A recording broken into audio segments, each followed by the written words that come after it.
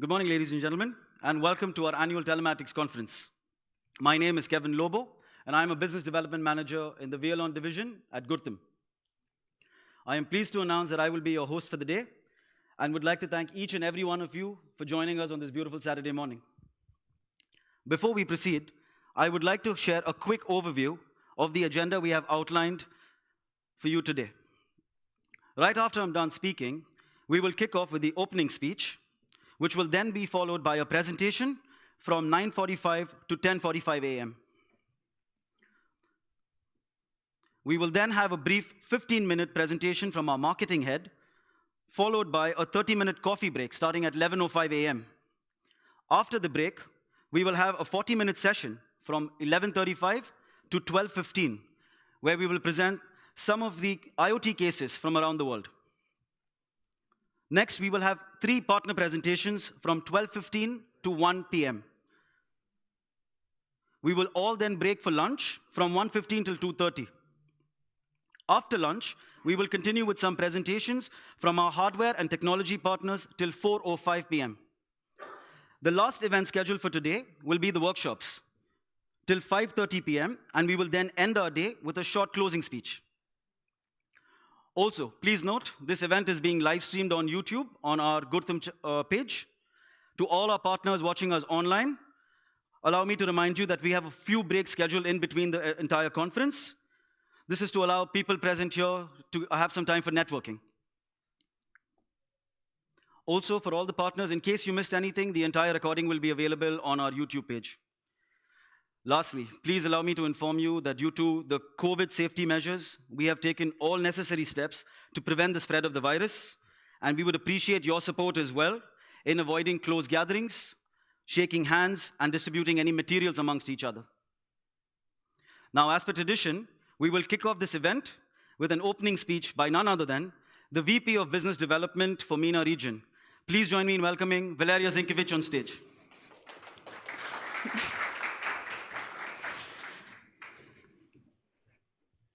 Yeah, I forgot the clickers.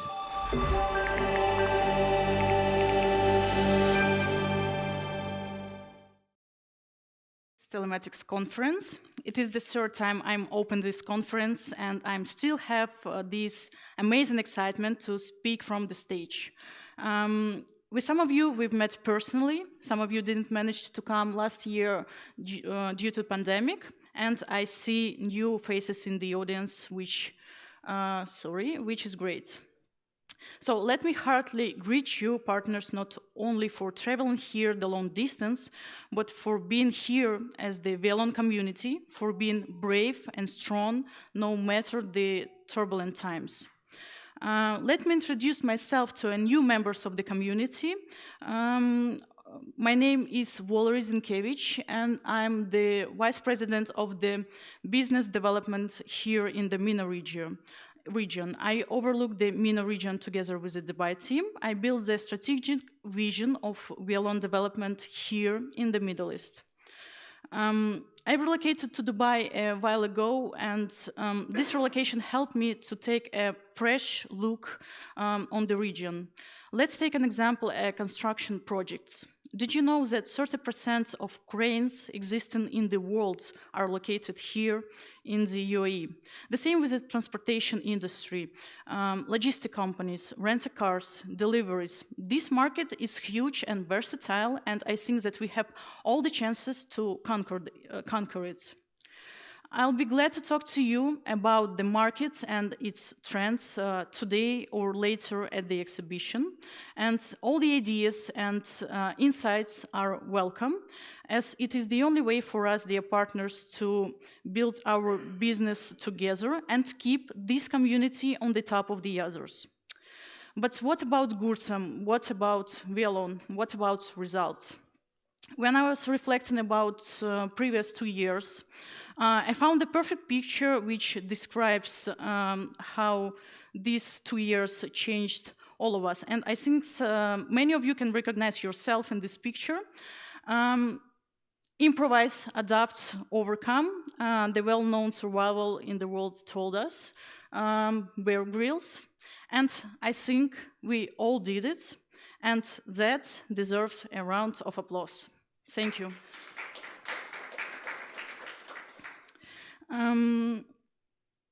Look what I'm gonna show you now. This, how big we were at the approximately same event a year ago, 152,000 units. Please remember this number. And this is how we are big right now. 165,000 units are connected in the Middle East in 2021. One can ask whether it's a good or a bad result. I consider it to be a great result. We managed to stand out and we managed to grow no matter the challenges. And I would like to thank each Gurtam partner, be that business partner, technology partner, hardware manufacturers, and Wialon team members for these tremendous results. Recently, we managed to reach 3 million units on the Wialon. This information is not new, but still it's worth to be mentioned. In Wialon division, we have this tradition to celebrate each 100,000 units milestone, and this year, one of the MENA partners managed to reach it. When I found out that it was MENA partner who connected the 2.8 million units, I had a feeling of the excitement, and I would like to greet Advanced Telematics Solutions. They're not here, probably they are connecting more fleets right now. And I would like to wish Advanced Telematics Solutions to implement as many as possible amazing Wialon-based projects and to keep on roll to fight the competitors here in the UAE. Wialon novelties. Look, Nawaz will spare the whole presentation to share about the new features we implemented in Wialon, but I can't help but mention 2 of them, which I'm really proud of. So the first feature it's not a feature exactly, but it's a brand new video module. We are really proud of this module because it has a brand new architecture.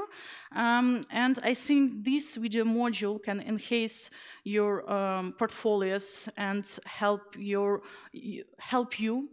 to provide more advanced video services for the end users.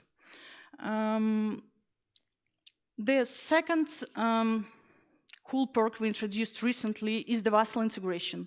If you're from Saudi Arabia or working in Saudi Arabia, you definitely know what VASL is. VASL is an e-platform developed by the public transportation authorities of Saudi Arabia in order to control the location of the fleets.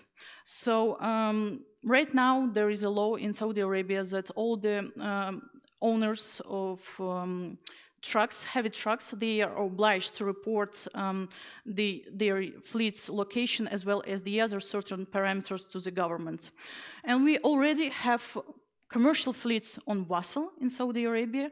And if you're from Saudi Arabia and you're not testing vessel with Wialon, I would like to welcome you to test it. And let our common efforts not go in vain, and let us succeed in Saudi Arabia even more. Speaking about the GITEX team who flew here this year, I will start from the team. I will start from the people who flew here from Vilnius, Lithuania. A year ago, we opened a new office there, and we would like to welcome European partners, as well as the other partners, to visit our office. So we will start with Alexander Kushinov. Alexander does not need any introduction. Anyway, I will introduce him. So Alexander is the head of Wialon division in Gurtam. He overlooks all the Wialon related operations, be it marketing, business development, software development, technical support. Everything is under Alexander's hands. Denis Grebennikov. Denis Grebennikov is the head of Business Development Center here in Wialon. Denis built the strategic vision of Wialon development globally. He overlooks 11 sub-regional teams, and MENA one of these teams, technology business partner development team, and implementation manager teams. You may ask what happened to Olga Filanchuk. Well, Olga Filanchuk is the previous head of IBDC, for those who don't know, and she's getting prepared for the most important and big project of her life. So you can congratulate Olga with the maternity leave. Yes, Anastasiya Eroho. Anastasiya Eroho is the head of marketing department. She's responsible for all the marketing, global marketing activities in the world. She's one who stands behind the success of Wialon and brand awareness globally. And she's taken part of the most valuable thing for growing and nurturing Wialon community. And Marina Pochenkova. Marina Pochenkova is our offline marketing specialist, event marketing specialist. Current days, now, like offline is new online. So Marina is not only in charge for lovely presents for the partners or creating the booth design for the exhibition. She stands behind each and every award ceremony you see on our YouTube channels, Gurtam webinars, and all the videos we have on the YouTube. Speaking about MENA team, I want to present myself twice. What I want to say is that right now we are expanding our team and we are bringing more resources here in Dubai. Our team is growing, and probably you will see the new faces since previous telematics. And next year you will see more faces. We're growing, we're getting bigger, as we would like to enhance your experience, the speed of our support, and our development here in the MENA region. So let's proceed to my precious team. Karina Lukyanova is the lead business development manager here in Dubai. Shazain Rashid Ahmed is the business development manager. Kevin Savio Lobo is the business development manager. We also have our regional Wialon implementation manager, which is Nawaz. I think some of you have met Nawaz already or talked to Nawaz. And we have Margarita Litvinenko. She's assistant to business development manager, and she's based in Minsk.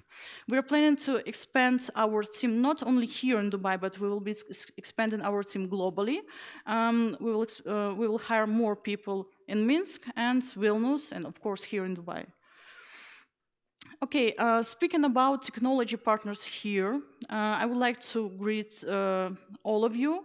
And today we are accompanied by Galileo Sky, Escort, Xirgo, and Hoven. Hoven team didn't manage to come due to travel restrictions. You know how harsh those restrictions are in China. So here today Hohen will be represented by BGT Ventures General Trading, which is an authorized Hohen distributor here in MENA. Today we're accompanied by Sicic from Slovakia. Last year they were here with us online because they didn't manage to come once again because of the restrictions. So finally we got them here. Sicic develops mapping and GPS navigation solutions. Their products can be enhanced, can be used to enhance the existing routing functionality in Wialon for the most demanding clients.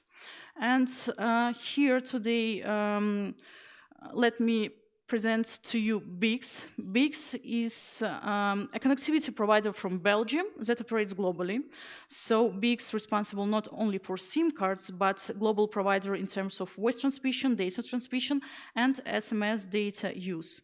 Many common projects were already implemented by BICS and Wialon teams, and we are waiting for more.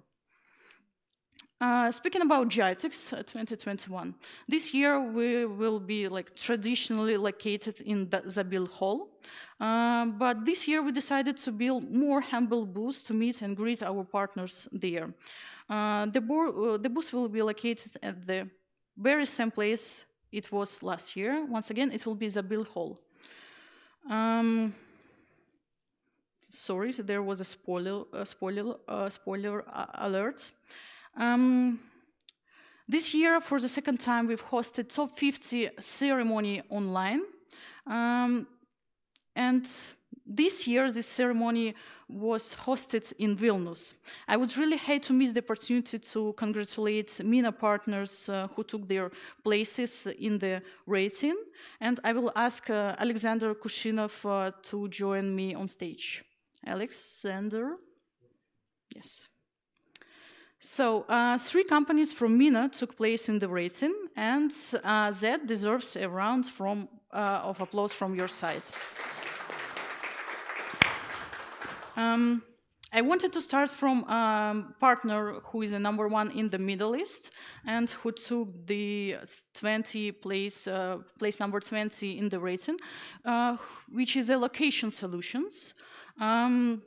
Location Solutions, yes, but they are not here. Probably they will come later, so we will greet them later. And the award for place number 32 flew to Kuwait already and was received by Amana Technology, who shows the fastest growth in Kuwait in 2020. And the award for place number 33 was carried from Vilnius with lots of love and care. So I would like to welcome Mirza and the whole Integrated Solutions team on stage.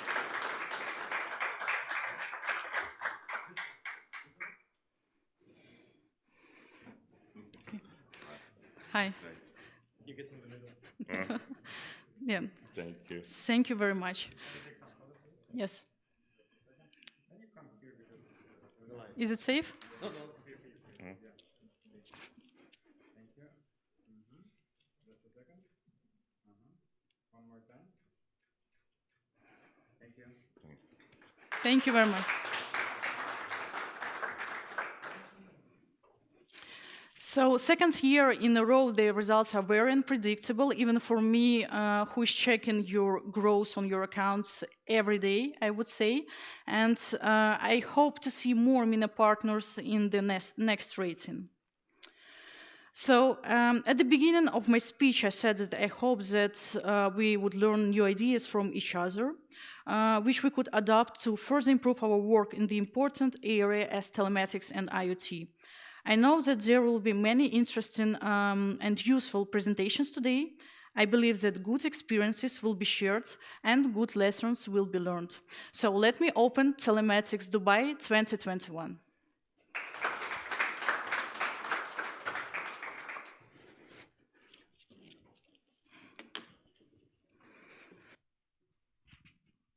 Check. Thank you very much, Valeriya.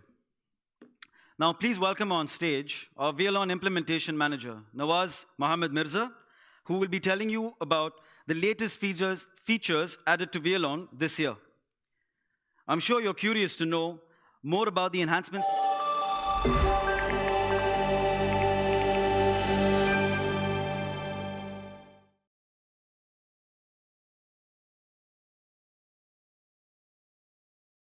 Thank you, Valerie. That was such an inspiring opening speech. I'm sure everyone here in the audience would agree. Well, ladies and gentlemen, good morning.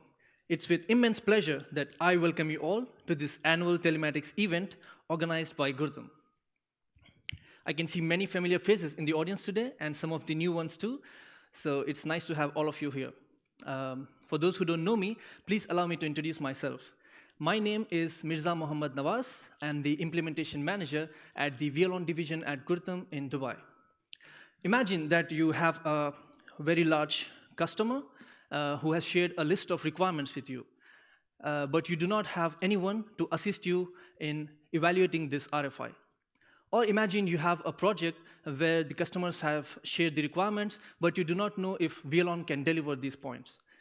And also, think about a situation where you want to select a GPS device, which would be the right fit for your project, but you do not know which one to go for, and you do not have anyone to provide a loyal suggestion. So there might be many such situations where you would need some advice or someone to share the best practices with you, and this is the very reason why we implementation managers are here. Our main goal, dear partners, is to assist you in evaluating your RFIs or understanding the different functionalities of Wialon and delivering these successful projects with Wialon. So now you know whom to approach when you have a new project. Okay, so today I'll make use of this stage to present to you the different functionalities of Wialon that have been launched in the Wialon ecosystem in the year 2021. This will be a very short overview, and it will be super useful for you as you will have a complete overview in a very nice and easy to digest way. The presentation itself will be divided into several parts with the Q&A session after each topic. So you can ask me questions if you have any. So let's proceed. What's new in Wialon hosting this year? Well, this year we have introduced lots and lots of new features. But wait, I'm sure you've heard the same line last year, and you've been hearing the same every year at telematics events. So what's different this year? I would say everything is different, but there are three things at Gurtam that have never changed since its inception. That is innovation, dedication, and consistency. And here we are again after one more year of consistent efforts to present to you the new features of our flagship product, Wialon. So now, let me introduce you to the future, the single sign-on. This is an ability to log into Wialon using credentials of other platforms. Previously, a Wialon hosting user could log into his or her account by using the Wialon login and password. However, it was quite inconvenient when they use a single corporate account for all their other applications, and they had to log into Wialon separately. So we expanded the functionality with the Google login feature last year, but this time we went further. Now a user can log into Wialon account easier and faster via a third-party app. The third-party apps can gain access to Wialon via the Auth0 provider connected to our platform. However, when we launched this feature earlier this year, the necessity to manually connect the Wialon account from the user settings in Wialon did not make the feature as popular. So we made further enhancements, and after you have logged into this service now, changes are automatically saved in the user settings. You can remove the connection at any time. Sounds cool, isn't it? So I'm sure you have made note of this feature, and you're going to try this very soon. We have moved the fuel consumption settings to sensor settings in November 2020. But the tab of fuel sensors already was always remaining there because we wanted you to get used to the new fuel functionality, which is now in the sensors tab. But now we have checked the statistics and we saw you're more comfortable, so we have removed the fuel tab from there fully. The unit type library. Previously, Wialon users created unit type names on their own. It was time consuming, and the name could be incorrect or misspelled. The use of these names in Wialon was very limited. They couldn't be used to create unit groups or customize the interface and so on. We carefully analyzed all the unit type names that our users entered, and we created a universal library. So now, when you go to the Profiles tab, you will find a vehicle type option there, so you can drill down to the exact type of vehicle which you want to choose, the exact type of vehicle. And you can also see a search bar, so if you have any difficulty in searching from a list of libraries, you can search with the search bar, and you also have a recently used unit types available there. So that will be a useful feature also.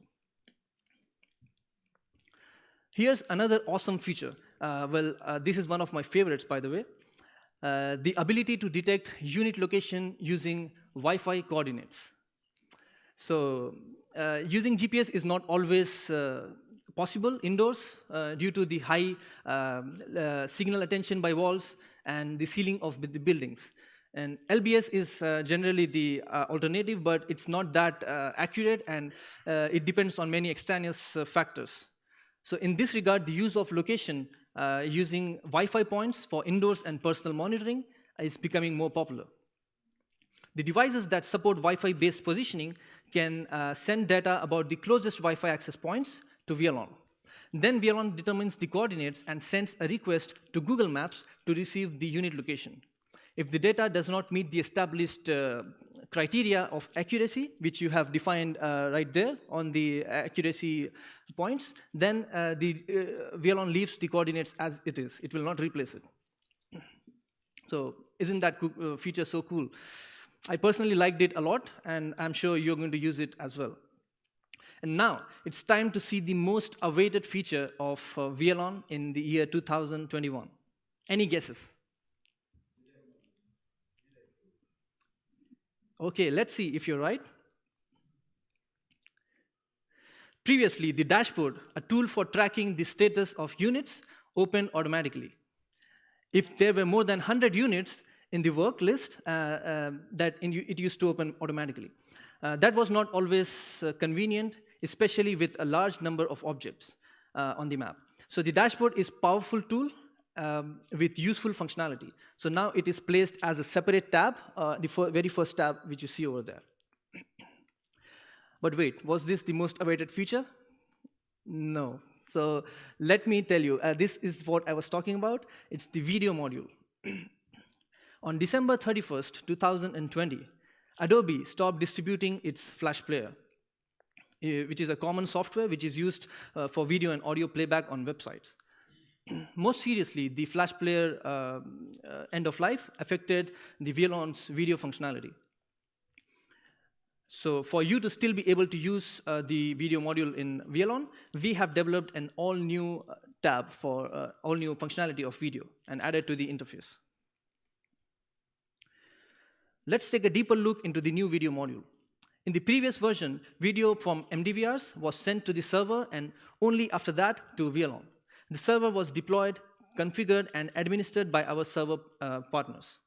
So this ensured video stream conversion into MDVR. To simplify this work and make the solution universal, we have redesigned its architecture. Now video streams from MDVRs get to Wialon from Amazon Web Services. Now our partners no longer need to deploy servers. Video is processed and stored in the AWS cloud without any participation from the partner side. Also, additional configurations of MDVR isn't required. You can use the normal devices as any other GPS device into Wialon now. Now, connecting MDVRs will be similar to like working with any other GPS device. Also, you can see the screens here. The interface features 3 subsections: the live stream, playback, and files. So let me tell you more about these features. The live stream goes by its name, so whatever video your device is taking, it will display live over here, and down there you have a play and stop button, so at any point you can play the video and watch the live stream from the device.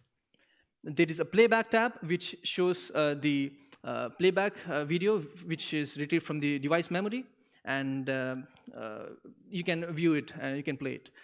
And then the Files tab is where you can store the video files. This can be done through two methods. Firstly, manually, you can go to the Playback tab and cut a portion of the video and save it as a file. Otherwise, you can use the automatic functionality, which is through notifications. So you can trigger a notification for speed or maybe driver fatigue, and you can capture a video for a few seconds of that portion. And you can save that video over here in the files. And you can also associate a tag to each file. So when you're searching the videos, you can able to search with the tag what kind of video it is. Also, video files are even linked in reports to the events that triggered their saving. Now, the user will immediately see the report with kind of event occurred to the unit and watch a video confirmation right in the report. More about the video module. In the unit properties, there is a tab with video settings. The tab is used to view connected streams, connected cameras, and you can connect simultaneously up to 16 cameras for one unit. In addition to watching a live stream from an MDVR, you can also track the unit on the map beside it, as you can see here. So you do not have to switch to multiple tabs and know where the unit's location is. Right from the video module, you can open the tab here. Okay, in this respect, we have even developed a special video service for Wialon Local to view live streams by units in the modern format without using the Flash player. I hope you all like the new video module, which is going to evolve even further as the time passes. Now, let's take a look at what we have next. Previously, in the Access tab of the unit properties, a user could search only by the unit name. We wanted to make the search and its results as comprehensive as possible. So now a user can choose from the drop-down which parameter to apply, whether he's searching for an account or a creator, and he can search easily there. What's new in Wialon reports? All's well when that ends well. So as you know, reports is the most important feature for any software, as it's the final output or the end result of all the operations performed. All the data feed it into the system, etc. We continue improving the reports in Wialon, and as you can see, this year we have added a lot of new columns into the reports, which were missing in the user's work. We created, like when we are creating a report on geofences or a group of geofences, we added the ability to select not only single, but a unit group. So now when the end user creates a new unit, he no longer needs to manually edit the report and add the unit for it. He can just add the unit to the unit group, and he will be able to get the report. On tracks, in maps, and in the report charts, the markers allow usually to quickly assess the situation with a unit. But it was impossible to find out from which tank exactly the fuel was drained. If several sensors were installed in the unit tanks and a filling marker was activated. Now, filling markers show which FLS has detected a fuel filling or theft. For example, the tank sensor is marked as number 1 and the main tank sensor as number 2, and so on. Many of our partners use custom sensors. For example, when they want to retrieve data like mileage data from the CAN bus and not the GPS monitoring. But imagine that you need data on a unit group where every unit features a number of sensors under different names. Previously, it was impossible to display such a variety of sensors in a single report. Now, data from custom sensors can be displayed in unit group reports. So this new feature allows users to receive data from various custom sensors created for several units in one table.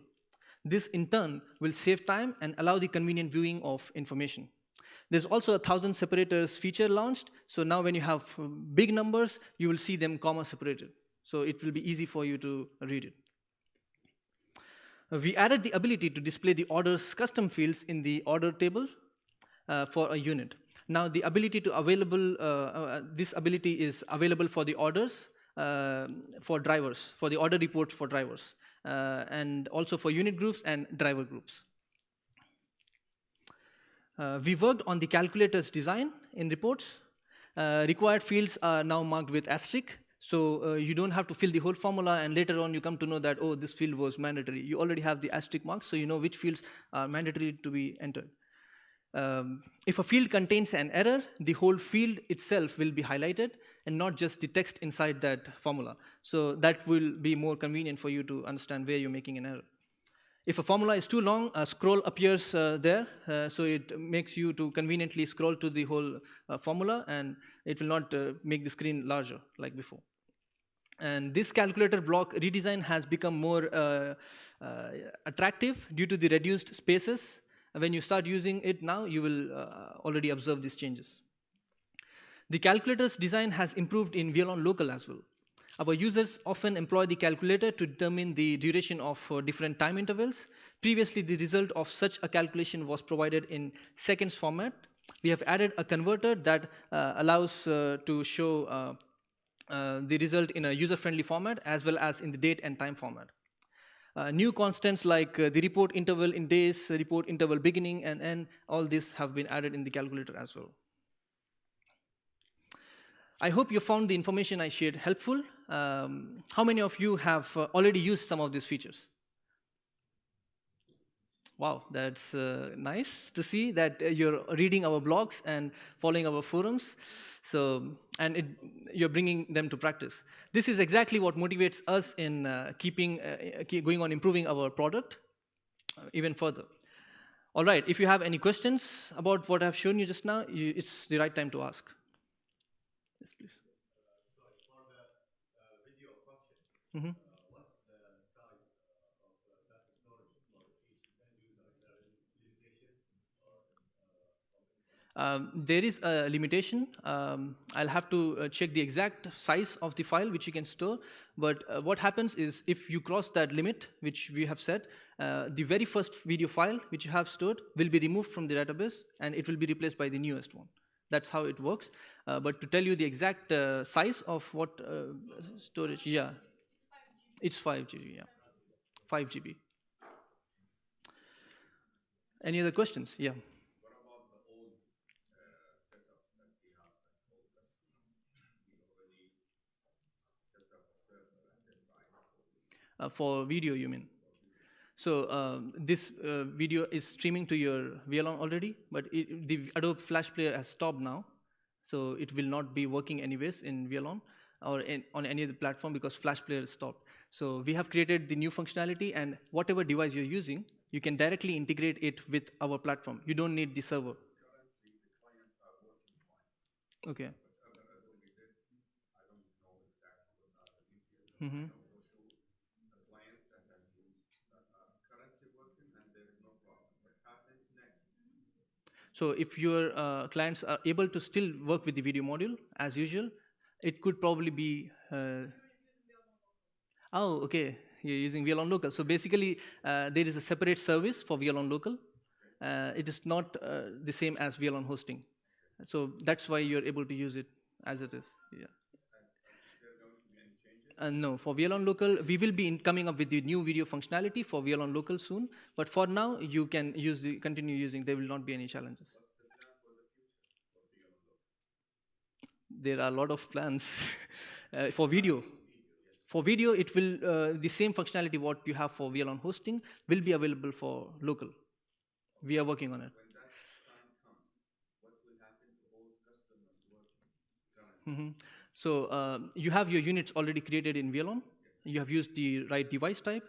Maybe you just have to repoint them from the current server directly to the Wialon server, and that's it. You will not have any major challenges there.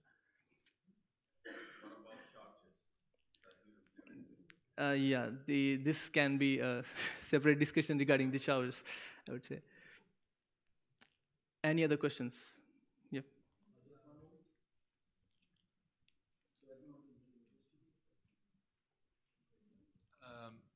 Test. As you know, some video hardware providers are having their own website for video alerts and monitoring. For example, StreamX have their own management tool where you can divide like alerts by type, so fatigue, distraction, etc. Would that be also available in Wialon, or you just see stretches of like cuts of videos? So your question is that whether Wialon can capture videos and store in this memory when there is a driver fatigue happens, or Do they store them by type, or they just store yes, you events? can associate a tag for each type of video. Like this video is for a violation, for example. So you can associate a violation tag and you can save it. Sometimes it might be an overspeeding video. So you can associate a tag overspeeding and you can save the video. So later on, when you search with overspeeding, you'll find all the videos related to overspeeding. So it's one of those 3 tabs we saw, the Yes, live and the it file. is the files tab. Okay. Yeah. Okay, so let's proceed. Now let's see what features the latest version of Wialon Local has received. Okay, this is a pretty large list. Basically, all the changes you're seeing here are for the admin panel in Wialon Local. There is now an option to pick the skin out of several default skins. On the status tab, now you can see the list of ongoing processes in Wialon with their completion percentage. And the administration system interface expands on the screens with higher resolution. It will help get rid of the relocation of elements to new lines, as well as show more data more efficiently. Now the free space in the disks and directories, vital for Wialon local operation, can be controlled with the help of email notifications. We added the ability to schedule the update for a certain time and day of the week. We developed the mechanism for the mass background export or import of the unit messages. We added the ability to upload logos for the authorization page and the monitoring system interface. And the backup server installation can now be performed using the Wialon local ISO image. And now you can change the password to the administration system yourself. The Let's Encrypt certificates are now renewed beforehand. So the renewal of the next certificate starts only after the renewal of the previous one is done. We added the ability to send comments and suggestions directly from the administration system interface. In the port column in the hardware type section, you can change the port for the hardware type if for some reason the default port doesn't suit. On the system tab, we added the ability to set the period of in regards to the database compression. For the partners, clients working by the white label model, you can remove the word SDK from the Wialon API now, from the SDK queries, I mean. We added the ability to set up the email dispatch for the administrator to get only those that are important for him. We updated the list of available retranslators. And as I mentioned, there were several additions done to the admin panel. And now let's take a look at CMS. We added the separate column to the display of number of activated units in the CMS in the accounts tab. A separate column which displays the number of units that are currently active. This helps calculate the cost at the end of the month of these units and simplifies the analysis of number of active and deactivated units and the reports on them. In the monitoring system, in the reports by geofence and group of geofences, we added new filters and more columns. In the group reports by units, we added the ability to mark the selected trip interval with a red line, as you can see, and center the map on it when turning on the display of all the rights or messages on the map. To register the order confirmation or rejection, we have added a dedicated column, confirmation or rejection time. Now users exactly know the time of the confirmation or rejection of the order. In the order reports, we added the column showing the actual time when the courier entered the geofence. So now the dispatcher will know if the courier is trying to complete the order even before entering that particular geofence, the delivery location. As we have already seen earlier during this presentation, this dashboard tab is now a separate tab on the top there. We added the opportunity to set the time period for the dashboard. If you see the top bar there, we added 2 new blocks on the dashboard, the top units by fuel consumption and top units by mileage that displays units from monitoring tab with the maximum fuel consumption and mileage for the specified period. Now, hovering over the block, you can simply drag the dashboard bars, and you can adjust your dashboard as you like. We have delivered 2 new map styles, the Gurtam Maps Victor and the Gurtam Maps Modern style. Both are Victor maps. So apart from the fancy appearance what you see here, the new vector styles are more technologically advanced, and it enables us to add more new features to the maps in future. We have also added the geocoding and reverse geocoding and routing support. And now, after creating a geofence from the interface, it displayed on the map by default. And there is no need to spend time manually enabling each created geofence. So whenever you create a geofence, now by default it will be visible on the map. You don't have to enable it manually. And if you see here, previously the geofences, if there were a small geofence under a large geofence, the smaller one would not be visible. But now if you see, it has been arranged in such a way that the visibility is there for all of the geofences. What other improvements were done on the monitoring system? In the locator, we have the option of centering the map on the selected units. Previously, it was turned on by default after reloading the page. Not all users found it useful because they had to turn it off all the time when reloading the page. But now you have to do it just once when reloading the page. We added the option of opening photos via external links. Previously, this option was available for video only. In order to make the interface more user-friendly, we have changed the layout of some blocks, like the top navigation panel, work list, and bottom information panel, etc. If you have started using the new latest Wialon local version, you would have already observed these changes. We have added a new search criteria in the dashboard, that is with a phone number. We released an enhancement for counters. Now the relative sensors values can be used from the previous message.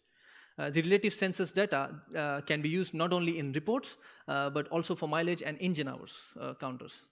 So this in turn guarantees the correct operation of the maintenance. Previously, the ignition sensors timeout value was not considered when calculating the events in the Wialon app for Android and iOS. It could lead to the data difference in reports in the system web version and the mobile app. Now this value is considered and the data is consistent. We added the filtration by geofences in the images table. So the new feature will come in handy when the user needs to download photos for a specific period by each client. Dear partners, I have just covered the Wialon local improvements. How many of us are already using the latest Wialon 2104? Wow, that's a great number. How many of you would like to upgrade to the new one?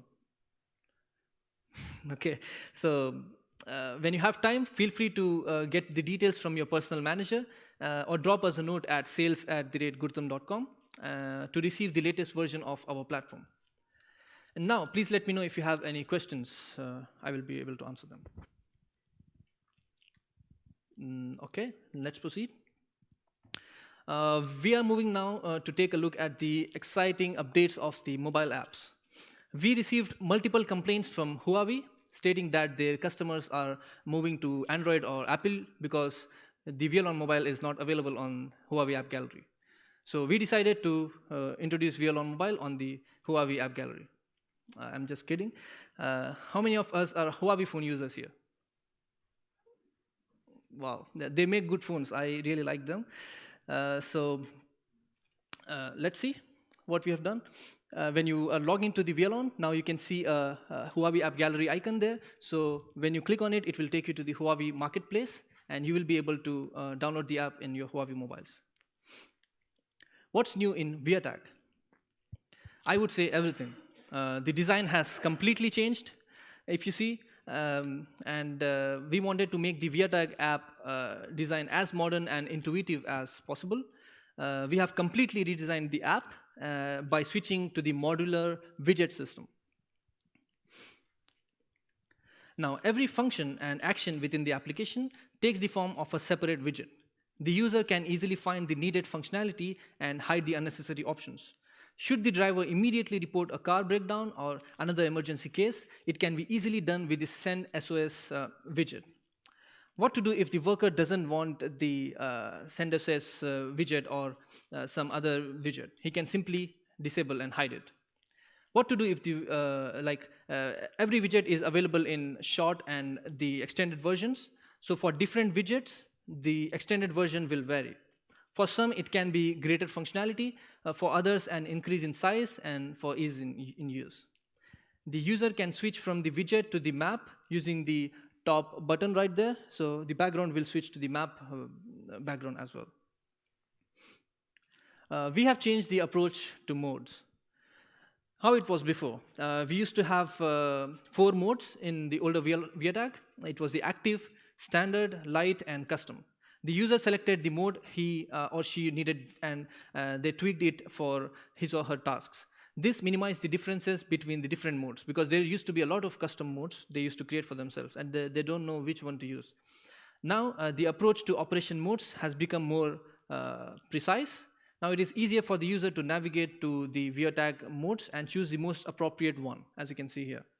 Now there are 3 modes in Wialon, in VIA-tag. It's light, custom, and standard. The light and custom modes are by default, and you will not be able to change them. If these 2 modes doesn't suit you, you can go for the custom mode. You can set your own custom criteria there, and there will only be one custom mode, so you will not get confused with a lot of such modes there now. Okay. The login screen has been upgraded. The users of Wialon Hosting and Wialon Local can choose the most convenient authorization by the method of account name. They can enter the account credentials, or they can enter the unit ID and password to log in, or they can even log in through a QR code. The users no longer needs to enter information, and the server as it is filled automatically. Another small but nice feature is it has a dark mode, so you will be able to save your mobile battery and also less strain on your eyes. What is the configurator of VIA-tag? It was not always easy for the end users to navigate the application setup. To help them, the previous version provided integrators with the remote configuration feature. It simplified the app setup, but still had a room for development. The integrator had to generate the configuration files and send them to the devices. And this didn't always come in handy for integrators, and they had to manually configure the app for each smartphone. We wanted to spare the user from this configuration work, and at the same time facilitate it for the integrators. That's why we have developed the separate configurator web application. The configurator flexibility is having flexibly and remotely and in bulk. It configures the VIA-tag without physical access to the user's smartphones. The partner selects device from the list, and settings are sent to them automatically without the need to edit the configuration file and manually send it using commands. The selected settings can be saved as a template, which is a great time saver. So configurator even generates a QR code.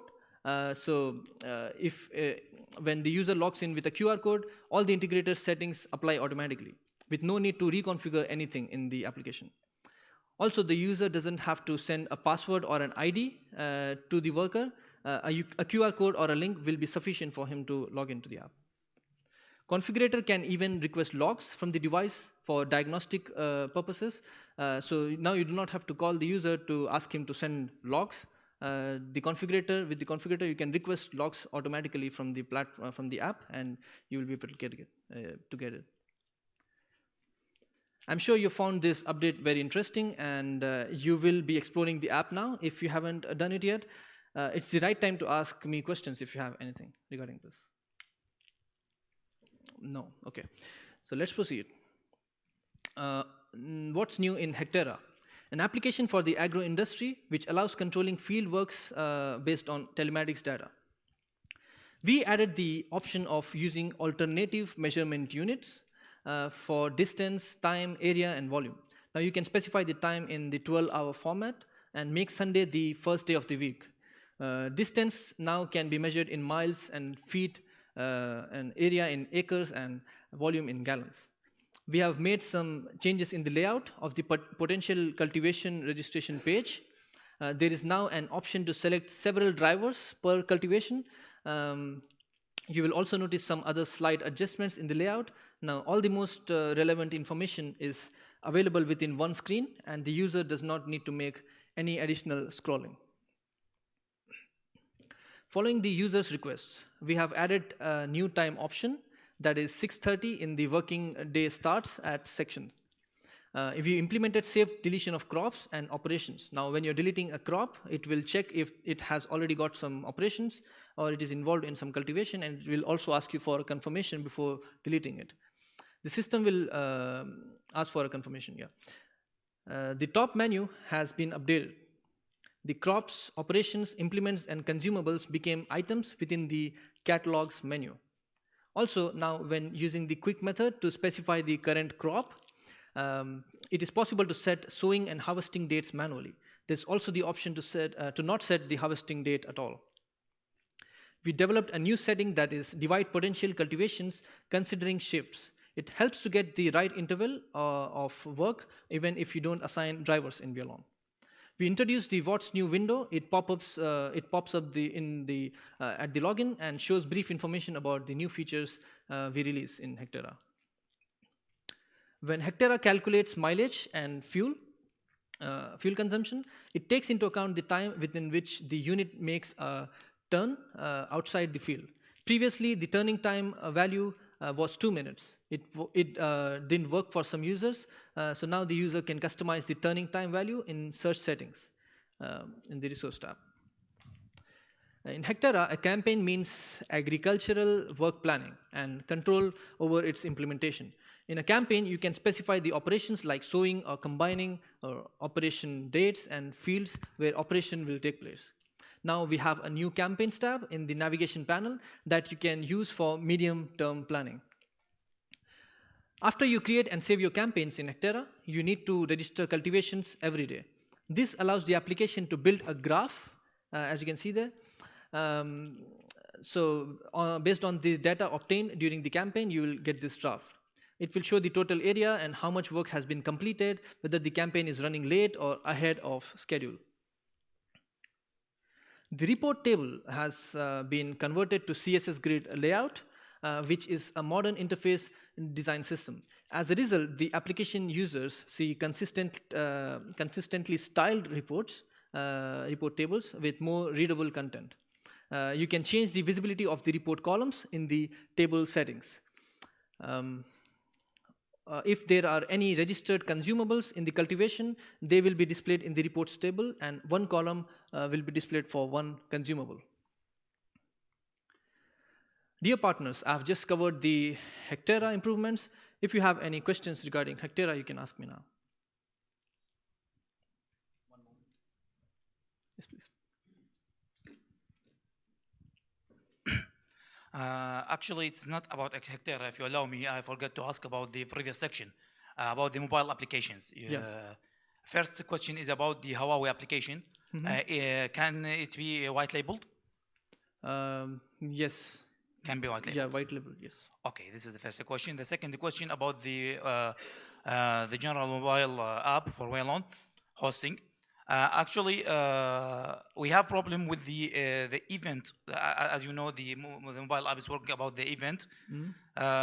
It's causing some problems when the data coming from the black boxes, especially for the fuel theft. We have a lot of complaining from our customers getting fuel thefts while the coverage is off. When the data come back, it have to recalculate from your side if they use Wialon hosting, or if local, we have to recalculate the data. So it is any solution for this rather than the recalculate the data? Basically, you're saying that fuel theft happens, but due to the GSM unavailability, the data is not received in Wialon, and it will be received later from the black box. Yeah. We can, in such situations, we can use maybe some devices, because if you're having a dual SIM device, If even one device, one SIM signal is not reached, there will be a separate, different SIM signal which will be available. So ideally, we can go for a dual SIM device, which will, at least one of the GSM tower will be reached with this. That is the very straightforward thing I can think of right now.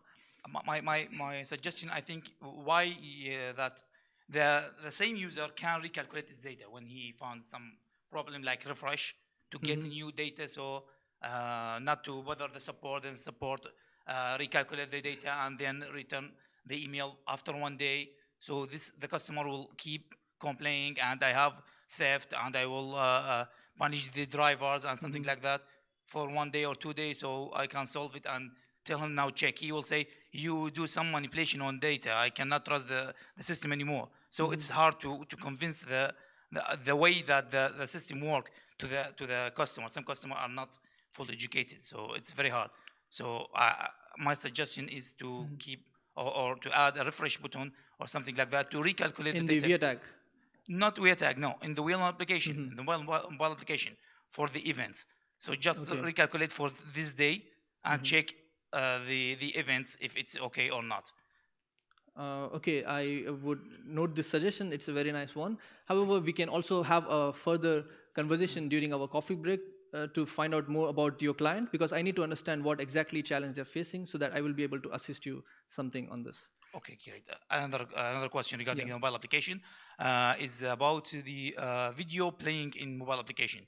Like we have a video player. We will be having this. We are working on it. We are planning to get this released soon. So this is perfect. Okay, thank you. Okay, thank you, Rafat, for your questions. Anyone else? Okay, let's proceed. What's new in Fleetrun? Fleetrun is an app designed to plan, control, and manage costs for maintenance. So, and let's see what new features we have done for Fleetrun in the year 2021. Now you can delete fuel fillings in Fleetrun. You can add location in a fuel filling and can also change the units of measurement, for example, from liters to gallons. You can see aggregated data on the object, total cost of services, and fuel separately. Also, you can see the cost per 1 liter or gallon. This data demonstrates more complete information about expenses for a particular object. Fuel fillings that were previously managed in other systems now can be imported from the CSV or XLSX files for further use. In order to store and use fuel fillings data outside the system, you can export it to CSV file. We have added the option by fleet, refueling, and by refueling facility. They can be found on the reports tab in the report type field. You can now configure a notification so that it notifies you only about those services that are created for specific service objects, or not, or on the basis of specific intervals. To do this, select the required service objects or intervals in the notification settings. Now the unit name is automatically added to the notification subject. Thus, it's easier to understand for which unit this notification is being displayed. You can also find out the vehicle's mileage or engine hours at the time of sending the notification. We have also added the service term of completion to the notification, so it helps understand how soon the service is due. In the new Fleetrun version, the information on the dashboard page has become more visual and more detailed. The services section now contains a pie chart which shows the ratio of due and overdue services and the ones in progress. We have also improved the design of the units, drivers, and trailers sections so that they occupy less space on your screen. Now you can not only see the information about all the expenses of the fleet, but also select the required values such as services or fuel in the cost section. You can select sections you want to display on the page. To do this, click on the icon to the right of the calendar and select the required sections. We have added a warning which is displayed right over there. It's on the fleet metrics and unit metrics charts. So if the value of mileage and engine hours were decreased in Wialon within the period for which the charts are generated, then you will get such alerts.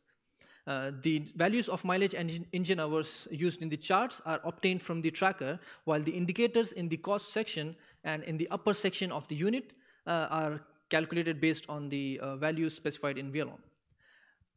We have also removed the limit for number of custom fields. So now you can add any number of custom fields. So these were the improvements in Fleetrun. How many of you are already using Fleetrun for any of your projects? Okay. And how many of you plan to use Fleetrun for any of your projects? Well, that's nice to know.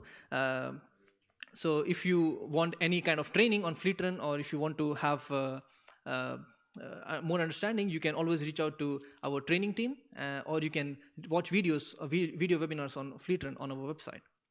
And Peter seems to have a question. Yes, Peter. Just one more. Sorry.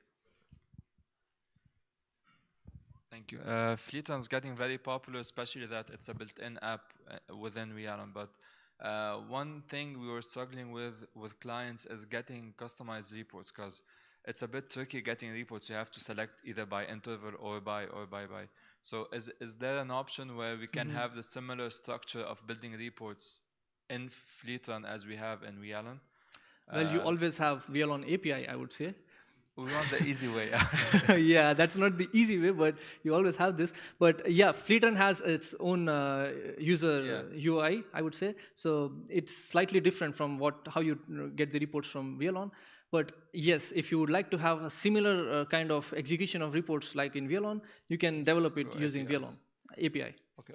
Two, is there any plan to do any morning checklist before every day for every car as a small mobile app version for Fleetrun? We have, it sounds like a very good suggestion. Why don't you provide more details, like where the email, or we can talk over the coffee break, and I will try to collect this. I think the mobile app version of Wialon, we've been talking about this for like 2 years, but sometimes you are on the move and you want to add some data. In the Fleetrun. And when the guy on the ground does the actual service, he wants to be able to check it as done or mark it as done and not go back to the web and do that. So a small mobile again, app I would say such custom applications, usually partners do it using Wialon API. They build some custom applications which can be given to drivers for completing services remotely. But again, if you have some suggestions, we can take it, and we will surely evaluate it. So we'll talk about it. Yeah. Any other questions? Yeah.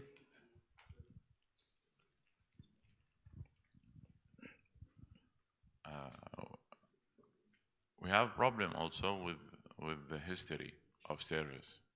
Okay, some service need 3 years to do.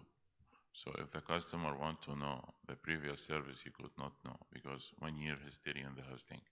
So any chance to extend the history for some event only, not all messages? Here, the very simple solution which comes to my mind is you can export the services and store it in Excel files. So you do not have any limit to store it. No. But in the application itself, it has a history period. So if you would like to... It's not only in the application, in the hosting itself. For the hosting as well? Yeah. So some event, it should be stored more than 1 year. For more than 1 year? Yeah, for the service. Okay, that's... we have options for... Now customer need to know how many replace the battery, for example.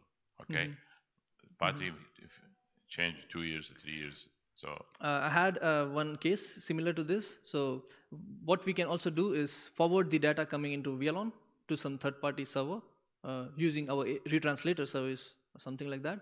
And in that server, you can store all this information, all the data coming from your unit, if you are not comfortable in saving it in the Excel reports.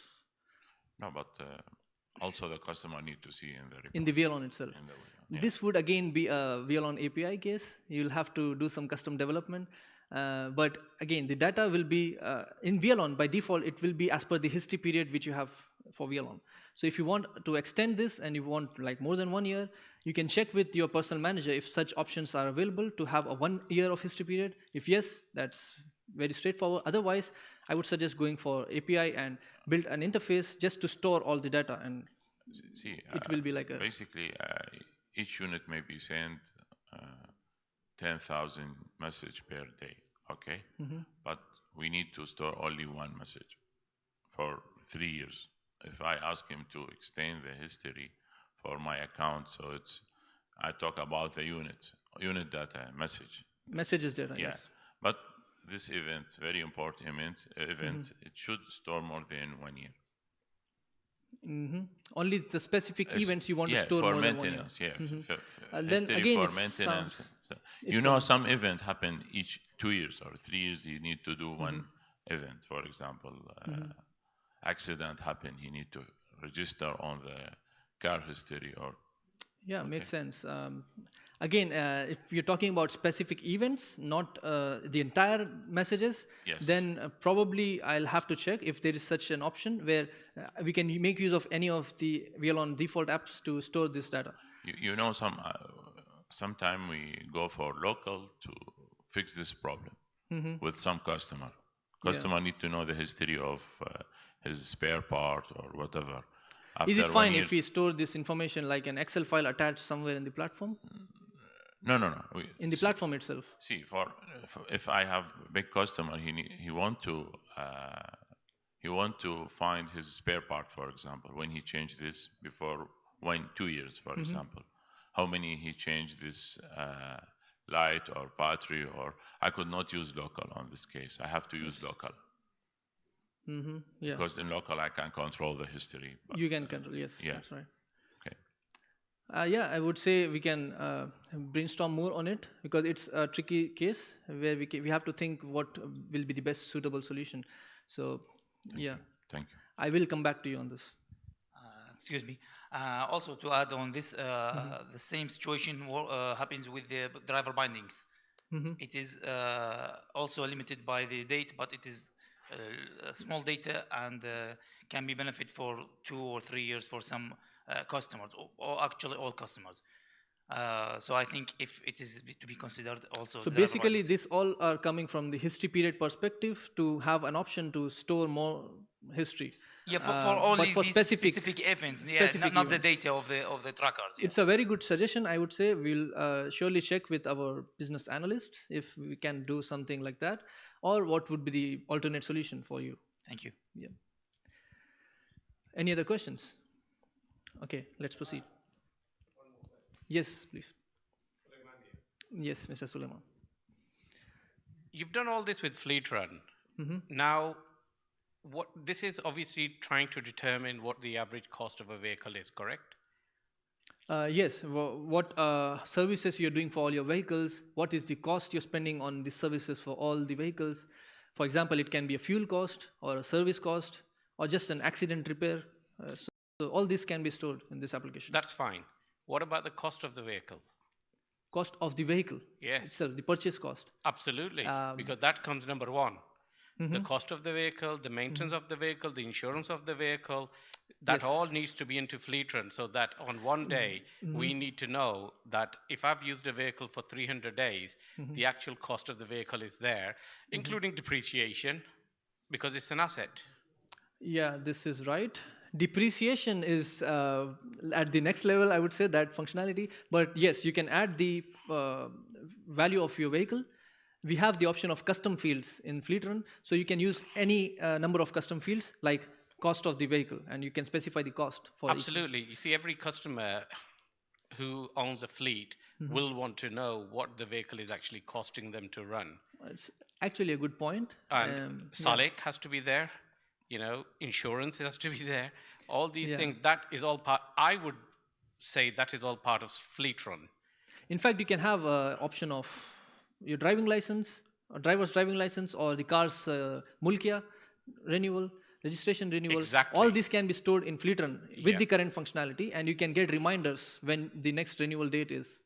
So that's very important. Yeah, this is there. No, but I mean the costing, you see, every penny that is spent on a vehicle is a cost. Yes.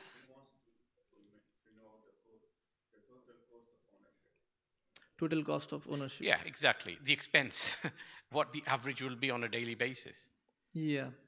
Well, in the Fleetrun, mostly it's designed for the vehicle maintenance purposes. Okay.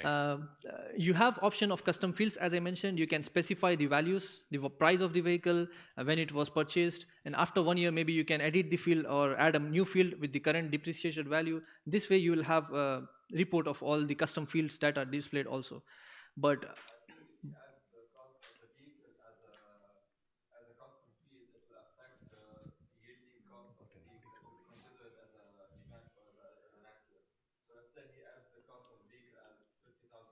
mm-hmm. So that will be shown as the average yearly cost, which is Yes, probably this is also option. Like when you're, as I said, when you're adding the cost of the vehicle in the custom fields, you will be able to see a report which will display the total cost along with the cost of the vehicle. What were the cost spent on fuel for that vehicle? What was the cost spent on maintenance, and all aggregated together. You're Total. already doing that.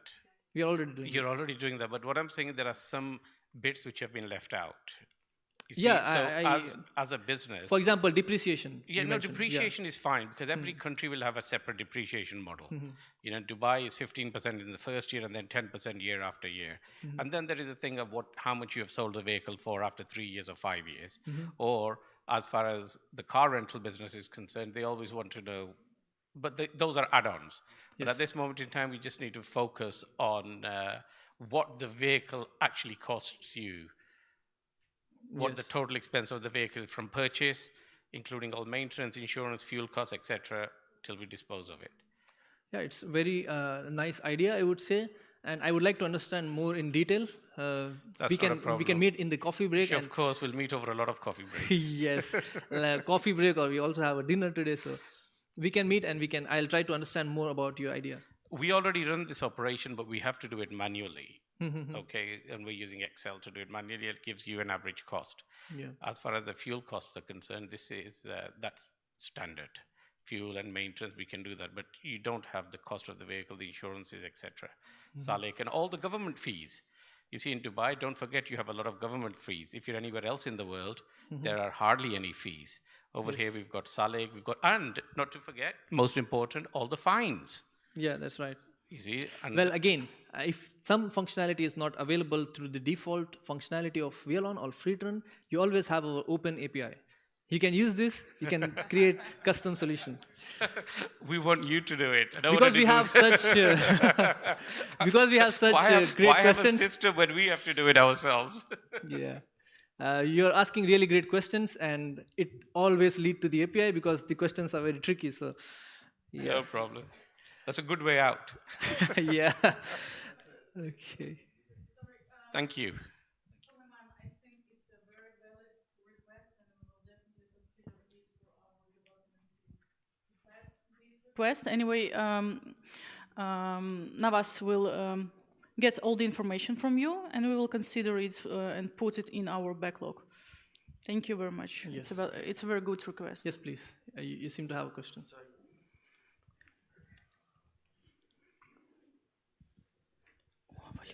Walid Al-Bashir from Inbound. I just have a comment on Sulaiman's request.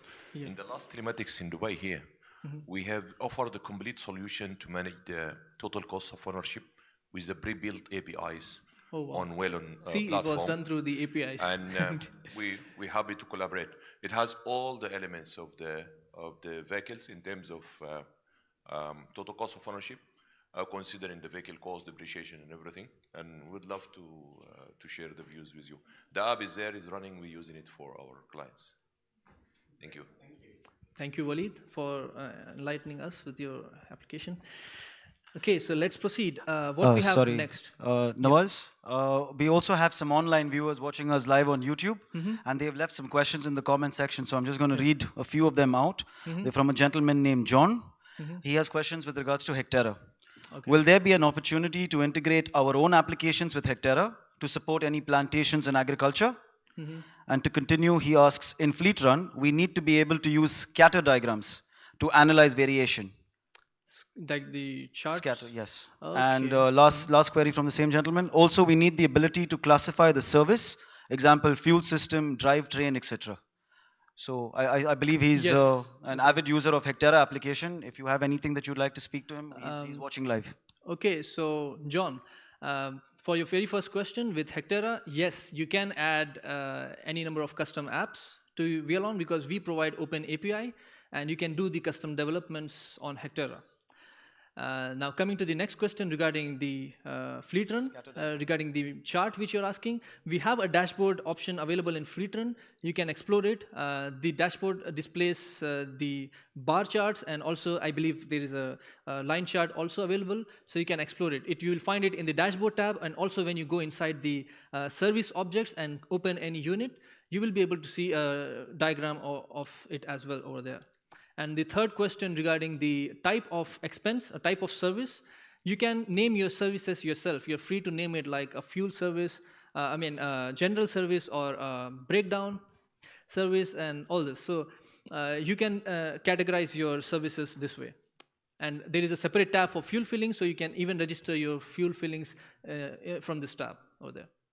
I hope this helps you. Thank you, Nawaz. So now let's proceed with the next application, which is logistics.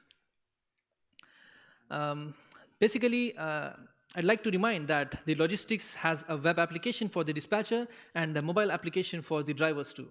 It allows you to control the whole order management process, including order placement, planning, distribution, route optimization, and coordinates. We have completely changed the login page design and updated the application logo in the navigation bar. Now the page has a different background, the logistics icon is different, and the design of the fields is also different. Before we proceed, I'd like to inform you that some of these logistics features which I'm showing you are also simultaneously same for Wialon Local as well. So you have a mark there, you will be able to see that the same feature is available in Wialon Local logistics as well. We have added a new map layer in logistics, which is the OpenStreetMaps. And we have also added a new column into the routes tab over there. And we have completely revised our documentation for logistics. So if you go to the Wialon Help Center, you will be able to see a totally different logistics documentation. It is more user-friendly now. In the chat, you will now hear a sound notification when there is a new incoming message. Now in the chat window, you can click the sound button to switch the sound on or off at any time. You can now view files attached to the orders.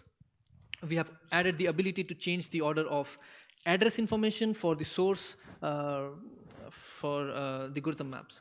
We have improved the optimization algorithm. Algorithm solutions have become 30% more efficient now. You can not only import the orders to the logistics, but now you can even export the orders from the logistics application. Now you can customize the algorithm solutions and choose one of the modes over there. You will find fast, cost-effective, and the balanced modes. So you can choose the most comfortable, the most convenient mode for you. If the take into account the unit's location option is enabled, then the system will take into account the location of each unit before assigning any order to him. So the most nearest person to the orders will be assigned the orders. If the strict delivery interval option is enabled, it is planned to deliver the order adhering to the delivery interval. If it is not possible, the order is excluded from the route. If the service within delivery interval option is enabled, the algorithm seeks to include the service time in the delivery interval. Now a new block is located in the planning tab, which is the route cost calculation, which you're seeing here.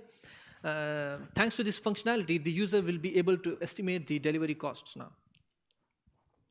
In the new application version, we have come up with an improved design of the navigation bar and tables. Previously, the application language depended on the language selected in the user settings in Wialon, but now you can change it in the general tab of the logistics itself. We have also improved the logic for displaying help tips. Now you can enable or disable the help tips. So if you do not want to keep having those pop-ups, you can disable them now. Moving order cards became much quicker and easier. The move button was added to the order cards in the upper right corner. So the end user clicks on the button and he selects the route on the map to which he wants to move the order to. We also improved the design of the notifications window. Now the window has become larger, the style of pop-up notifications has changed, and the unread message displayed has also changed. You can even mark all the notifications as read at once. On the general tab of the settings, we have created the order rejection reasons, where you can specify the reasons for rejecting orders or create a list of required reasons for rejection and autocomplete button. We have also created the order fulfillment requirement section, to which you have added a new option that is not to confirm orders without signature. So if it is enabled, the driver cannot confirm the order without he takes a confirmation signature from the customer. Well, I really like the way our business analysts think, isn't it? So it's a cool addition to logistics, and let's take a look what we have next. On the mobile application, there is a mobile application for logistics. You have an option to confirm the order, and a pop-up, and you can sign on it on the mobile itself. Sorry? They don't want the signature screen. Oh, yeah. So you mean a pen? Well, it's not a mandatory feature. If you do not want to use this, you can use alternate ways. So it's an option. Yeah.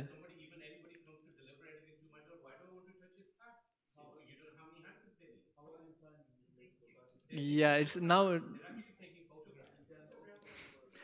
photograph of the customer.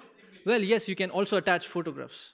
Not even photograph of the customer, because the Data Protection Act stops you from not even photograph of signature. Actually, what they're doing is when they're delivering goods, they're putting it outside your door and taking a photograph of the door. That's what they're doing. But Yes. that's just a suggestion. The rest is how you decide to build your system. Well, that's again a valid point. We'll have to think on those lines now, just because we have. I'm talking about 2 or 3 different countries that are doing delivery. In Dubai, they want you to sign it, and I tell the people who come to delivery, you sign it. Just don't bring it down. In the UK, for example, if something is being delivered to my door, they put the package outside my door and they take a photograph of the door. They don't take a photograph of the recipient. Yeah, this again, we have an option of photograph from the mobile application, or a signature, or you can simply pass some comments that it's delivered. So all the options are available. You can choose whatever you want. Delivered, you can't pass a comment because they can deliver it to anybody and say it's delivered. Yeah, it can be photo or a signature probably. Thank you, Suleiman, for adding this. I have a lot of experiences, I'll tell you, and a very good one happened yesterday, so that's why I asked the question. Yeah, I mean, you're bringing up very valid points, and sure, we'll have a Q&A session after this. Once I complete this, so we'll discuss more also. Sure, thank you. Well, we have made the cards on the warehouses tab more compact. Now, all the specified parameters are displayed as icons. We have also added a dynamic search by parameters for warehouses.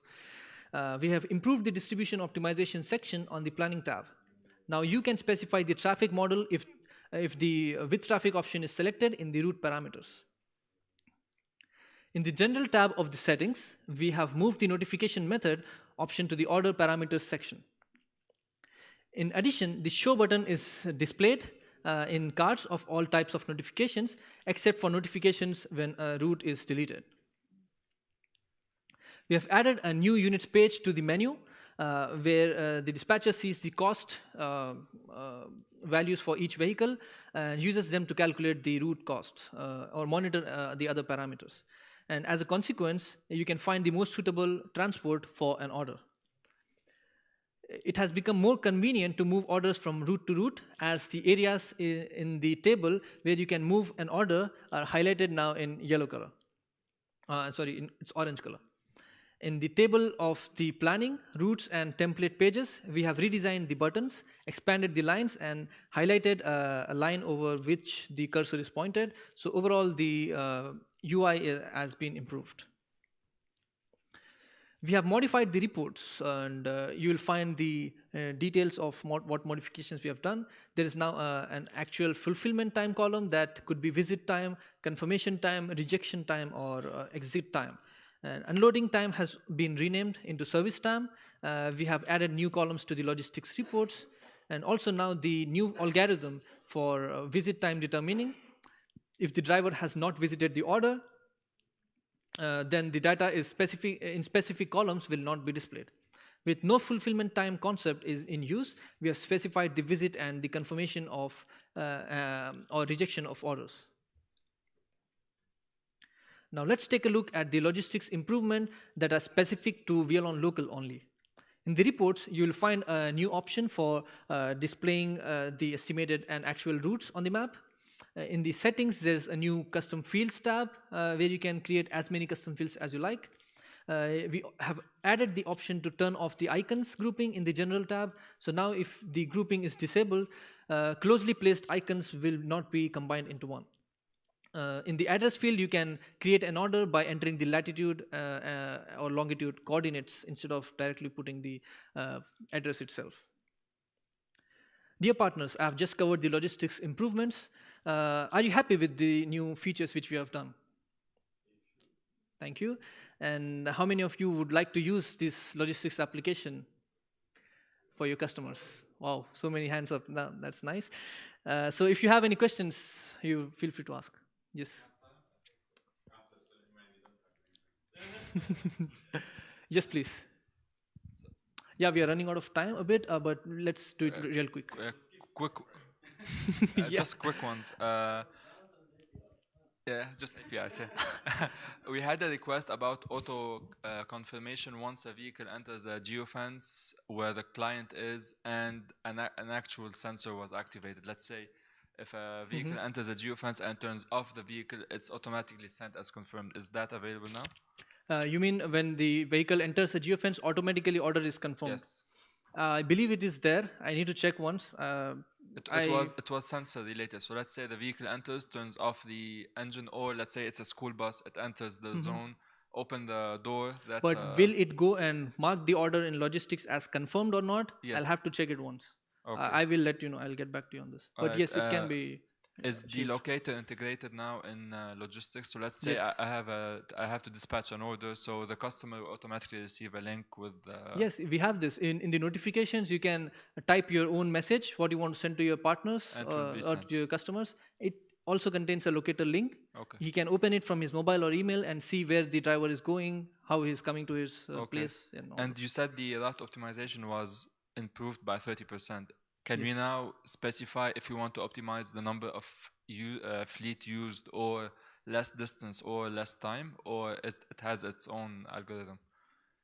Yes, in the orders section, you can specify how much weight this particular No, yeah, I know that, order. but in the optimization, how does it think? There are three modes I want to currently. use the less number of cars, or I want to deliver in the fastest time, or Yes, I want to drive. there are three modes. So if you're using the fast mode, it will not consider whether the vehicle is overburdened, there is a lot of weight on it. It will simply choose the fastest route and it will assign to the nearest unit, and that's it. So even if the vehicle is a bit overloaded, you will still allow it. But if you want the most cost efficient way, it will not allow to load more orders into one vehicle. So the load will be less and it will consume less fuel, and it will be most cost efficient route for you. So this is how we have improved the optimization modes. Any other questions? Yeah. Hi, thanks. I would like to ask about the optimization. Are you providing the optimization tool by yourself, or you're taking third-party optimization? Well, this is our own algorithms which we are using. Okay. Yes, cool. so we do have our own algorithms in place. You can choose, as I mentioned, any type of mode. And if you choose the fastest mode, the system will suggest use the nearest unit which is available to deliver the order and the fastest route possible. If you want the most cost efficient, it will take a different route, maybe with less traffic, and it will load more orders on it. So yeah. That's my second question. Like you said that you are planning the routes on the top of OSM maps, so OpenStreetMaps. Yeah. And you're also visualizing the traffic data. So logistics even use Google Maps. So if you have Google Maps API and you're using logistics, you will also have the traffic data. So it will also consider the traffic while it's planning the routes. So the traffic provider is Google Maps. Okay, cool. And if I would like to optimize the route based on the truck attributes of the vehicle, so the like the vehicle cannot take more load, for example. No, I mean like measurements of the vehicle. So I'm not Okay. allowed to enter the narrow Number of- streets or low bridges, or the vehicle is Okay. carrying the hazmat material. This is a very good question. I would say I'm not Yes. sure. I have to check. Yeah, we can specify if it's a car or a bus or a truck, but whether the system will take it into consideration while suggesting the route or not, I'll have to confirm you this. Okay, because as far as I know, the Google Maps or OSM Maps doesn't have these kind of attributes included Yeah, in map data. like I know this. So it's a very good question. I would say, I don't know, I have to make notes now to get back to you guys. But yes, please feel free to write to us. Always, you can reach out to me. I will share my email ID by end of the presentation, so you can write to me with your queries. I will be definitely answering all this. Sorry? Of course I do. So one more question, the last ones, I promise. So I'm just wondering whether you are creating only the list of stops for the driver, or you can do also pre-computed route, which is going to be pushed to the driver. So it means that you are designing the route which is going to be exact, the same as for the dispatcher and for the driver, or you are just providing the list of stops and the route is calculated on the device of the driver. That's all. We are calculating the route automatically when we are assigning it to the driver. It's done automatically through the system. But if you would like to change this, you can zoom in on the map and you can change some points. For example, there is a route suggested by the map, and there is a construction work going on somewhere on the map. And you do not want your vehicles to go through that road. So you can drag and make an alternate route manually. Okay, so the dispatcher can modify the route on the backend and just push it to the driver's device. Yes, and driver will receive a mobile notification, so he can start navigating it to the order location from the mobile. Okay, cool. Thank you. Thank you. Yes, please. Can we use our own route optimization engine? Sorry? Can we use our own route optimization engine through API perhaps? Or API. API. Okay. Yes. Regarding the capacity distribution of the distribution of based on the capacity of the vehicle, is there any improvement that has been done into that in terms of the weight or the cubic meters? Yes. Now, when you're creating an order, you can specify the order weight. What is the weight of the order? And in the unit properties also, in the logistics application, in the logistics settings, in fact, you can specify what is the maximum weight allowed for each vehicle. So if I have 80 orders, if I have 1,000 orders, for example, and 80 vehicles, would it tell me, those orders, they will fit into 71 vehicles? You don't need the 80 vehicles all? Will it tell you whether these orders will be fit in 71, you do not need other vehicles? No, it's not going to show this. But yes, if you're trying to overload any vehicles with the set capacity, the system will alert you on this. So it does based on the vehicle, not a group of vehicles, the optimization. It does based on based on a vehicles. specific vehicle capacity, not like a group of vehicle capacity. It's a common setting which you do in the logistics settings. You set a vehicle capacity for all your vehicles. And system takes into consideration that none of these vehicles cross this capacity of weight. As a single vehicle, that's fine. That's understood. What I mean, if I have 1,000 order and I have loaded 80 vehicles for this 1,000 order normally, then would it tell me, no, you do not need the 80 vehicles? It would fit within 71 orders. Mean the optimization is not done on the vehicle level. It is done on a group of vehicle level. You get what I mean? No, I'm not sure. I don't think it does this. But what again it does is, if you have so many orders, it will just suggest you that you're overloading some of the orders. But if you're using less of your vehicles and your orders is fitting within 71 vehicles itself, system will not say you that you do not need these 9 more vehicles. It will not do that. So it will distribute for the 71 vehicles only? It will distribute for the 71, yes. Okay, thank you. Any other questions? Yes, please.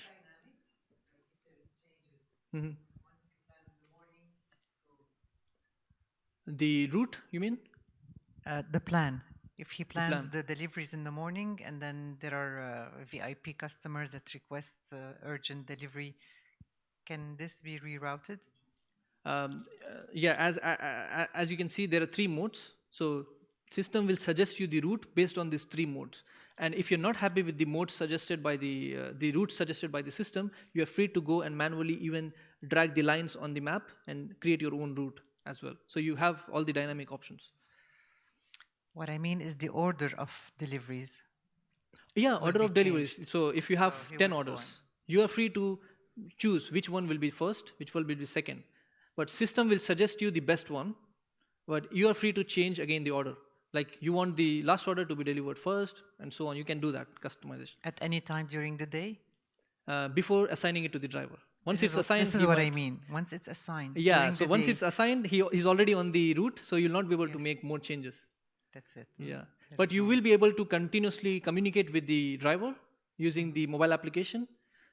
So driver can chat with you, and you will get chat messages in your logistics application, and you can chat with him. If you want to make any changes, you can let him know from the chat option. It will not change the routes for him. It will not change the route, or you can simply cancel the route and create a new one. Oh, you can. Yeah, you can simply cancel the route. Yeah, So you can you simply do the ask him whole, to disregard it. He can reject the orders, and you can create a new route altogether. Thank you.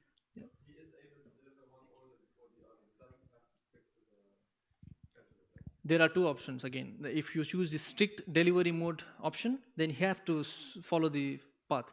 If he's not following that path, if he skips any order which he was assigned to, then that order will be marked as skipped. So if you don't choose this option, then he's free to go, select, deliver it as he wants. Okay, so... sorry, Nawaz. We also have another question from one of the live viewers. Mohammed Ibrahim wants to know if there are any plans to allow customers to request the service from the logistics app instead of doing that by using emails or phone calls. Request what again? Sorry. Are there any plans to allow customers to request the services from the logistics app instead of doing that by using emails or phone calls? Request these services using logistics mobile app. I am not sure. This logistics mobile app is for the drivers mostly. To first of all, hello Mohammed. He's watching on the black camera there. Oh yeah, hello.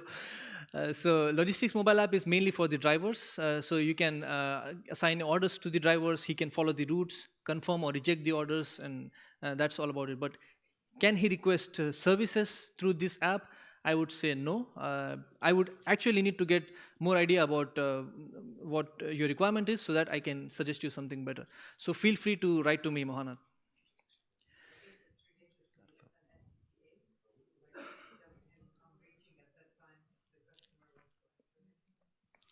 Sorry, just allow me to clarify, Nawaz. Mohammed wants to know about the logistics app, not the mobile app. Yeah, logistics app. So can customers request services through logistics app? I think this is what he's asking. Yes, not the mobile app, the web interface, the web application. Yeah.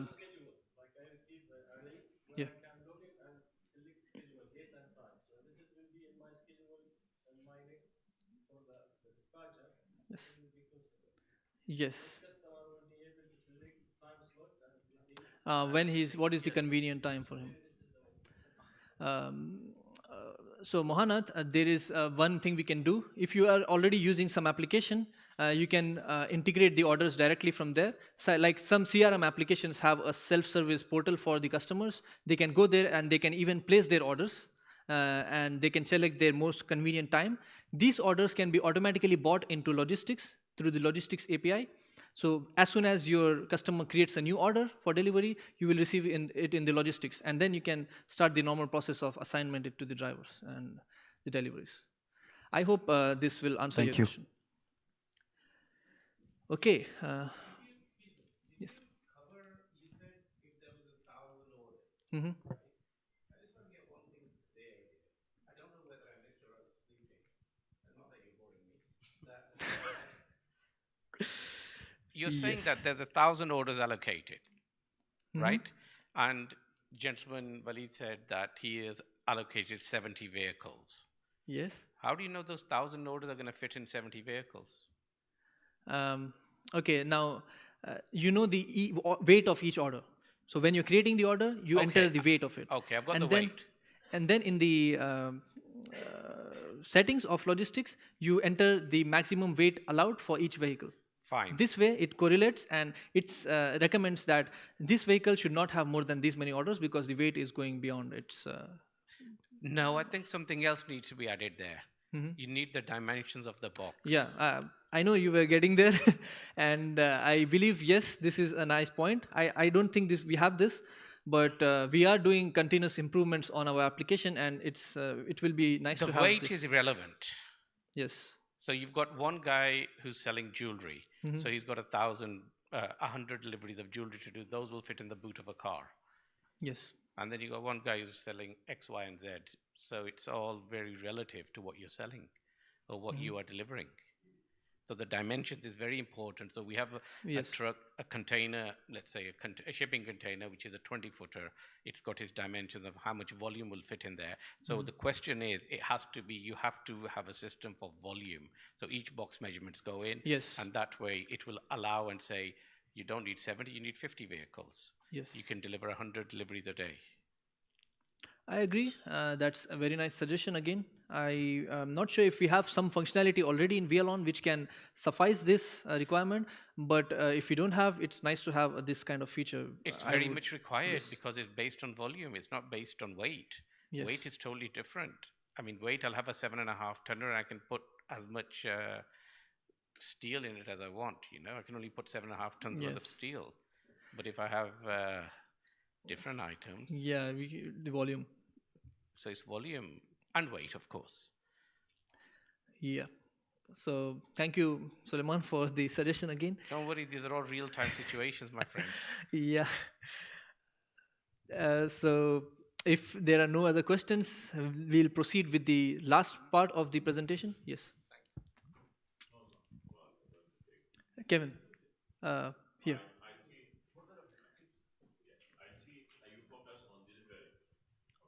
Yes. But see, the name of the application is perfect, okay?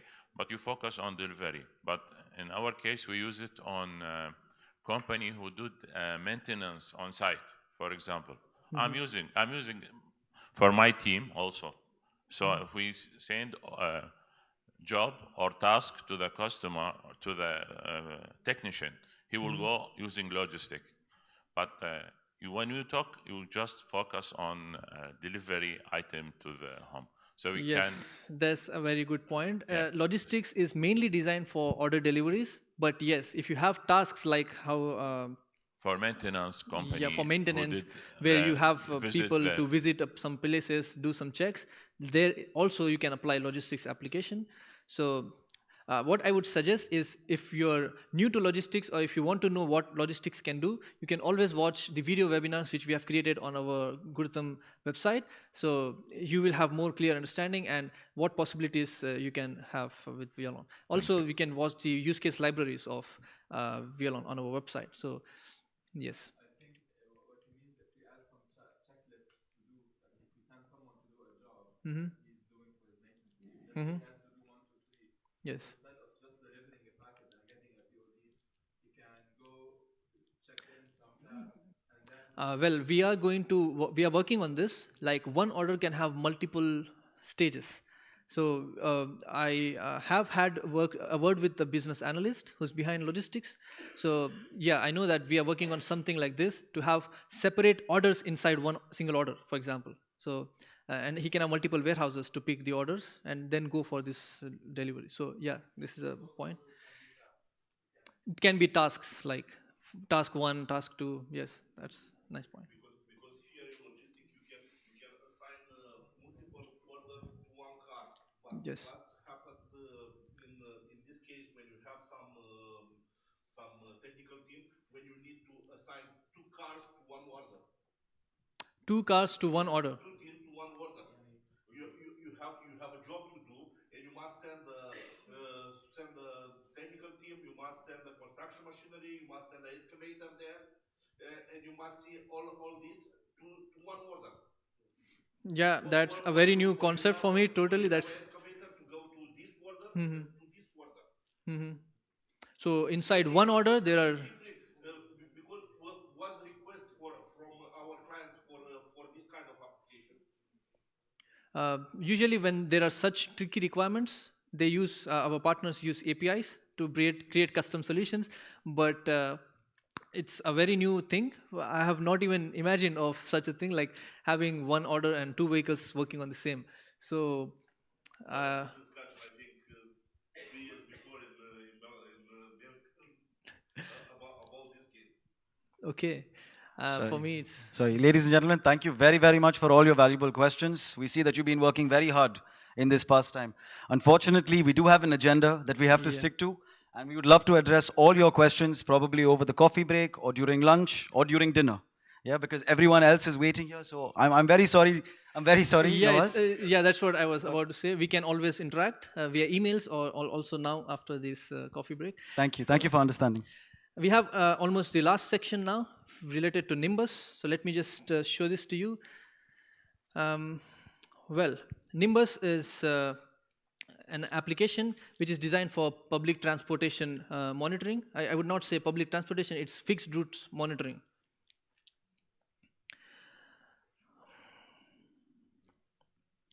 We have created the What's New feature in Nimbus. So all the latest updates of Nimbus will be visible here in the What's New window when you log in.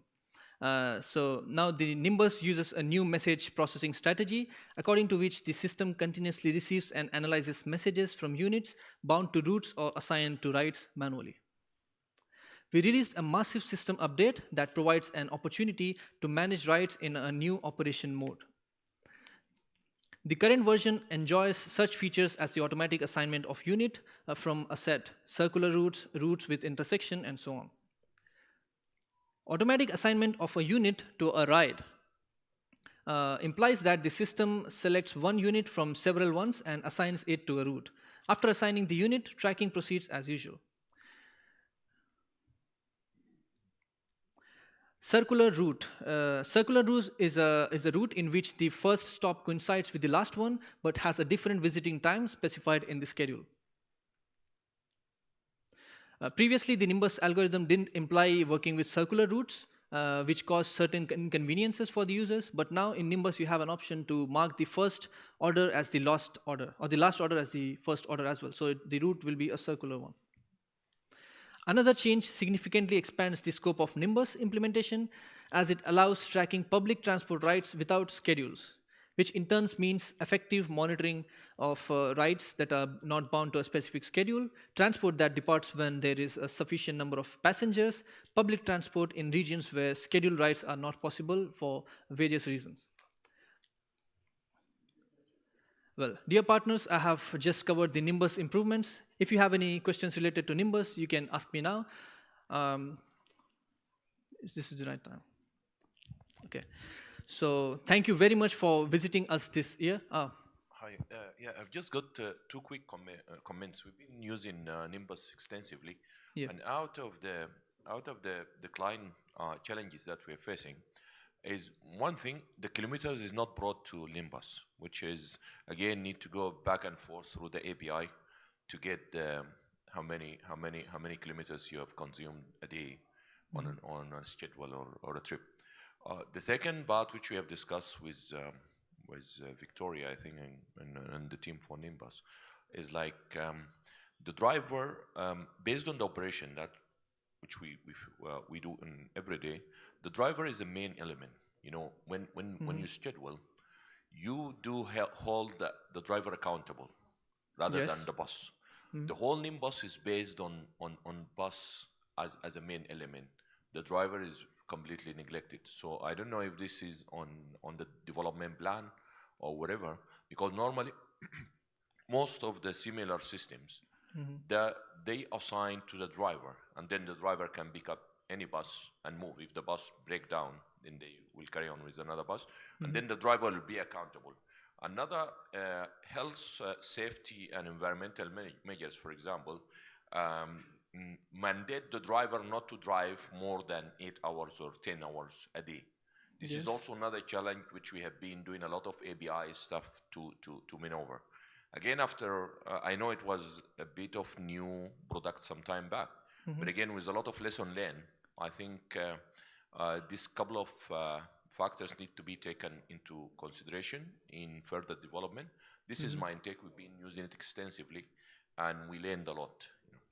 Yeah, I'm really, I like the last part the most, the point which you mentioned of drivers managing.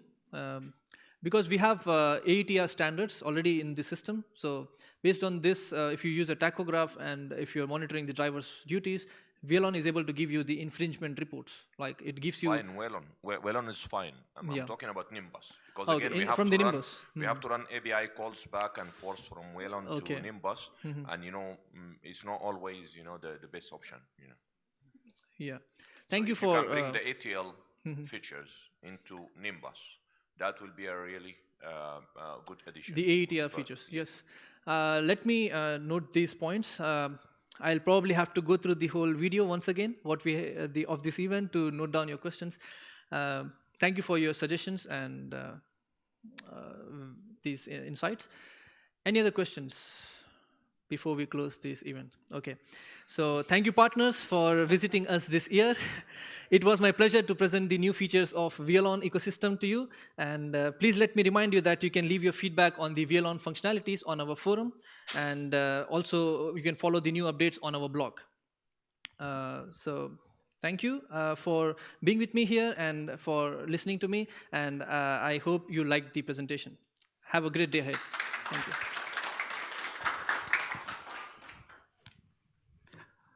Thank you very much, ladies and gentlemen. That was a very, very lively session. Thank you for all your questions and also for making Nawaz earn his paycheck for the month of November. Yeah, thank you. Thank you very much. Thank you, Nawaz. I can see a lot of people moving and shifting in your seats. I understand you've been sitting here for a while. We do have a tea, coffee, and snacks break scheduled right after a very quick presentation. Please allow me to welcome my colleague, Anastasiya Eroho, who's the head of marketing at the Wialon division.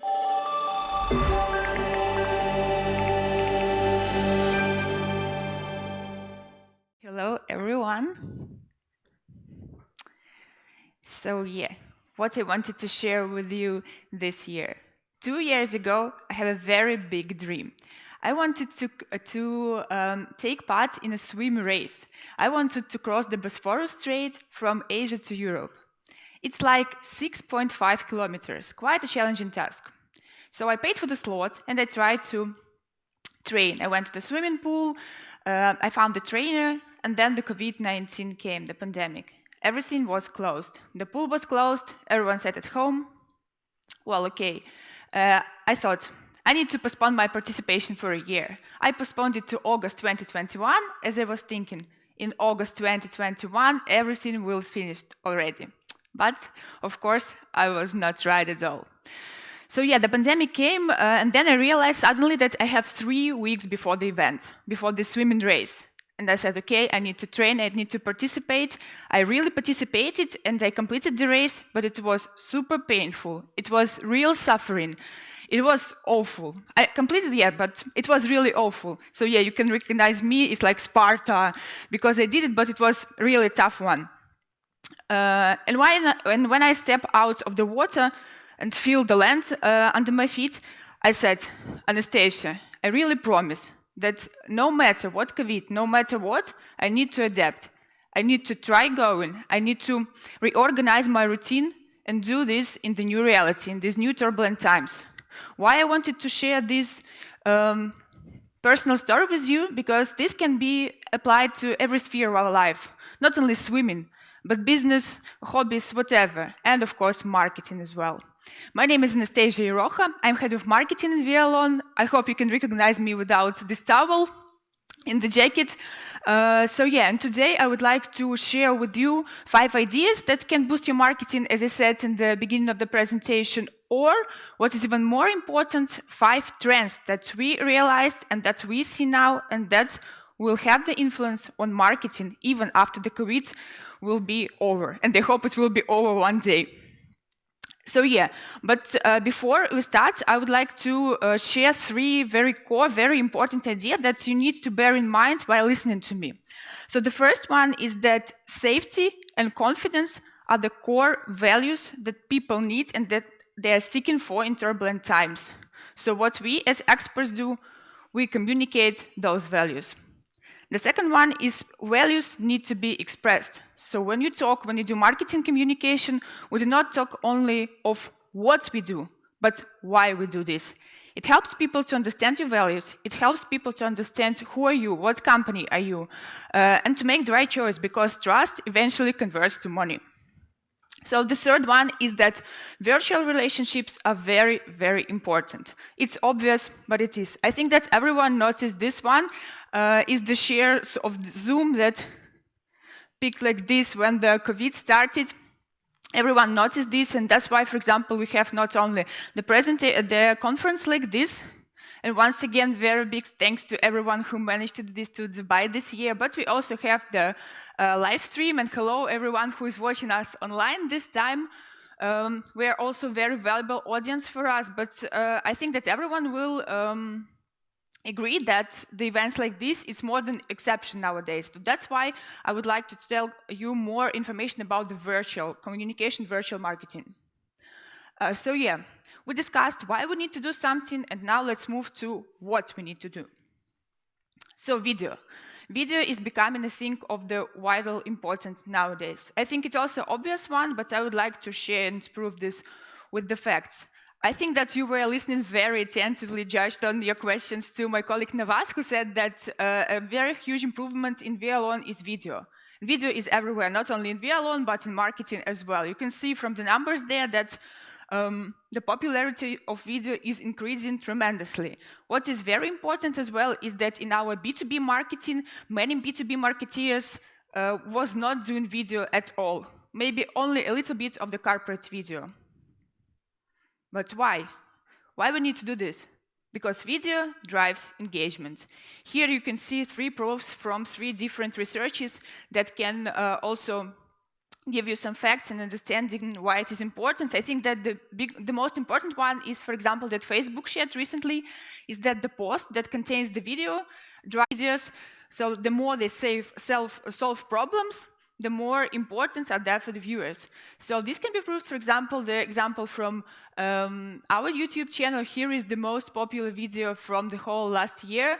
It's about how to connect and configure. So it's very much problem solving. The second idea that can be done is that your videos that you shoot should be planned for the long time.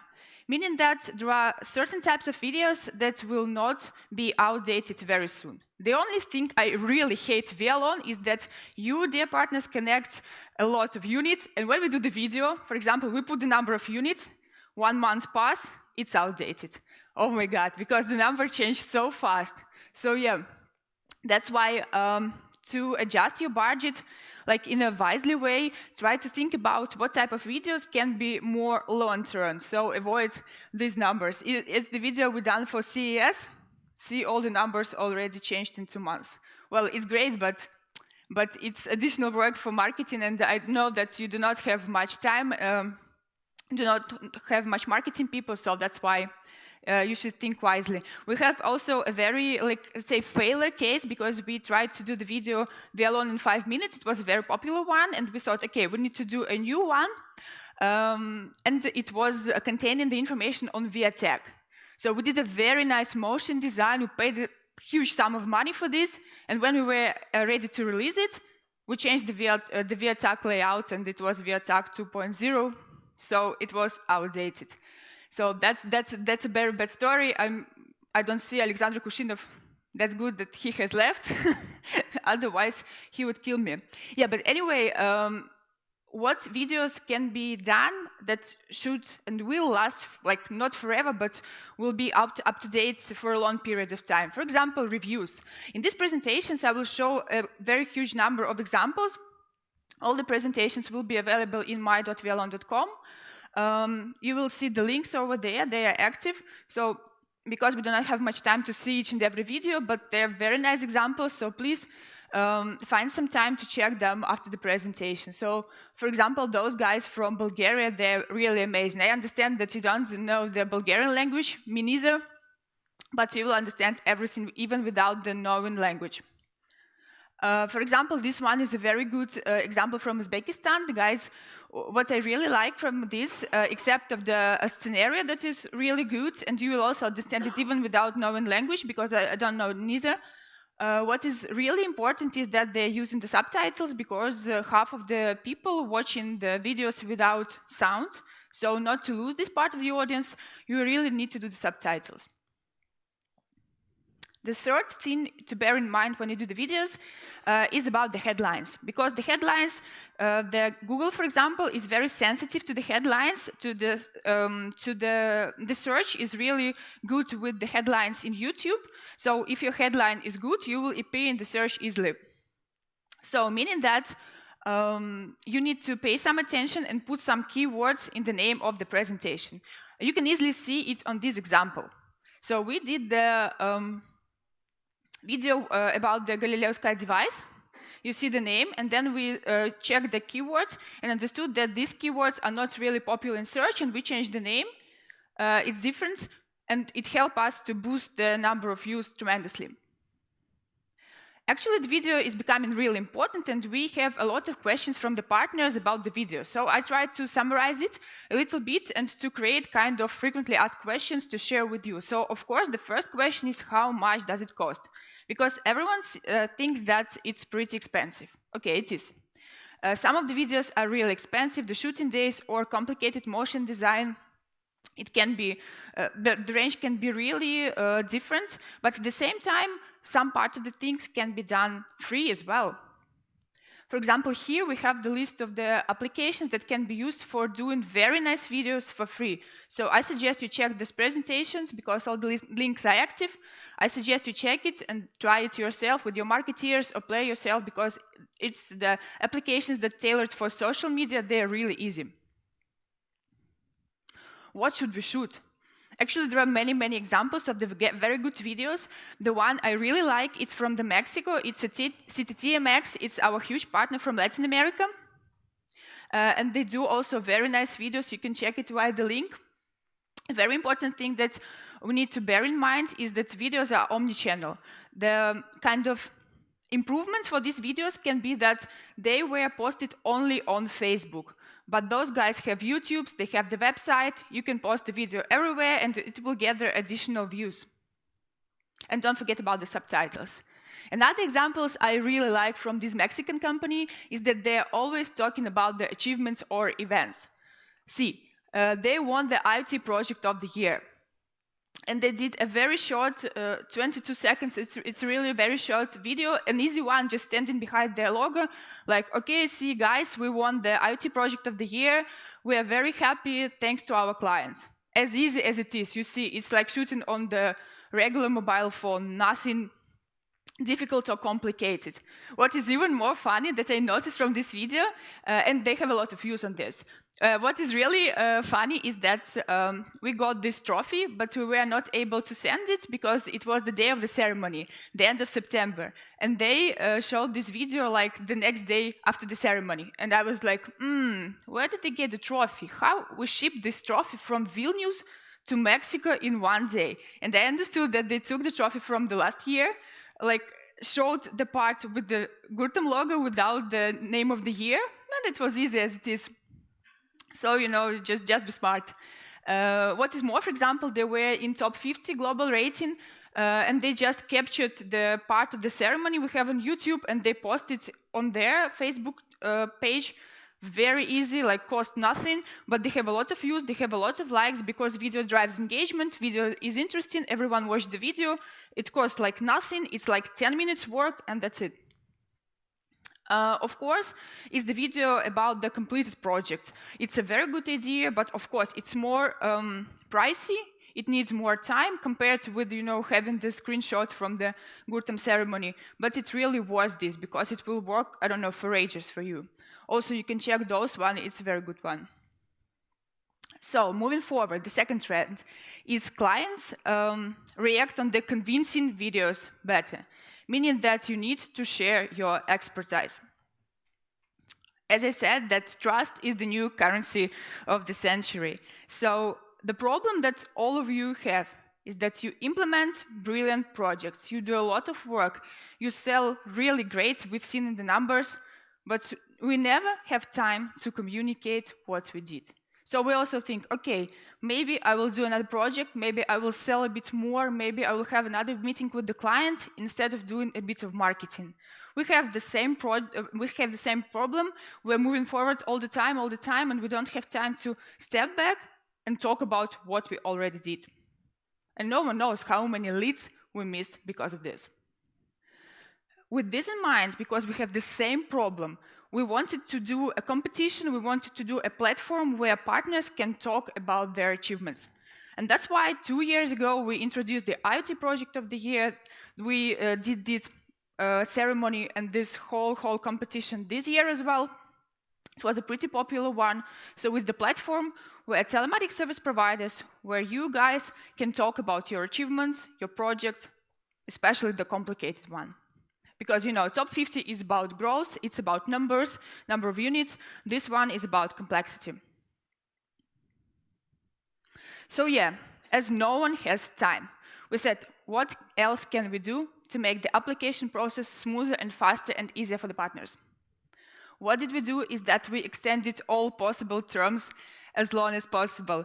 We simplified the application process. For example, we offered interviews and calls for people not to spend their time on, you know, signing in the application. Or, for example, we did very easy authorization letters is the letter given by the client, meaning that we can use this information freely.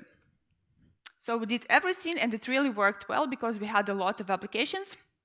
This year, what is also very interesting is the nominations that were most popular among the partners and among the telematics service providers that were not using Wialon, because the competition was like for all telematics service providers, not only the Wialon community.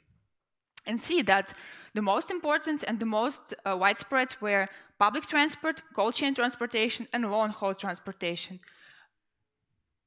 This one, of course, it's obvious. Yeah, but this, you can pay attention, it's an interesting one.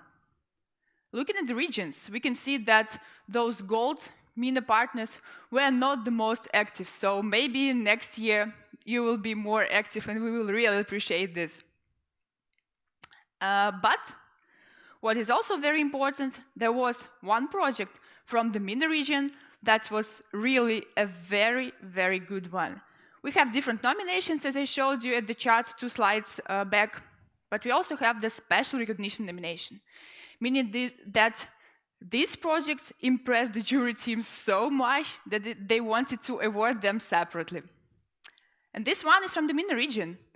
It's Karim, whom we missed this year at this conference, and I know that Karim is hopefully watching us online because he was active in the WhatsApp chat for the partners. So hello, Karim, and congratulations once again. The project is really very interesting, a huge one, digital transformation of supply chain and fleet management. But you can check it in Gurtam blog with all the details. So it's really worth this. We have only 3 special recognition out of 100 of projects that we got. So it really deserves it. Oh, something happened. So yeah. What is also important, as I told you, is sharing your achievements. So what do you do after this IoT project of the year? Is that you and your partner receive the special certificate, and you can use it for the website, for PR activities, and we also help with them. And this year we have a special focus on this, and we plan to have special articles for different media with the winners, so it will be specific huge activity involving all the partners. But from the other side, even if you have the submission form, even if you submit your project, you become the nominee. Like those Russian guys, I understand it's in Russian, but they're the only people from 100 of partners who decided to do this, and it was really well. They submit the application and said, hello guys, we are the nominees of the huge international competition. As easy as it is. And they never lied. Of course they are the nominees because they applied. But it sounds very good, and it sounds as if you are a good expert. So they use it for a number of articles. That was a very good idea. Yes, and we also do a lot of this, and such contests are really important because you do a step back and you think what you did. And of course, if you were selling the project for half a year and then, for example, you implemented it for a year, spending 2 hours to submit your application form, I think it's a good investment. And I know that some of companies in our community also start doing this. I know that Galileo Sky that will have the presentation in the second half of the day. They also have the contest. It's now for the Russian audience, for the Russian-speaking countries, but who knows, maybe they will decide to, you know, enlarge it and do it for the whole world, but meaning that companies understand that it's really important one. So yeah, the third trend is that openness is the new black. So you really need to go public. You see that Gurtam really goes public. We do a lot of conferences, we do a lot of events, because it really works. So many people think that PR is a kind of secondary expenses. We don't really need it. It's better to put some money on like direct advertising, put a banner or Google advertising. But PR is very valuable as well because it's a very long-lasting investment. And it really pays off because, as I wrote here, maybe it sounds kind of marketing, but it's really true. The era of personalities is coming. Because people like to talk to people. People like to know each other. People trust to people they really know. So yeah, that's why you need to grow the internal experts. As for example, we did in Gurtam, there is the kind of checklist what you can do. I think I skip it, but you can come back to the presentation and check it. So yeah, there are plenty of channels that you can use to position your company as a leader on the market, as an expert on the market. I don't know, articles on the media, participating in conferences and podcasts, education video, like many of us know them. A very easy starting point is Gurtam meetups and Gurtam webinars. And we really always ask you to participate. We suggest you to participate because it really worth this, because you are already experts, you are already very good partners of ours, you understand the market, you understand the needs of the clients, and now you just need to share this. Yeah, because personalities, as I said, made an emotional connection. Just have a look at this article. I mean, it's the article about the new Vilnius office we just opened a year ago. So, I mean, it's kind of quotation of someone because it's written in italic, and some additional information. Read more in Gurtam blog. I mean, it's okay. Now, compare with this. Same article. This is this piece, same article. But you see that it's Alexei Shurko's quotation. Probably it's something valuable and interesting. You see that we know the author of this article. I don't know if you know this person or not, but here you can read, like, what is this person? Why is this person writing this article? And now just compare this and this. Of course, you will believe, you will trust these people because even if you don't know the personalities, you see who is this person, what's the position, you see the face, you see the biography of the person, it's same text. People talk to people. It's a very nice screenshot from the Flespi website because they have all the people who work on Flespi. If you click, it's kind of small bio, it costs you nothing, it's really easy, but it's the different level of perception because people trust people. Now, social proof. Social proof is also very much important and very much required because nowadays, especially when we all go virtual, the brand loyalty is kind of shaky. So you need to prove that you are cool, and you are cool, you're already cool. For example, if you participate in Wialon Top 50 Global, please share this. Like our partners do, you have the certificates, it's easy to see. How do you think how much time you spent on writing these 2 lines? I don't know, 10 minutes maximum. I don't know, 15 minutes maybe, all in all, but it's all about trust. It's all about positioning yourself as an expert. Or, for example, what we usually do is that we participate in associations and councils because it's also really very important, and I'm sure you have those associations and councils in your country, in your sphere. It doesn't cost much, it doesn't need much effort. Of course, it's the ticket to a very nice professional community, and people trust when they see that you are the member of any council. The milestones, for example, Valeriya was talking about, is that we like to celebrate those, as we call them, anniversary units. Also, that's why we put information on the website, and people who were awarded also share this information. It's very easy and it really works. And the last trend to discuss today is to be open to using multiple channels, because your audience is already everywhere. This is what I told you, that it's not good to post your video only on Facebook.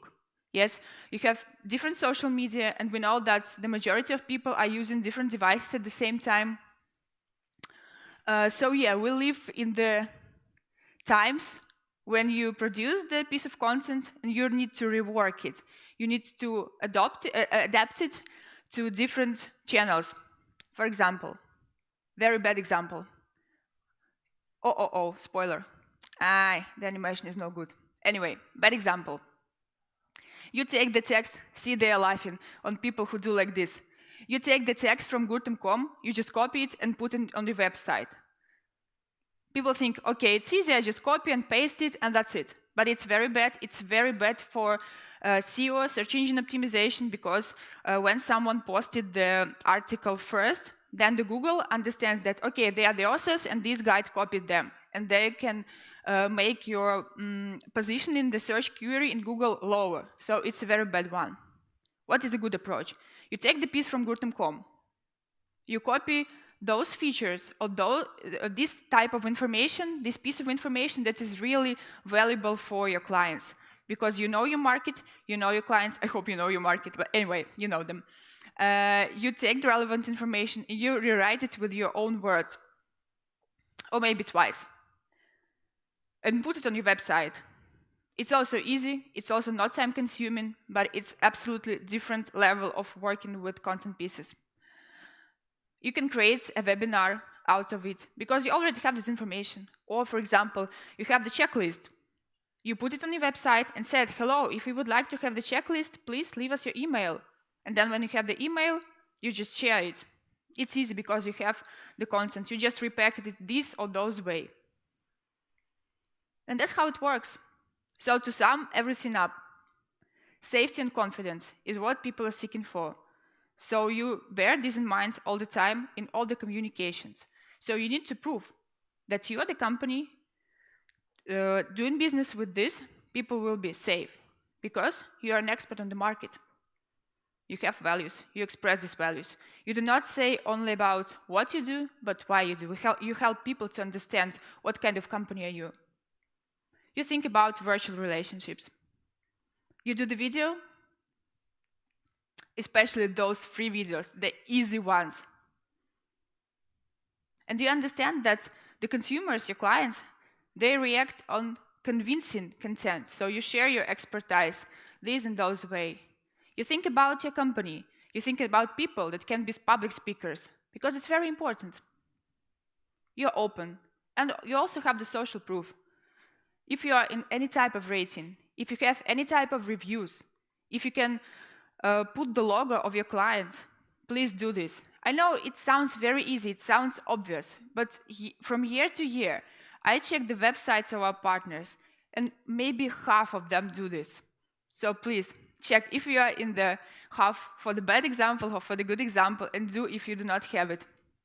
You will have the presentation. You will have a lot of these inspiring examples that you can find following the links. So please, I don't know, spend 15 minutes of your time for this inspiration, and I really hope and I really believe that it will work. Yes, and please think about the multiple channels. Think about repacking the content. So I wanted to share this picture to support the idea that even in the turbulent times, even in these COVID and pandemic times, you can adapt. You can do something. You can move forward.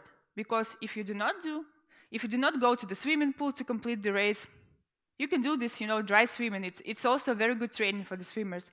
Because if you do not do, you are very much back. And you will have a lot of time and a lot of effort to catch up. So please, try to adapt. So yeah, thank you very much for your kind attention. Unfortunately, I don't think that we have much time to take any questions because we are really like 35 minutes late compared with the schedule, but I'm super open to talk to every one of you. And of course, we have the GITEX show, and I really hope that many of you and all of you will come. And if you have any questions in the WhatsApp chat and then the YouTube chat, we will answer them directly in the chat. So now, I really think that all of you, ta-da, not this ta-da, once again, ta-da, deserves the break and the coffee pause. So please enjoy your coffee, enjoy the networking, and see you around. Thank you very much. Sorry, just before we can ask everyone to move, just one moment. So thank you very much, Anastasiya. So as we said, yeah, we're running a little late on our schedule because our presentations are getting extended. I'll just give you a quick brief of what's coming next. It's 12:03 by my clock. Yes, so let's just assume it's 12. We're going to take a quick 30-minute coffee break. The coffee area is what you just passed to come in. So at 12:30, we will reconvene in the same room. And the next section will be IoT cases from around the world for 45 minutes, followed by another 45-minute session of 3 15-minute partner sessions. The partners are in the room and they have their own presentations lined up. And the last, we will do a group photo shoot before we break for lunch after this. Yeah, so enjoy your coffee and tea and we'll meet you outside. Thank you.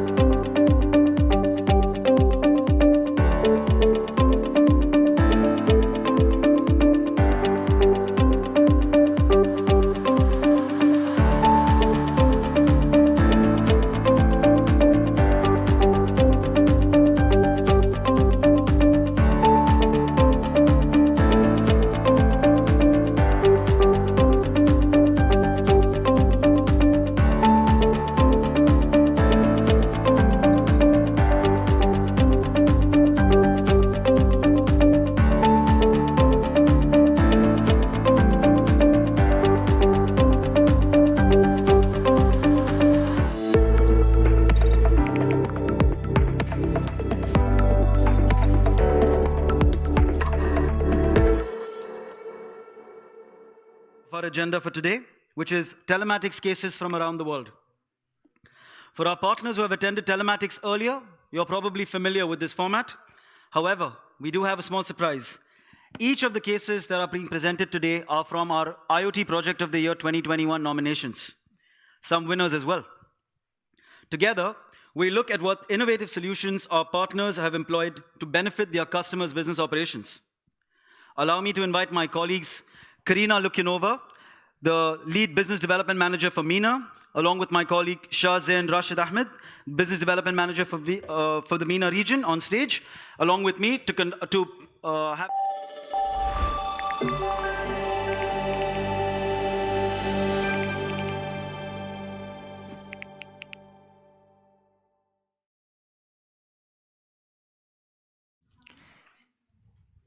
Welcome, everyone.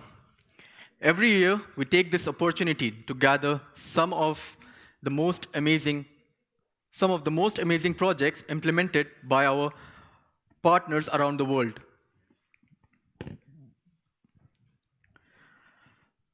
Okay. And acknowledge their efforts by presenting them in our Wialon community.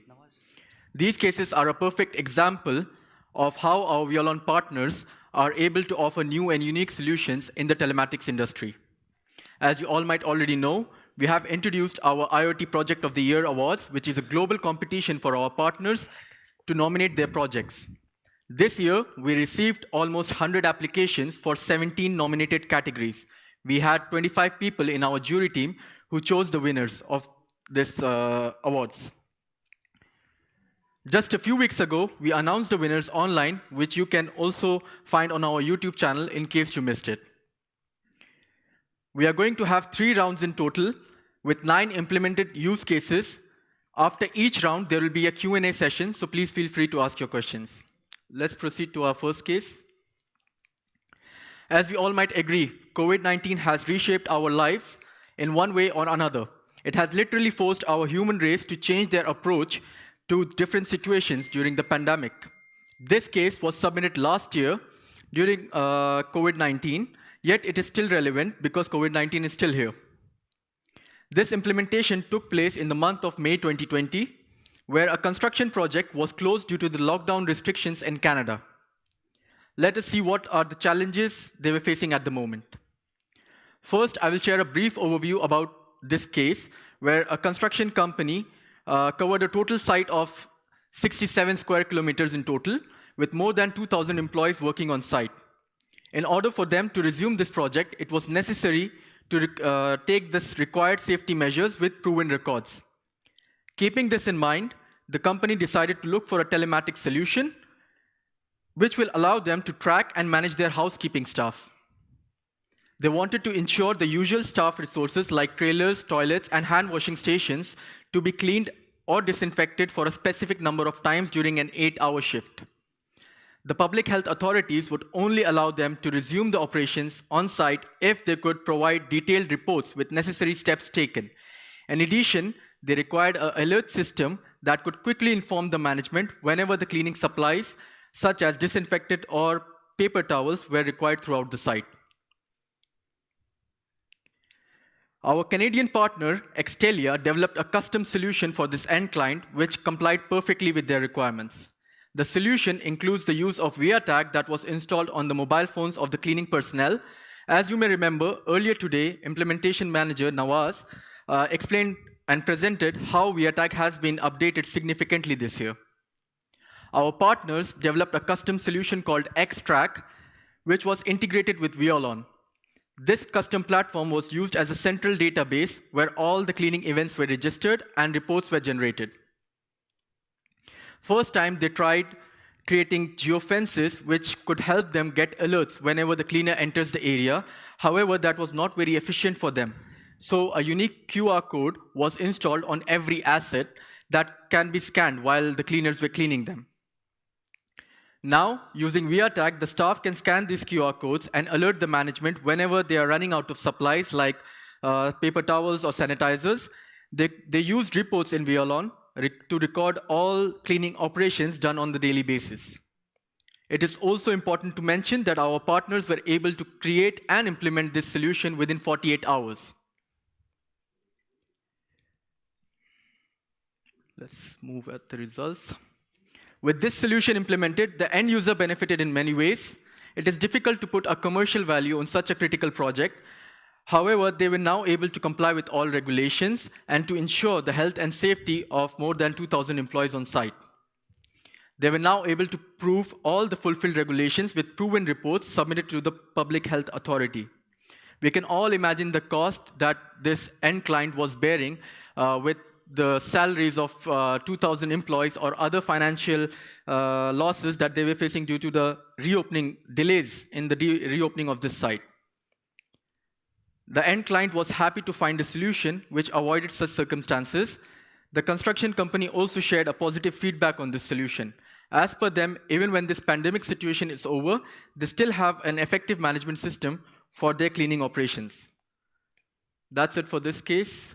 I would like to call Karina, who will be presenting our next case. Thank you.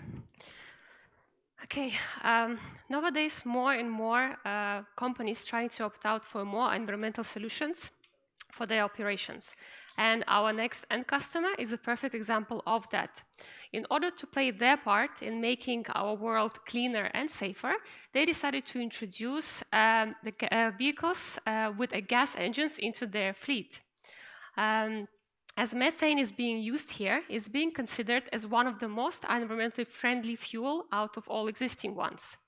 And another great benefit it brings is the 36% in the fuel saving consumptions. Although Middle East is being known for one of the largest oil reserves, and you might think why I'm starting to talk about the gas engines, this scenario might change in the future where the natural gas overtaking oil to become one of the leading fuel consumed. As per a quick online research that I have done prior to this case, it is estimated that by the year of 2040, natural gas would account for 60% of the total energy consumed.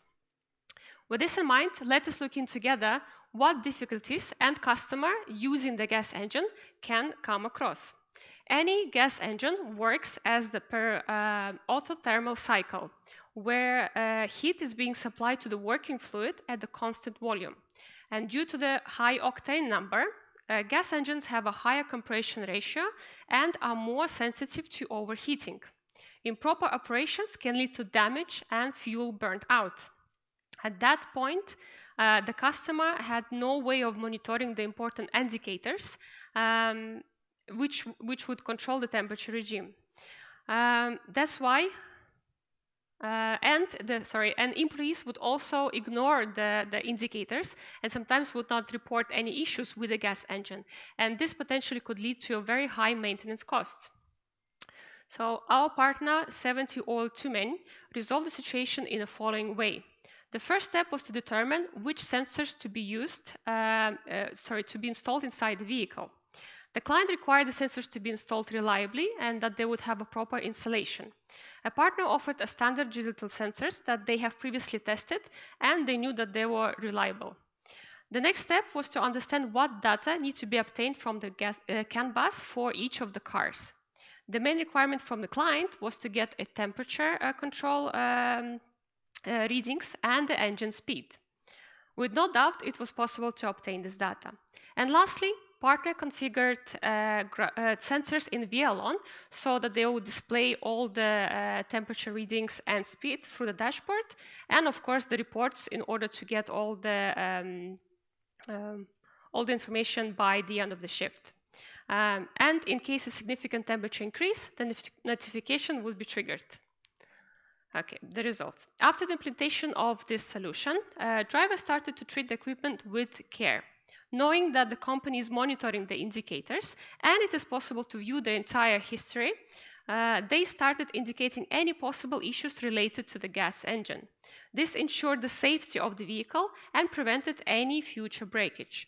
On average, a new gas engine can cost around $4,000, and for the customer with 70 vehicles in his fleet, that could end up in quite a high number of savings.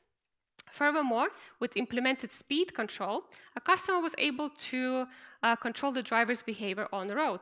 This helped to analyze their performance and reduce any potential fines or penalties. Indeed, the entire solution might not seem extremely complex. However, it reminds us that even simple implementation of telematics can help the customers to save their funds. That's it for this case, and the next one will be presented by Kevin. Thank you, Karina.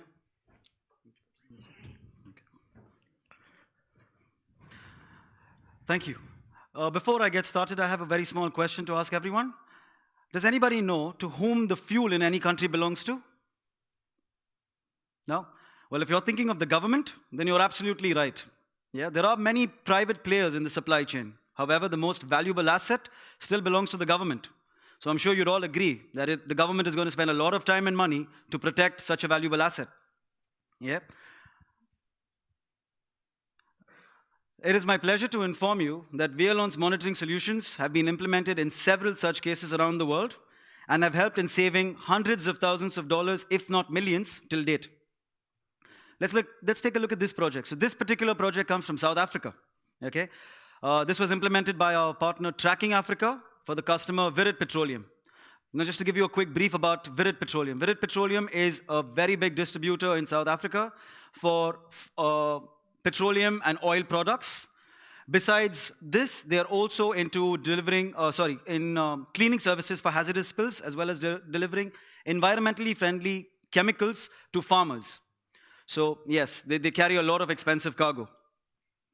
One of the major concerns that Virid Petroleum was facing was there was a loss of vehicles due to theft or hijacking, which unfortunately is quite high and common in South Africa. Each vehicle costs around $27,000 to $40,000 on an average. Besides the cost of the vehicle, they are also carrying very precious cargo. So every truck is carrying 50,000 liters of fuel. Depending on the market situation, you can imagine how expensive that truck is. Yeah. Also, due to the bad driving behavior, the client was losing fuel to theft from his own drivers. Yeah, they were stealing fuel from their own company, and some of them had the audacity to also claim overtime pay by making unauthorized or illegal stops on the side of the road. Let's take a look at what the partner did with Wialon. So, after installing trackers on the vehicles with specialized sensors as well as cameras, the partner created multiple geofences and notifications in Wialon to accurately track the vehicle's movement. Furthermore, drivers and their behaviors could now be monitored thanks to the driver ID tag and the driver identification and eco-driving feature. The customer gets a daily report on unauthorized stops, so he can see if a driver is meeting his schedule or not. Besides this, our partner also installed a remote panic button in case if the driver was faced in an event of a hijacking. He had a way of notifying whoever is tracking him. And what were the results? The results are quite clear in this case. Since moving to Wialon, the client has saved numerous tankers of fuel from being hijacked by promptly being notified, thanks to the remote panic button as well as the instant notifications feature of Wialon. Furthermore, the camera solutions that was installed by the partner saved the client money from false overtime claims by drivers. Yeah? The driver ID assists with driver taking responsibility for any fines or any unauthorized stops, as well as tracking them throughout their daily shift. Also, there was a massive reduction in speeding fines in this particular project. Practically 0 fines were issued after the implementation of Wialon. In summary, by implementing geofence-based notifications, as well as using customized hardware with sensors, the customer was always aware of the vehicle and its whereabouts, including the cargo location. The floor is open for the question and answer now, from any of those 3 cases. How do you compensate for expansion? In which particular project? Well, you're carrying fuel, so obviously you get more, the data shows there's more fuel, it expands, doesn't it? I'm sorry? Fuel. Yes. Right, so they've got 1,000 liters in there. But fuel expands. Okay. So you have more fuel when you left, when you leave. When you leave with 1,000 liters, you have an extra 100 liters. Oh, not 100, 10 liters extra. It's a very good question, and you're pretty much dwelling on the realms of thermodynamics, the laws of thermodynamics where fuel expands. So it is there, fuel expands. However, these containers are not regular containers. These cater to, they cater to carrying I'm not a chemical engineer. I am definitely not a manufacturing engineer. Neither am I, but this scenario we'd faced 5 years ago, so things may have changed. We were working with a German telematics company who brought it to our attention 5 years ago. when you leave with X amount, you come out with Y. Okay. So obviously the new tankers may be different, but we are talking South Africa and other countries where they do not replace equipment. You'll have to excuse me because you're speaking from experience, and I haven't experienced this case, but it is very interesting. You are bringing up very important points. Yeah, sure. Yeah, yeah.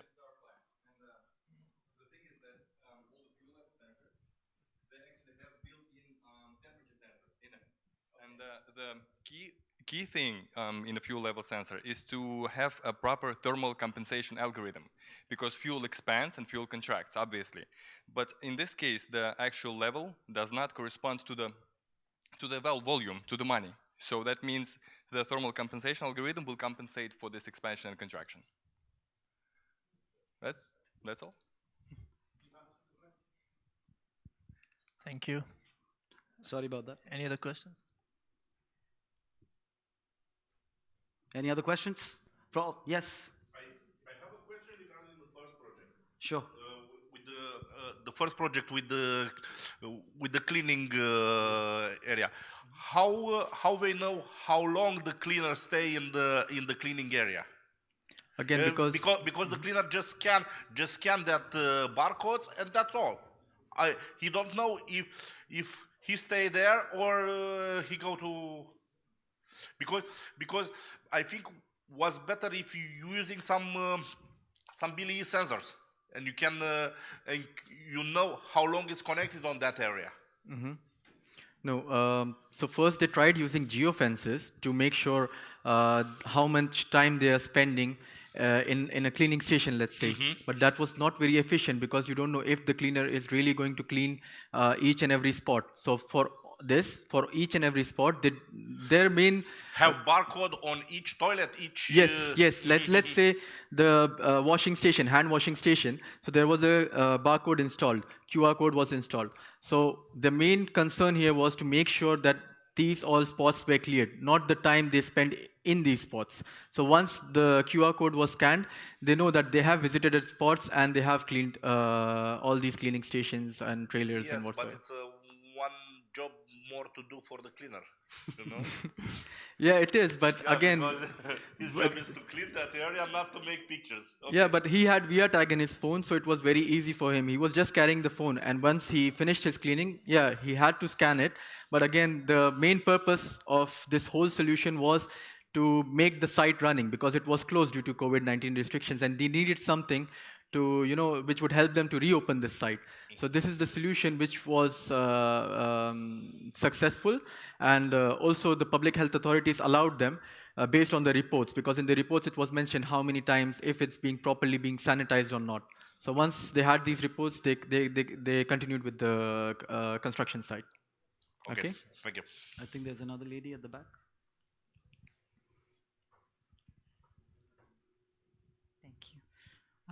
For the last story, the panic button and the driver, like if he presses the panic button, what happens? What are the consequences? Is the police monitoring it? It could be like the driver presses it, he has his team, they still steal the fuel and they go. So what have they saved? Well, very good question. Objectively, you're right. If anyone had to do something, they would find a way to do it. In this particular case with the remote panic button, at least the operator who was monitoring it at the customer site was immediately notified. And also there were cameras installed, rear facing and inwards facing. So they would be able to see what was the action and dispatch. So also to add to your question, Tracking Africa, besides providing tracking solutions, they also have, I believe, a sister company, or they're in partnership with a security company that provides guards. So I'm not entirely sure, because I've discussed this with them, but the remote panic button would notify the operator to take preventive measures.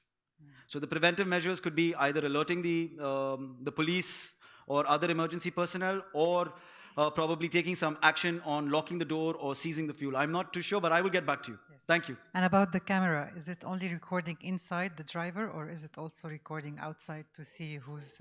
Well, to the best of my knowledge, it was both indoor and outdoor. And to put the camera on the tank, I think it's forbidden, right? Because you can't put any external things on those fuel tank. It's dangerous. I'm not aware, but Mr. Mohan Agarwal seems to have an answer to your question. Yes. Since we are installing the cameras in the oil tankers, if you press the panic button, it directly pops out the cameras and the entire sensors activated in the control room. So you can see the whole tankers from the remote location and you can act accordingly. And the cameras are all around the tankers. Yeah, all around the tankers, yeah. Yeah, even the security companies are informed who are attached to the tanker security. So they can act accordingly. They can reach to the destination, and because the GPS is active, then they get the right coordinates of the location. It will be very enlightening to me to know how they're allowed to put any cameras on because it's forbidden. We tried here to do it for one customer, and they said it's forbidden. So I don't know, maybe there is a way so that you don't put the screws on the tank itself or whatever. Through the wall. Yeah, it's approved to do the welding. I think Hohen have anti-explosion cameras that are only certain. Are you with Hohen or? Yeah, I think Hohen has explosion-proof cameras that are dedicated for fuel tankers. So. On the welding, okay. I mean, they weld, then they install the camera. They do not weld where the tanker is full.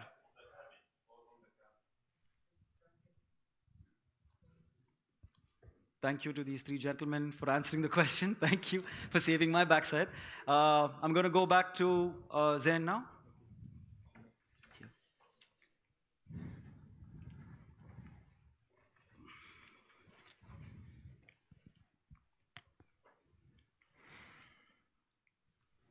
Okay. This case got a special recognition as it was recently nominated as one of the winners of our IoT Project Awards. Our partners, Cloud Services Group from Egypt, implemented this solution for a logistics company. Let's have a look at the challenges faced by this end customer.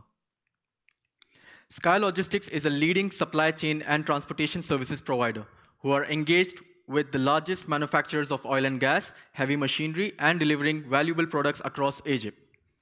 They were facing major challenges in the automating of their delivery operations and digitizing their management systems. They required a solution to optimize their day-to-day operations, which can also improve their services and save costs that was spent on the fleet operations. Also, their target was to meet the daily quota for the amount of these deliveries across Egypt.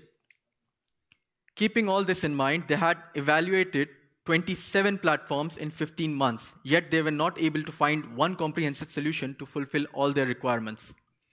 Our partners, CSG, proposed them with Wialon and the logistics app to monitor and automate their order dispatching system. As they didn't have any management system before, everything was built from scratch. Our partners built a solution called Fleet Edge, which is a custom fleet management based on 11 modules of Wialon. This solution helped the business owners to plan, manage different projects, and at the same time optimize their fleet resources accordingly. They used Wialon-based application logistics for the end client to create routes and assign orders to the drivers on the field. They also combined this solution and which allowed them to create necessary checkpoints for deliveries and generate notifications accordingly. They set up reports based on their drivers' daily routines so they can evaluate the driver's performance. The logistics mobile app was used to track these drivers who were which helped them to manage these deliveries and communicate with them while they were on the field. Different types of sensors were created. Different types of sensors were created to monitor the temperature, weight, and access of these goods. They also installed different types of hardwares in vehicle, including dashboard tablets, which was running Fleet Edge and logistics used by the drivers.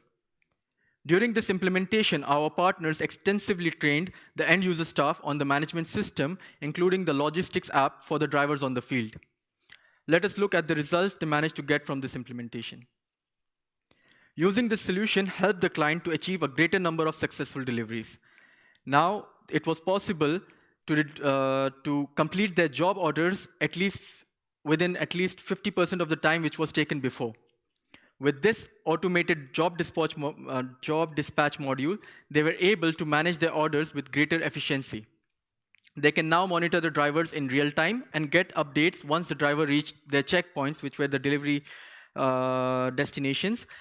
The idling time of the vehicle was also cut short. So from before it used to be around 30 minutes, now it came to 20 minutes. The end user was satisfied with all our result and shared his plans to set up a command and control center based on this solution. Yeah, that's it for this case. Let me call Karina to present our next one. Thank you. We're constantly talking about IoT solutions and its benefits in a variety of solutions as well. Today, I would like to tell you a little bit more of how it can be implemented in the agriculture sector as well. Our end customer is one of the largest apple orchards in Russia with a territory of 110 hectares. Just for the comparison, it's a territory of around 44 football fields combined together. So you can imagine how big the operations are. And although they have been supplying their product to multiple sites across the country, they have noticed a lack of control and stability within their current operations. One of the main issues, it was accounting of the harvest. It was rather basic and lacked specific factors. There was no way to check the results as per the specific area, employee, or marketability. The only way how accounting was done is what type of apples and how much of it was collected for one yield. This way, it was difficult to identify any specific oversights in case if the planned projections would not be reached. Furthermore, it was impossible to conduct individual sites analytics and compare with the result. My apologies. Lastly, it was not possible to digitize the movement of the containers from the place where apples has been picked to the place of the transportation. And unfortunately, because the product was not counted for, the employees would take advantage of it and they would steal the product as well. Now, implementation. Our partner Hectara has completed the immense work to assist the customer with their operations. First of all, there was a lot of custom development involved here, where the partner had to connect several key solutions that customer was using on a daily basis with Wialon. Those solutions are accounting and weighting systems. Moreover, they have developed a custom web interface and mobile applications in order to optimize the process of harvesting and collecting. This helped to represent all the necessary information in a straightforward graphical view, and it was easy to track the process on a daily, monthly, or yearly basis. As part of the solution, the initial directories were also digitized and included into the current accounting system. This helped with future projections as all information about the harvest for the previous years was conveniently saved in one space. Furthermore, a partner has developed a printing mechanism that would generate a special QR codes on the labels, and once printed, they will be put on a box. And once you scan the QR code, it would show all the necessary information about this particular batch. This made the process of weighting and control much easier. As per the results, during all stages of the implementation, customer has provided a comprehensive support. However, the resistance from the line personnel has been noticed. It took a while to teach each employee how to use a newly developed system and utilize it within their daily routine. As a result of using a product during the apple harvesting period, all employees learned how to use a new solution and managed to optimize it within their working time. Finally, the customer was able to collect and save the harvest more conveniently. The target yield for that year was 2,400 tons of apples. In reality, taking into account the implementation of new solution, they managed to collect 3,000 tons of apples. And that is almost 20% increase of the harvest in one season. And you must agree those have really good results. That's it for this case, and I'll pass the mic to Kevin. Thank you, Karina. Anyone here been to Spain? Yes? Okay, thank you. The reason I ask is because my second case for today comes from Spain, okay, and is related to tracking local deliveries for a very prominent postal services company called Correos, as you can see from people who have been to Spain. Yeah? Now, let me tell you about Courios. Their main business is sending packages and correspondence all over Spain. They serve individual customers as well as large corporations. This project was implemented to track close to 700 vehicles and was particularly important project for our partner because Courios is a very, very well-known name in Spain. The main challenge here was ineffective shipment control. So basically, Spain is a very big country with thousands of diverse routes of medium and long range. Moreover, there are multiple users in Courios' network. So there is a high rotation of the number of drivers, as well as on the operational side, there are lots of teams running in shifts because it's a 24/7 operation. Furthermore, the customer also wanted a unified single sign-on system to use Wialon with other applications, third-party applications. The most interesting thing to note here was this is not the first time Courios has implemented a solution. They've had previous solutions, so they have the hardware, the trackers, the sensors, the alarms, everything already existing. And they did not want to invest on any new hardware or sensors. So considering all these challenges, our partner proposed Wialon and successfully implemented the solution, which is why it's here today. Let me tell you more of how that was done. As Wialon is integrated with over 2,400 different hardware models, that was not a challenge for our partner to integrate the existing hardware from Courios' network with Wialon. They also implemented all the features of Wialon, such as geofences, notifications, drivers, and many more, and made it possible to accurately compile all the necessary documentation that was requested by Courios' compliance team. Furthermore, by leveraging Wialon's Open API, or SDK, the software development kit, our partner created a custom application to manage the alarms, improve traceability of driver and courier, as well as carry out the necessary integrations with other existing third-party applications. They developed different modules that expand Wialon's capabilities, such as advanced reports of routes, punctuality, cargo, etc., custom alarms using the notifications tab, dashboard for better visibility of each concern, and lastly, integration with the other existing third-party application. By implementing all of the above, the customer was able to get better visibility of his entire delivery lifecycle, as well as dramatically reduce the delivery time of goods. This, in turn, helped the customer to save money on unnecessary operational expenses such as extra fuel, driver overtime, etc. Moreover, our partner also provided several training sessions with detailed documentation to ensure that the Courios team always had the necessary information at hand. The floor is now open for question and answers in all these cases. Great, none. Go back to Zen. If you have any questions, you can maybe ask them during the break.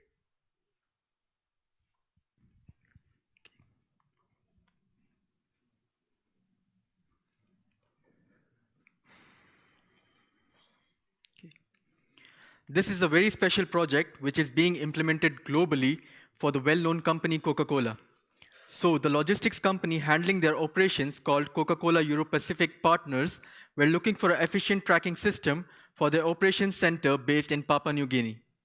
So let's see the challenges they were facing. The company has a fleet of more than 500 containers that are used to ship Coca-Cola products around the country. While these containers were on land transport, the trucks used the national highways, which are infested with robbers. In case of unfortunate situations, there was no way to track the location of these containers, which increased the chances of theft. The client was also spending unnecessary detention charges whenever these containers were left at the yard for a longer period of time.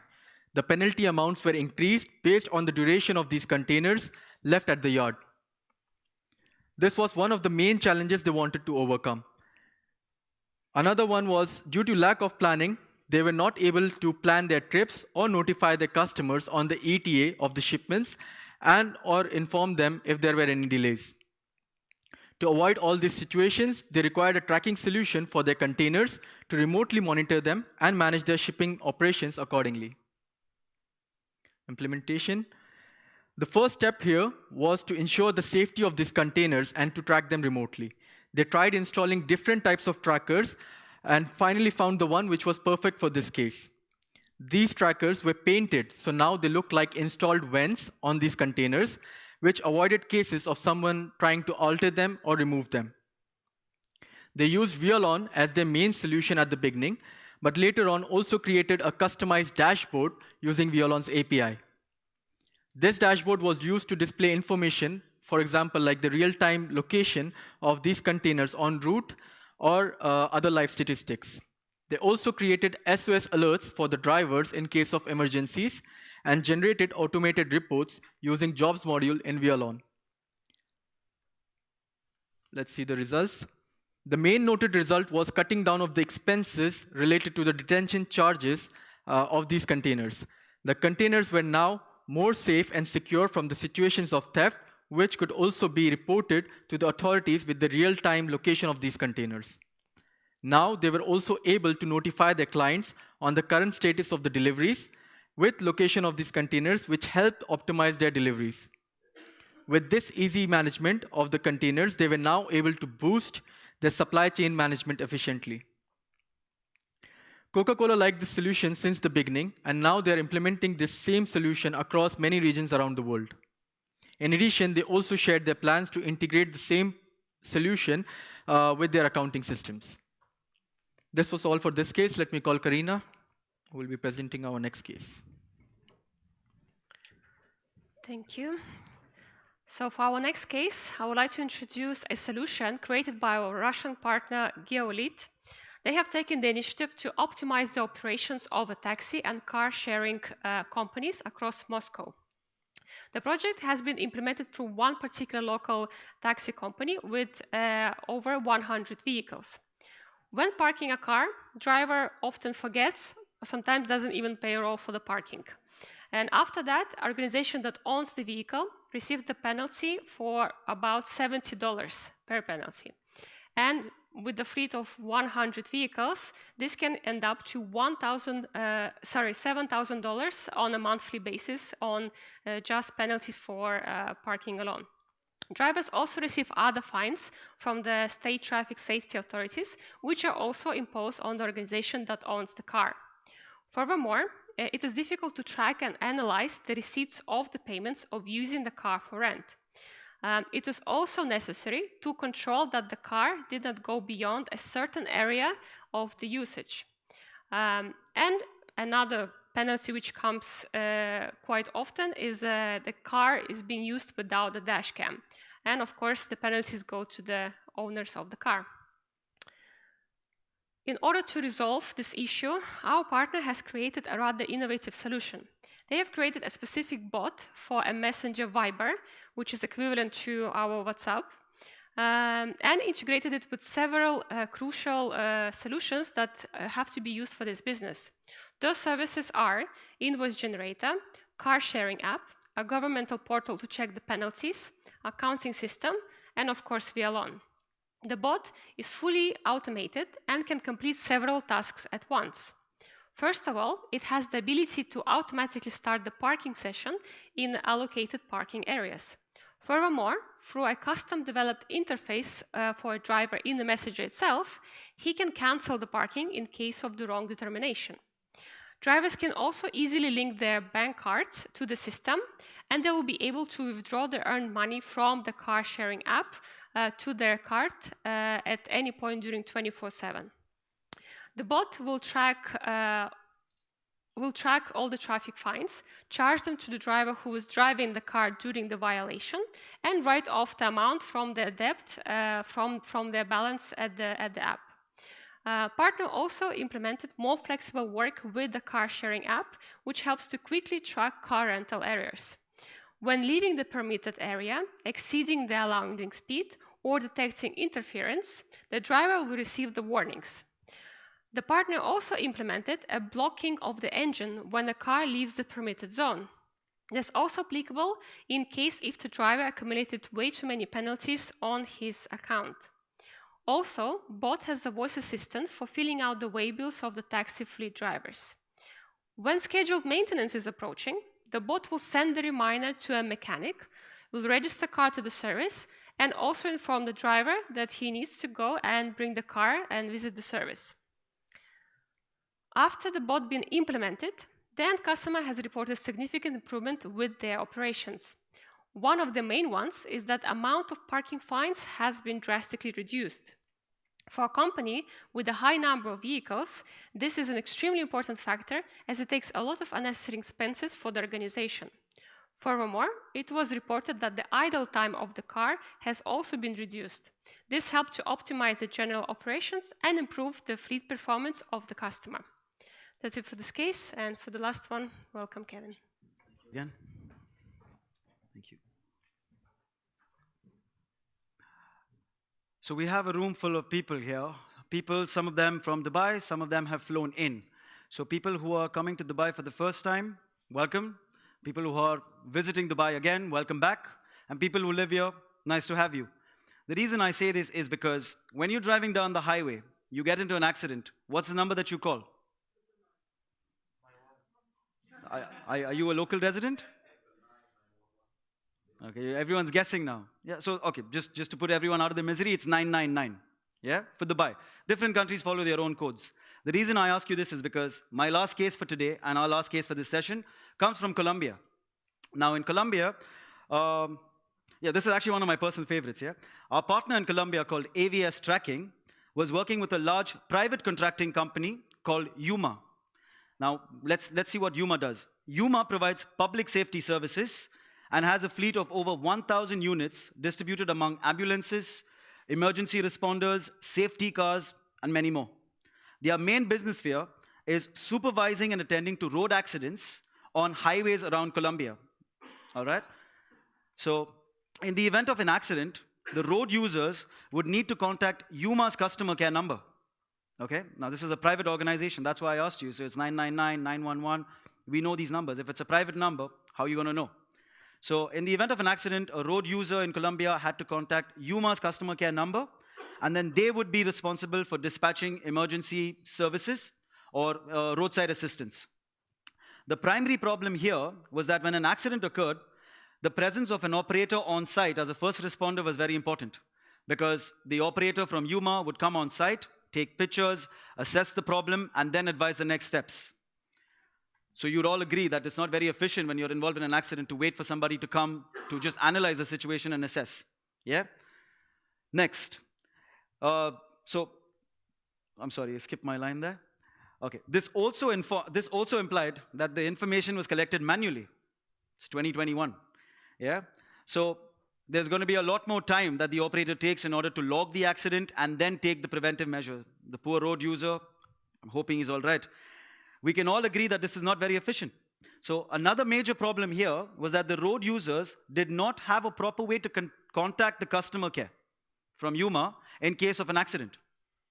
Because the number of the operator was on the toll signs on the side of the road, and when you're driving, are you really focusing on those numbers? Okay. Also, when an accident occurred, Yuma operator did not know the severity or the class of the accident. Like, did the vehicle overturn? Was it just a fender bender? Was it a tire puncture? Until he or she arrived on site. The other problem was the delay in attending to the road users, because the operator had to travel to the accident site and then proceed to register the accident, which you'll all agree is a lot of time wasted. Let us take a look at how this was implemented in Wialon. Okay, using Wialon's API, all the information of the units is sent to the client server. Okay, and in this way, all the roadside assistance units like ambulances, police cars, road safety, tow trucks, whatever is in the arsenal of Yuma, were dispatched according to the information that was provided on the client server. When an accident happens, the road user, logs into Yuma's web page or mobile application and uploads the required information, like a photograph or a type of the accident.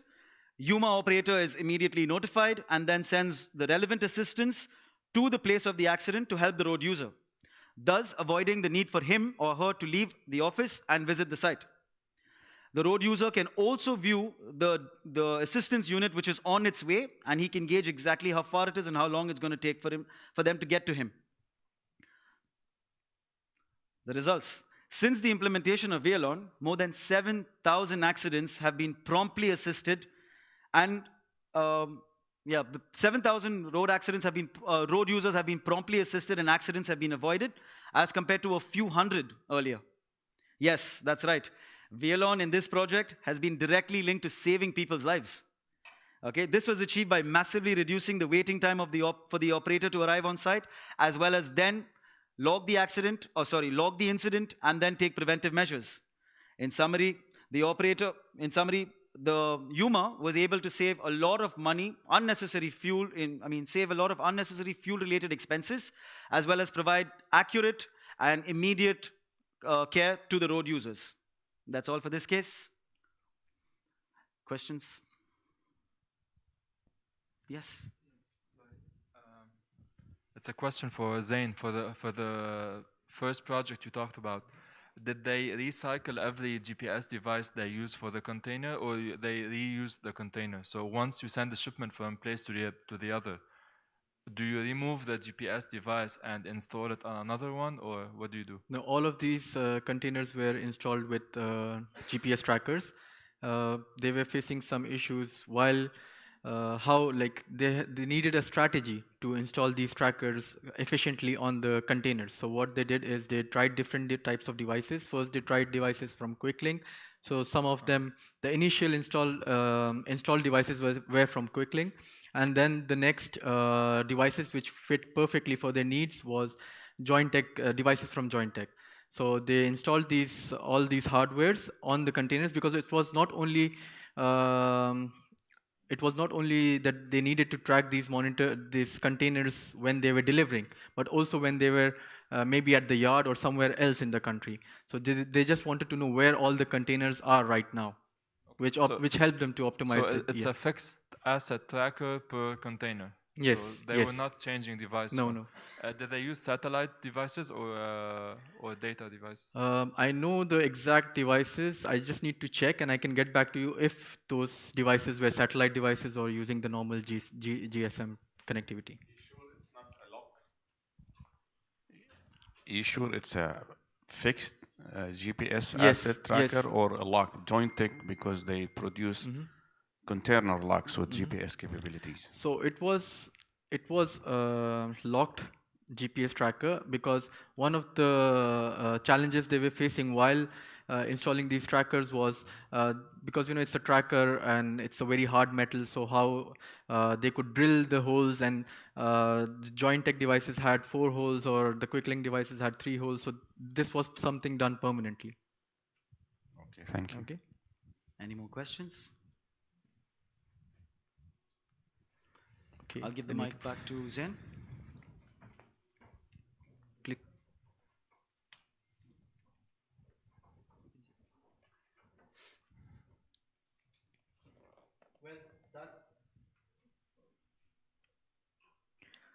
Well, that brings us to the end of this segment, Cases Around the World, and I hope everyone enjoyed it.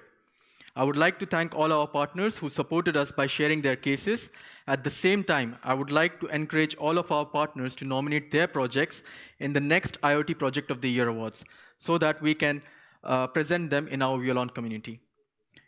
You can find more inspiring cases already available in our use case library on our website, gurtam.com, or iotawards.gurtam.com.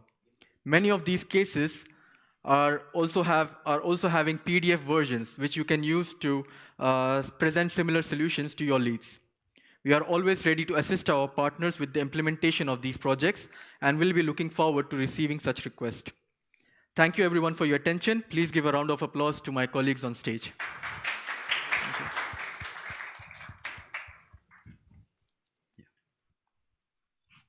Thank you very much, ladies and gentlemen, for your attention and for your questions.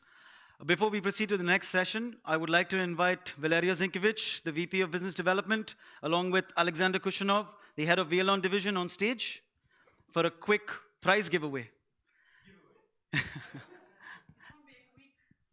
We have our dear partners, Location Solutions, here with us, and we'd like to call them up on stage, please.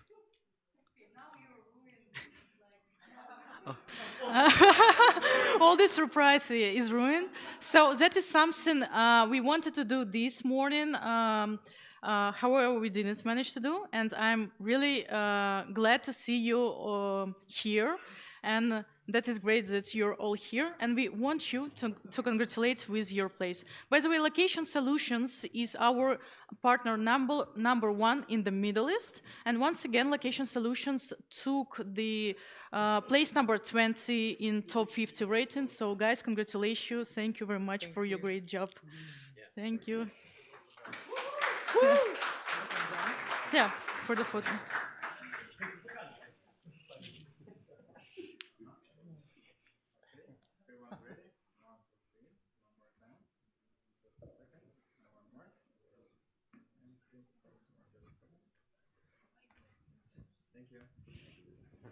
Thank you, guys. Thank you. Thank you. I am sorry for ruining the surprise. Thank you. Thank you very much. Now it's time to switch things up. So we've been here for quite a few hours, and you've seen the entire Wialon team up and presenting. What I'd like to do now is invite some of our partners on stage to share their presentations. First up, we have Integrated Solutions Company from Iraq, who have been our partners since 2013 and have tens of thousands of units connected to Wialon. Here to speak about their project, Oil Products Distribution for OPDC, we have Rafat Saleh, who is the Technical Support Manager.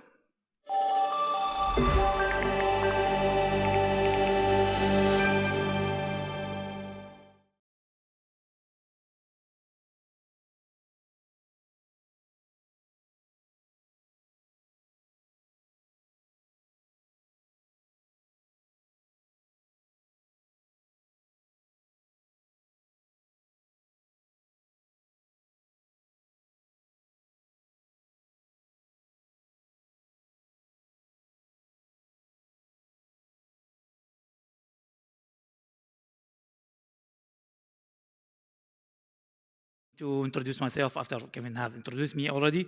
My name is Rafat. I work in Integrated Solution Technical Support Manager. Integrated Solution is located in Iraq. We are the top 50 Wialon top 50 partners for 7 years in a row. Our project that we will talk about is the OPDC project. OPDC project stands for Oil Product Distribution Company. My slides will go through several steps. First, we will talk about the company profile, the oil product company profile, then what is the challenges, what their requirements, and what we have found, obstacles that we have to overcome, and what we implemented, what is the solutions that we offered and provided, and then what we get from after the implementation. So OPDC is oil distribution company that is related to Ministry of Oil. It has a very large fleet, more than 1,000 vehicles, and has very large number of drivers, around like 3,000 actually, not 2,500.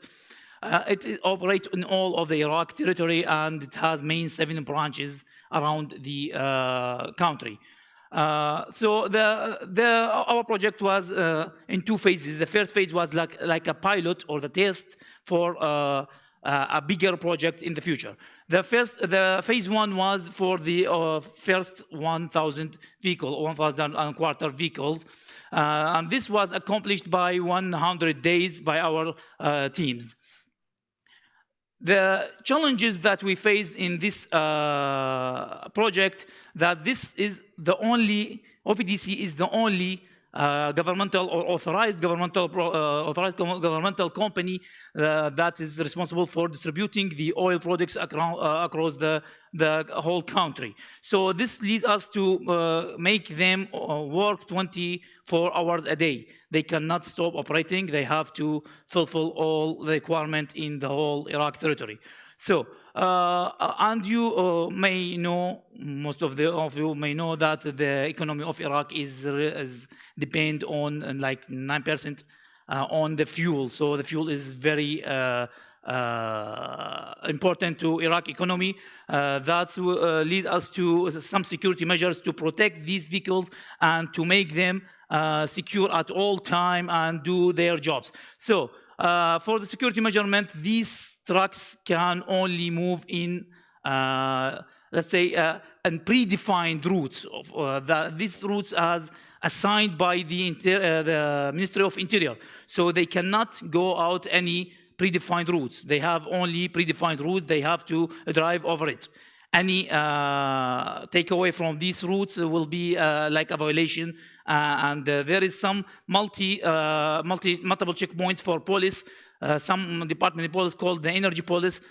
This police is only the only thing they have to do is to watch over these trucks and always keep eyes on them and make them online. As we said, because they are covering all over the Iraq territory, so its complexity was also they have many types of fuel, not only like, let's say, benzene or diesel. They have many types of fuel they have to transport. So many have of fuel means many types of trucks. Each truck have its own rules, how they can travel, what is the destination. So many rules and many branches we got. Sorry. That's what over this challenges we have another thing that this system they used to use a system in previous work like just for data entering system. They have to put the vehicle what date from where go to where like from A to B on 10th October. So they have to put it on this and the driver has to restrict to this voucher. So what we have to deal now, we have to collect these predefined routes because there is no like digitalizing in this company. This company is working on like sheets and paperwork. So we have to collect all of these predefined routes and make them digitalization and put them in like GIS data or in Wialon to predefine it. Also, they have so many drivers and they keep changing. So they always need to know who is the driver behind the wheel so he cannot drive very long time and cause some accidents. Also, they have to check for the overspeedings, for unauthorized stops, for everything like also emergencies. They have some emergencies like the tire blown in the highway. So they have some emergencies in the sometimes they need to call for these checkpoints, the nearest checkpoints, as I said, for the police to some terrorists maybe, or maybe for smuggling, the driver himself maybe smuggling the fuel in some forbidden points that he has not to go over it. Behind all over this, we have to integrate their old system to the new system, to Wialon, because they cannot leave the old system because it's connected to all of the company's data, the old company data. So they have to keep use that system along with Wialon to like manage the new work. So what we have implemented, we have used Wialon for sure, Wialon API with Galileo Sky 7. But with the special case, well, Galileo Sky 7, we used it with the cover case, the waterproof and the dustproof IP67 as a requirement from our client. Also, it has like a limit switch. If it's opened, it will give an alarm, immediate alarm that there's a tamper of the device. So basically, when we read Wialon and Galileo Sky 7, almost it can solve any requirements because the most powerful hardware with most powerful software, it can solve any requirement. But sometimes we have something like the requirement is not clear because our like we say it's a grant-back company. It's old-fashioned company. They have to stick with something is wrong, but they have to because of the ministry. The Ministry of Oil says that you have to keep the old solution. Plus the new solution. So that's why we lead to using the API to solve these things and integrate the old data with the new data. So we use this, as I said, the driver identification with like iButton. We use the SOS for informing if there is any terrorist attack or something for stealing or something like that for emergencies. We have to draw the roads. We have connected for the campus and read all the fuel consumptions and fuel level, RPM, fuel temperature, all data that came from the campus for the only vehicles that can provide campus. Of course, for the vehicles, older vehicles that doesn't have or doesn't support the fuel level consumption or campus, we use the Wialon calculation methods for fuel consumptions for different vehicles. So what we actually do there, we have to collect this information very hardly, that we have to go to their office like for 3 months to be with them to get what they're actually doing. We have to be with them in their office because they cannot provide you with actual requirement. They don't know what they're doing. They're just moving papers and something like that. So we have to keep with them for more than keep engineers with them for more than 3 months. Also, our technicians was collecting the driver names because, as I said, they have no digitalization like this is our driver. No, they have some drivers from there and from there. So our technicians was keeping in their main garages and register everything and provide them with the iButton or key tags and register everything in digitalization. For fuel smuggling, as I said, there is some attempts to smuggling the fuel and sell it to the black market. So we have also to stop that and find the hotspots and draw geofence on it to be an unauthorized stop in here.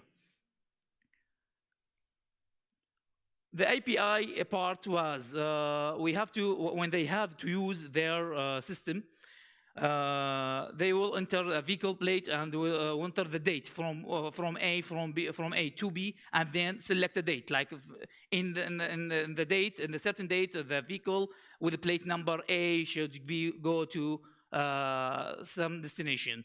When they put this, we have to ask the older company or the third-party application to send us a push or a get request to our server, to Wialon, to create some, to take some actions on that, the first action from the third-party application. That was created, send me the plate number and send me the destination and the source.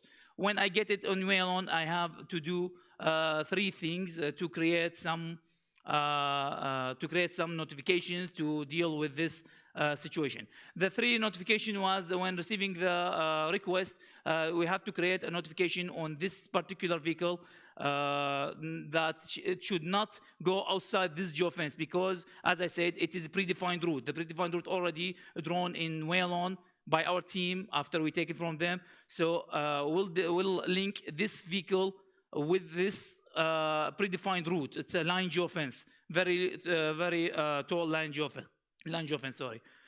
So it should not go outside this geofence. If it go outside, it will give an alarm. Of course, eventually it will go outside, but after it's complete its ride. So this will be limited by a time for like protective time for the ride, like 6 hour or 12 hour, depend on the distance. So it will be limited by the date and time. Another notification will be created like if the vehicle is parked inside this line. Okay, it is moving inside this line. It is authorized trip, but maybe it will be smuggling in the same line because it's a highway and between cities. Nobody is there. It will stop in the vehicle will stop here and sell the fuel or any product they have. So it should not stop unless it's authorized stop and for not more than the predefined period. Like when he executed from the third-party app, they have to enter the like predefined period. He is okay if he stopped for like 5 minutes or he stopped for 1 hour. So according to that request, it will be checking for this second notification. So it will not. It is not allowed to stop or park for more than that period. It will raise a notification to the man who is in concern, or to the police also checkpoints, nearest police checkpoint. The third notification is created while being if it is being in the route for a long time. So it is, yes, it's moving. Maybe it's very slow. It is overcome the time that is dedicated for that. Also, it will notify the man in charge or the police. Depends on the notification creation process to whom the notification will be. So he has to complete his route. He has to complete his path in predefined route also, predefined interval. Sorry. Last thing, after reaching the destination, another notification is there. When reaching the B point, it will send a get, like an action, notification action, will send an HTTP request to external server to delete all these, so script to delete all this notification, because the trip has reached successfully, and it will register in custom events for the unit that this trip for certain ID and certain plate number has been reached successfully, and everything was okay. As we said, if any one of these notifications was not fulfilled, a notification will be sent automatically by SMS and by email and by online notification to whom concerned from the oil or power police. So after implementing this, we have like studied some of the new data and compared it with the latest data before using the system. We have reduced the accidents because we have installed the buzzer for speed buzzering and speed control. We have detected many smuggling points and forbidden points to stop the vehicles in it, and no one will visit it again. So it will be very reduced, maybe zero count now. Also, we have improved the average development speed, as we said, because he cannot stop in the route unless he has a predefined period. It's allowed period. For sure, we have for security matters. The last one is to apply the security that need to be applied from the Ministry of Interior. They have to move only in the routes that is predefined and approved by the ministry. So all of this has been achieved. And the customer now is happy, and it is a key or the pilot project for the next project, which will be 25,000 units in the future. Now it is under reviewing and pending. Thank you. You have any questions? Thank you. On stage. Thank you very much, Rafat. Thank you. Thank you.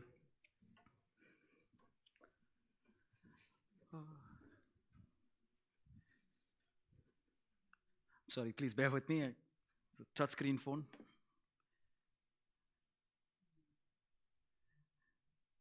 Okay, here I am. Thank you again. Thank you, Rafat. Thank you very much. Congratulations to Team Integrated Solutions on the successful completion of Phase 1, and all the best with Phase 2. Next up, we have Mario Akil, General Manager from Malia Tech, Lebanon, to present his topic titled Automation and Optimization of First to Last Mile Deliveries using Wialon.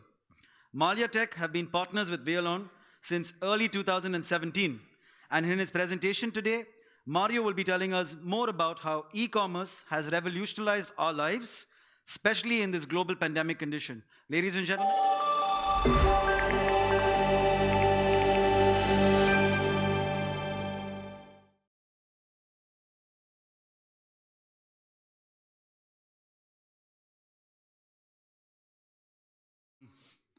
First, I would like to thank Gurtam team for giving us the opportunity to present, to meet with you, and engage on technology and innovation. And personally, I believe that events and sessions like this conference are by far the best platform to collaborate and to share new ideas as we are doing currently. So thank you, Gurtam, for this opportunity. Before I start with the case, as we say, if a picture is worth 1,000 words, then a video is priceless. So I would like to introduce MaliaTech through this 40 seconds video. Expertise and creativity is all it takes to unleash MaliaTech's powerful solutions of digital transformation. For 2 decades, MaliaTech helped leading organizations from different sectors in the Levant, Gulf, and MENA region with innovative cutting-edge mobility, automation, IoT, and digital solutions that transformed business processes, enhanced customer experience, and impacted the overall workforce productivity and efficiency.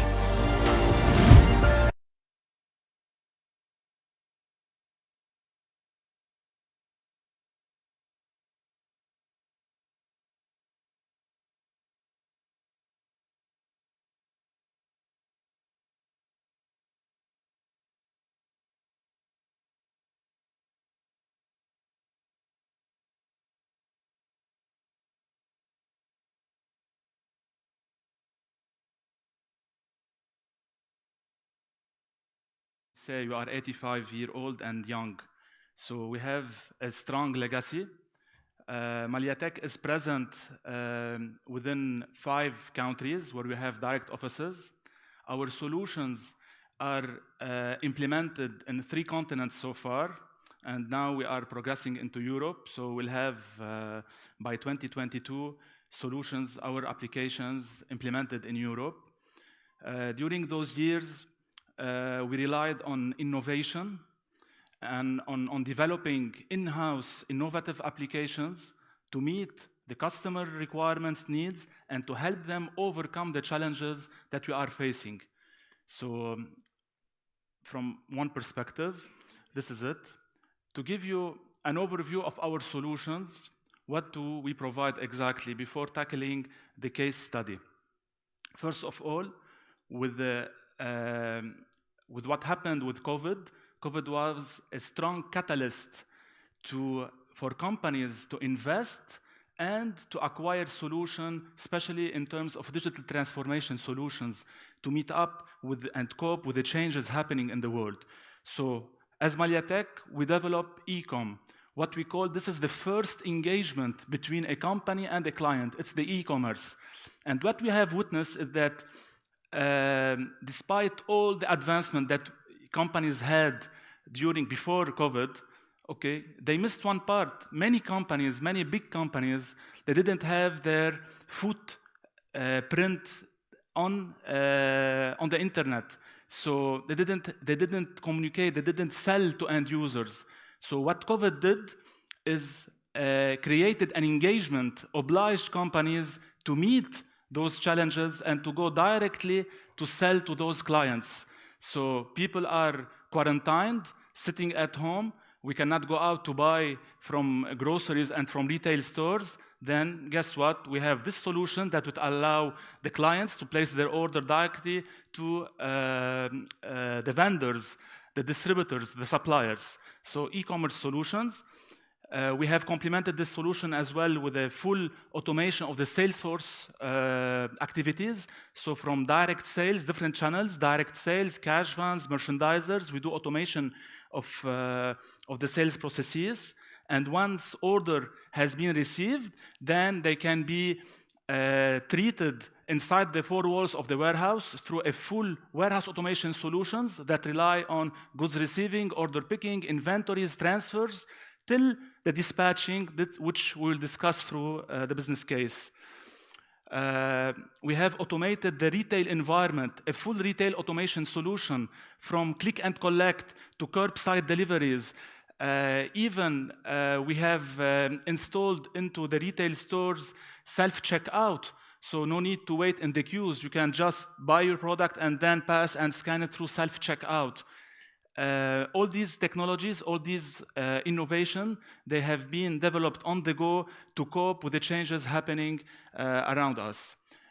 Moving to more technical environment, we have developed field service applications to service engineers for all type of companies who are looking to maintain, to do preventive maintenance, to do support, repairs, the whole process of field service automation. We have developed as well some applications that cope with that change. I will focus on the route optimization part during the case study. Okay, digital analytics. Since we are inside the retail stores, we are gathering information, we are gathering data on the type of the audience. This is what we call audience analytics. So we can provide retailers with valuable information, okay, about their clientele, about heat map, where are going, where do they buy, where do they spend more time on looking on which shelves. So all this information, as we know, information is key now, it's power. So retailers are looking for such solutions. Moving to the case study. Okay. First, the challenge. As I said, the challenge was initially triggered by COVID. Okay. So our client is a leader, regional leader in the Levant and Gulf in production and distribution of milk and dairy products. So what we did, the main issue was they cannot reach their clients due to quarantine. So before implementing the first solution, they had zero presence online. So their only channel was to sell directly through retailers, through groceries. When we implemented the e-com, the numbers jumped from first month's 200 orders from clients sitting at home, and now they are receiving and managing 5,000 orders per day. So as we can see, from zero to hero in terms of selling directly to end users. So the challenge, the main challenge is the huge number of orders. We were receiving, they were receiving through our platform thousands of orders, but there is a specificity for those orders. Those orders are small in value because, you know, we're sitting at home, I want ice cream and yogurt and one labne maybe. So small orders sent directly to the manufacturer. Second, the quality of the orders, the type of orders. Usually we were used to order online for luxurious items, for something that we can wait time to receive it. But after COVID, no, I'm at home, I placed my order, I'm expecting to receive it immediately. So the type of order, and last, the customer itself. So distributors and manufacturers, they were not used to deliver at home. So for them, this was a full challenge. They want to deliver at home. They used to have 40,000 retailer and point of sale. Now they have the whole population who can order and place orders. So all these challenges were raised during a very, very, very short period of time. And we were facing, definitely we are there to support our clients. And the solution was a combination of different implementation and modules from Wialon that solved all those issues. So here, the solution. First, we implemented, as we said, the e-commerce solution along with Salesforce automation. Then we have to speed up the process, since if you are receiving an order in a click, you cannot spend one day to prepare the order. So what we did, a full automation inside the warehouse. So from goods receiving, everything automated through handheld. They can pick, pack, trace, pick, pack, ship the order. Once we reach this stage, we have implemented logistics from Wialon, which allow a great route optimization features in order to know with what to load in each and every van, and to know to whom which driver should drive it and where he should head. So this logistics through artificial intelligence, as you know, and with time through machine learning, it can help a lot, okay, in the dispatching process. So there's no need for human intervention and human analysis. This system, once you feed it up with the information, they can trace and they can provide you with the best routes. So this is one. Two, we completed the offering with another application from Wialon, which is Fleetrun. You know, the size of the fleet moved from 300 to 420 vehicles in a period of 4 months. So imagine just in this short period, 120 truck extra to their existing fleet. So definitely we need a fleet management solution to manage the whole fleet, to do the preventive maintenance, to analyze the data coming from the road. So these two implementations, and then we have followed by other modules as well. It was like a built-up solution. It didn't come from day one, a full-fledged solution. No, we implemented first module, moved to the second. Then we had two other concerns. The temperature, this is a dairy company, so temperature is key for the quality of the product. So we have implemented sensors and using Sensolator as a platform with Teltonika Bluetooth sensors inside the fleet, inside the vehicles. What we did as well, we added more information, more data, more intelligence for the company to look at. We need to make sure that the drivers with 3 shifts working 24 hours, because, you know, during quarantine, some companies, they have just the pass to circulate. We are sitting at home and they have, you know, the right to circulate and to do deliveries. So especially for dairy products, they had like 24 hours pass to deliver. So we wanted to make sure that drivers are not tired. So we installed OCB on-board cameras, definitely using Streamax, Wialon partner and as our partner as well. And to identify who is the driver, we installed the Bluetooth button, the I buttons. Okay, so every driver will identify himself before taking the wheel. By doing this, we ended it with the last mile, the last engagement, which we called the last mile. The beauty of it is when you deliver to the client and take his signature, POD, using, again, logistics module. So this is a brief of the solution, the challenge, the solution that we have implemented. As you can see, it was like a full-fledged implementation of Wialon modules. And I can say that savings were huge. Savings were huge. We got an email from the client confirming that the return on investment was done within 4 months. What they paid for, they did the return from their side. They did the analysis in 4 months' time. First of all, the travel distance of all fleet was reduced by 20%. We gained an enormous win of 1 hour per truck per day. And do the calculation, do the math for a fleet of 320 vehicles, and you can know how much we did saving in this particular area. And the fleet usage was definitely, since we have minimized the time, travel time, the usage of the fleet was minimized by 26%. So it was a showcase for us in the Gulf, and we were very proud to partner up with Wialon and implementing all these modules for this particular client. So thank you. Since you know we love videos, I would like to play the last video, which summarizes the whole process from first mile engagement to the last mile engagement.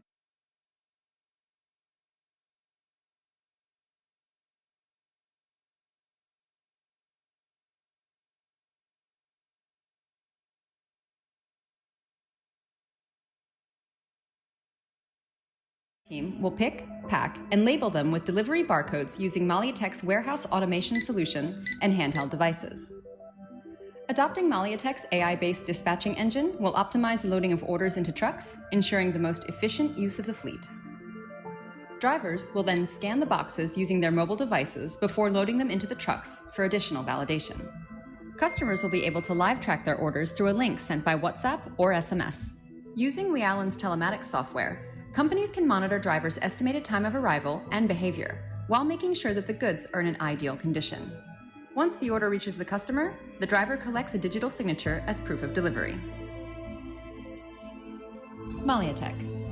Last mile, first priority. Thank you. Innovation. If you have any questions, I'll be glad to answer your questions.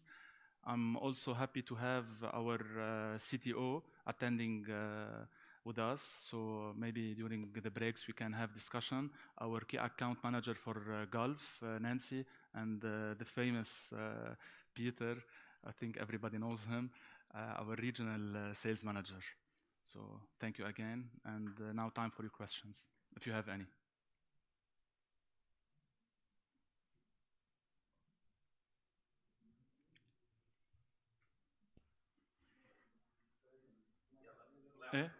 Thank you. Yeah, sorry. Did the numbers go down after the lockdown was easy, the quarantine? Surprisingly, no. Great. This is very, very good question. Great. I think there is a shift in the consumer behavior. Yes, that's disruption in the market. Absolutely. Yes. So no, the numbers didn't go down, and people now, they are used more and more to place orders online, and their expectation is getting higher in terms of delivery lead time. This is putting a lot of pressure on the companies and on technology providers to meet those expectations. Excellent. Another question, please. The country where you implemented this solution, do they have Talabat or Kareem Box or Uber Box? I think they have Uber Box, but it's still very weak. Very it's in weak. Kuwait. This implementation was done initially in Kuwait, and now we will roll it out in UAE and in Iraq. So for the same company who have branches and have presence in other two countries. They only do dairy products. Dairy products, pure dairy. However, your e-commerce platform was with detergents and so on. So yeah, it's like a picture. Yeah, okay. Yeah, for them it was but like they were ordering dairy products, promotion, direct to the door of the client, direct to the from houses. B2B to B2C, purely. They Great. added on their system, just a number, 65,000 new end user, new home. 65. 6,000. Wow. Imagine. Congrats. So, thank you. Thank you. Thank you for your job. Any other questions? Yes. All questions from friends.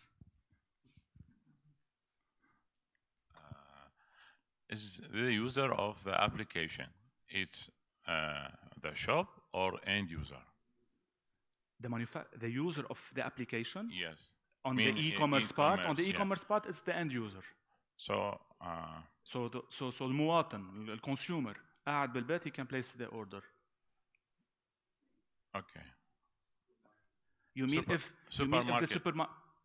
At this stage, it wasn't done for them. Now we are delivering what we call D2C, distribution to consumer, adding the supermarkets, enabling them to have this access directly and placing their orders. Because I told you, although they are very techy and advanced, still they were relying on certain route to market strategies and channels only based on cash vans and pre-sales. So they were serviced through this traditional channel. Yeah, so okay. I think it's difficult to communicate between the main distributor and the end user without these distributors, small distributors.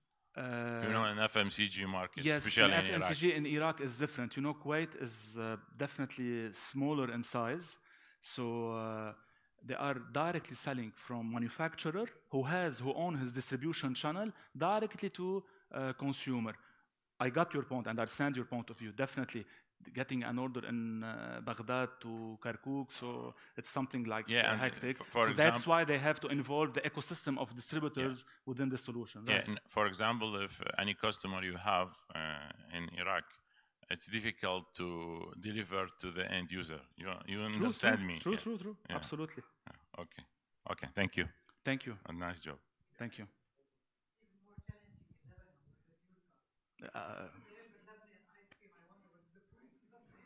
But we're doing it. Huh? We're doing it, yeah. Just a quick question from me. Please. With us, it's always about hardware. So you mentioned this solution based on Teltonika trackers and Teltonika Blue coins. Yes. The question is that, did you face any challenges in temperature accuracy and transmission? Because I figured it's Bluetooth.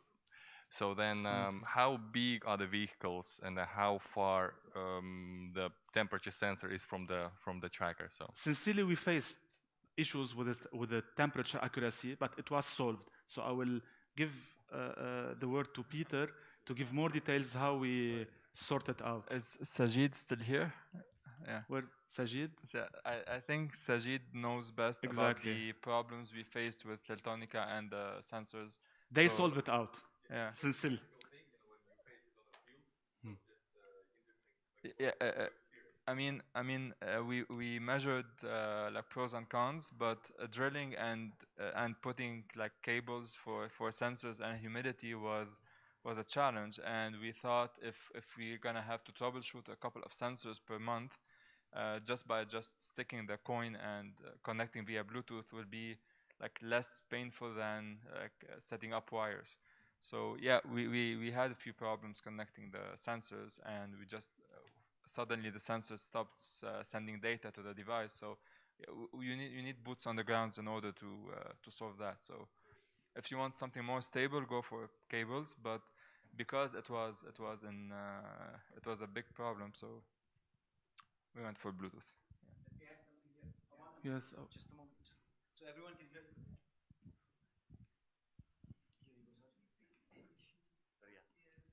Based on the experience, always the Bluetooth, the maintenance part especially, it becomes much easier. Even if something is damaged, it's easier to replace the Bluetooth-based sensors. The wired ones, first thing, the installation charges are higher, which means we charge higher, but client and Malitech doesn't want to charge higher to the client. So overall, based on the experience, Bluetooth has its life of make some 2 years. If 2 years is good enough, you get all the data, I think you can replace it. So I think. Yes, the Bluetooth, the main confusion, the main disadvantage of Bluetooth is that sometimes you don't get the proper data. Yeah, so it's always about trying to eliminate the the wrong data, but on an average you get the proper accurate data. Yeah, rather than looking for the absolute value, go for an average value. That gives a more accurate picture about the temperature value. Yeah, interference, this is a Bluetooth-based interference is something which we cannot avoid 100%. But looking at a long-term perspective, when you look at the data for a longer period, the temperature cannot go from 1 degree to 30 degree and back to 1 degree in 1 minute. That's not possible. So that's something which logic we needs to work on and then come out the proper solution.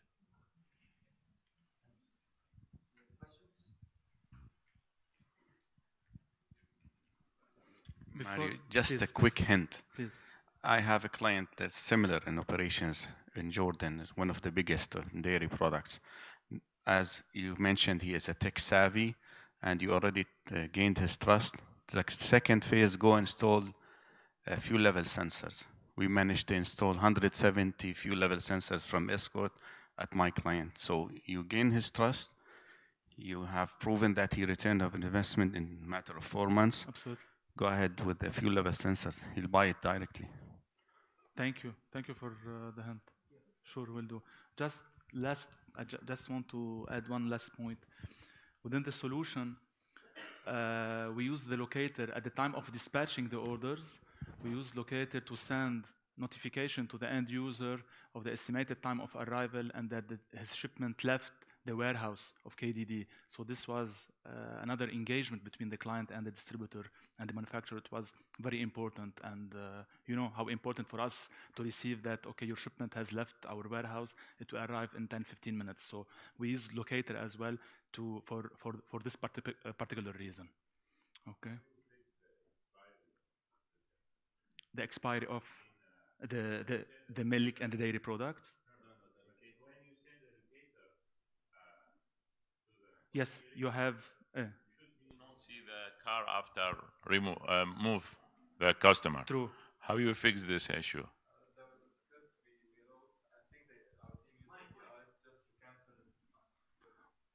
Yeah, we did it with Wialon.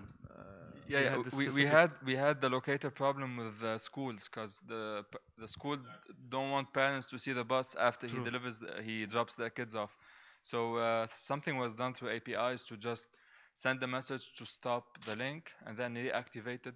So the initiation of, I think Fadi can help best. So the initiation of locator was done through initiation of the order. So. So once the order was delivered and the customer signed the POD, a message was sent from the server to Wialon to cut. So the initiation of locator was done automatically through, once the order was dispatched, a locator was sent, and the cutting of locator was done once we have the POD, the expiry of. Yes, same truck will send different locators, different links. Yeah. To note that the solution was not implemented as standalone. We did seamless integration with our application. So from the Salesforce automation part to the warehousing, going to the dispatching, we did a lot of interface, small interfaces. So for the client, it looks like not buying 6 products. You know what I mean? So it's like one end-to-end solution, but we did a lot of seamless, frictionless integration with all the support, really, of technical support of Wialon. So this is another important note that we need to highlight on. Thank you again. Thank you. Thank you, Mario. Thank you, ladies and gentlemen, and thank you very much, Mario and Peter, for co-hosting the presentation. Congratulations on switching, 40,000 retailers for your customer to an entire population of the country. Great job. So congratulations again, and also all the best for your expansion in Europe. I caught that in your presentation. Yeah, thank you. So moving on, we have our last presentation from our partners for today. Before we proceed to the group photo session, I will guide you after the presentation, and then that will be followed by lunch. Yeah. So next up, please welcome me in joining our own local partner from the UAE, Walid Al-Bashir, who is the founder and CEO of Inbound.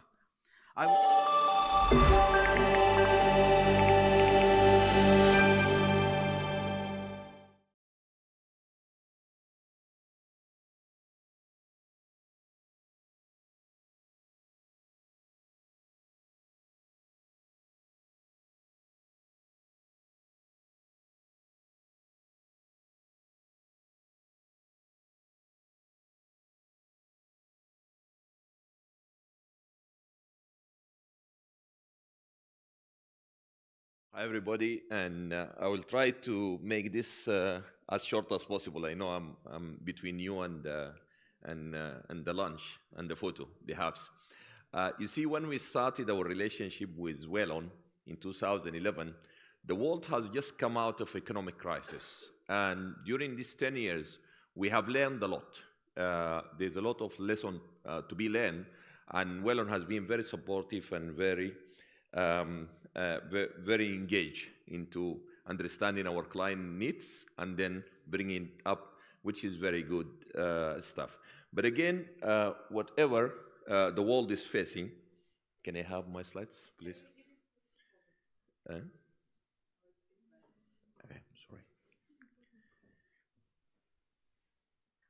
Okay, great. So the pandemic, COVID, the pandemic, it's one of the major events that has changed the consumer life of billions of consumers all over the world.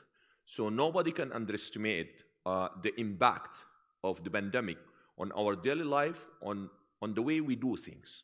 So government has to decide to shut down operation, to keep people locked in sometimes, and then enforce strict controls over how people move, over how people do their things. And this has brought up like 3 stages. If you look at these 3 stages today, we see the stage of the lockdown, where there were only emergency response, try to keep people alive and stuff like that. And then the next stage into getting people, or what I will call the stage which we are in today, into getting back to normal. So, and then the beyond recovery. I'm going to address this, and particularly to our industry, and how how we could adopt and how we could thrive through this period of very highly radical disruption. Okay. If we look at during the lockdown, we can see that the transport of micromobility has been like the mood. You know, people don't want to be locked in with other people inside cars or inside buses, and we see the emergence of e-scooters and other micromobility. So this is an element which we should not neglect in our strategy forward. And the demand for micromobility in growing cities has been great, and we see you know, a lot of startups like Lime, like others, has really gone into unicorns and stuff during this period. What next? When we talk about the current status, we see a lot of mobility as a service. We see a lot of ventures that's coming up with last mile autonomous delivery. We see a lot of disruption in this area. And then that is also something that we do not neglect. The home shopping and automated delivery.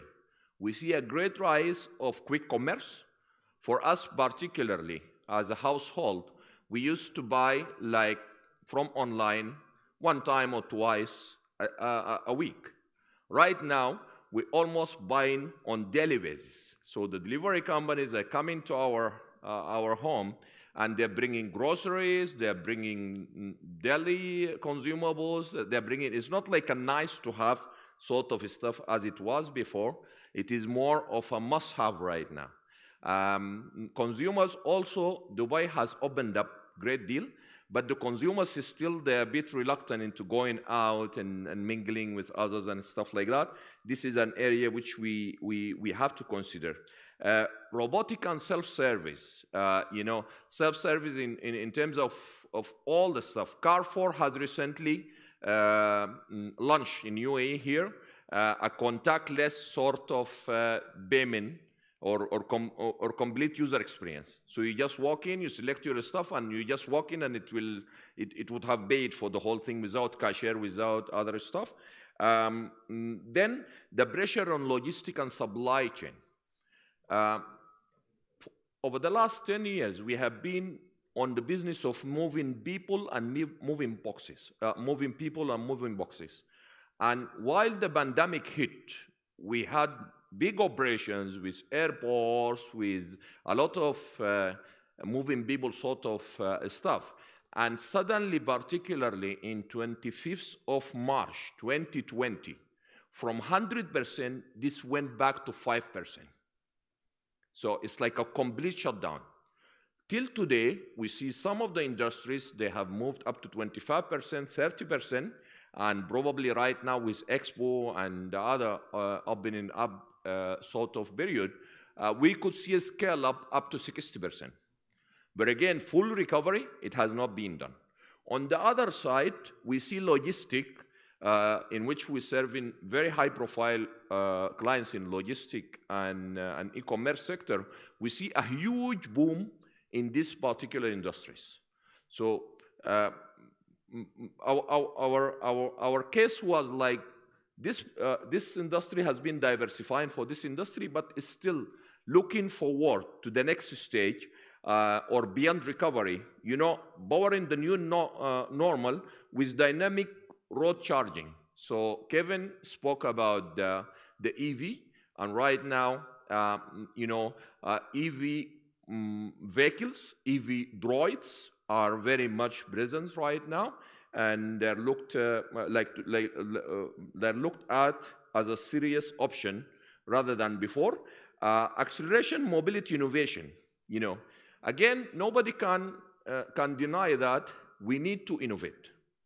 Now, the rule of thumb on innovation, when you have a status quo and you need to innovate, you need to eliminate this status quo, you check what are the challenges, and then you make a solution to solve these challenges. When this solution is active, the reliance on the status quo will become very much less, than it was before. And this is the whole concept about disruption. People used to take taxis when Uber and the like, they came up, people become less reliant on the taxis.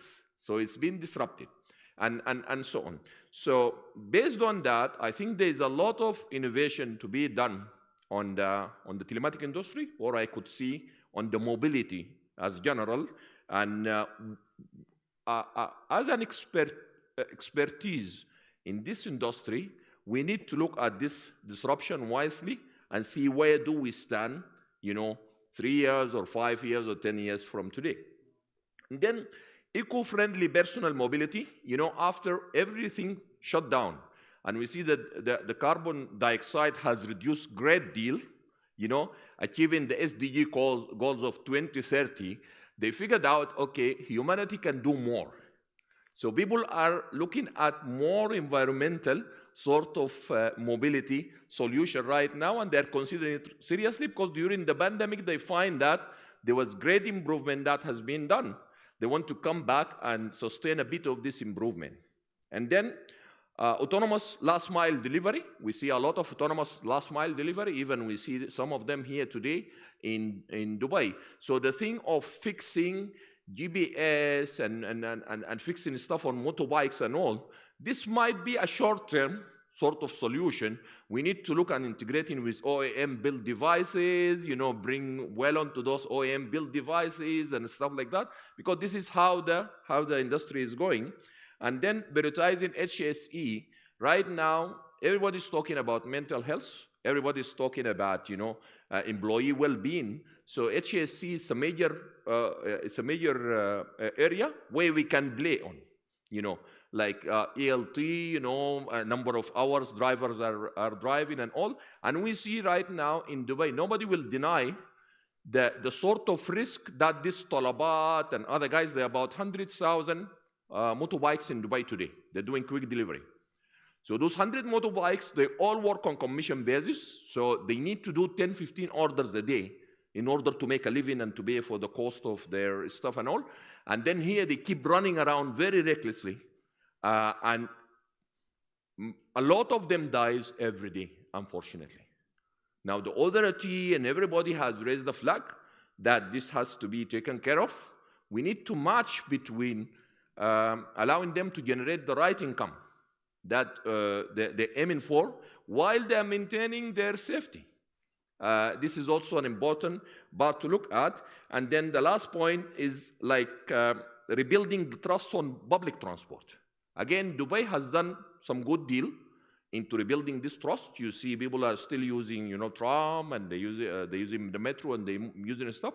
But in many places around the globe, this trust has not been built. So how would we contribute on making the users using the public transport, as they used to be before?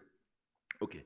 The COVID impact on urban transport and mobility particularly. So we see there's not much research is coming up right now as we're still facing the pandemic. But again, the UN Habitat report that the reduction in public transport was 90% compared with May 2020.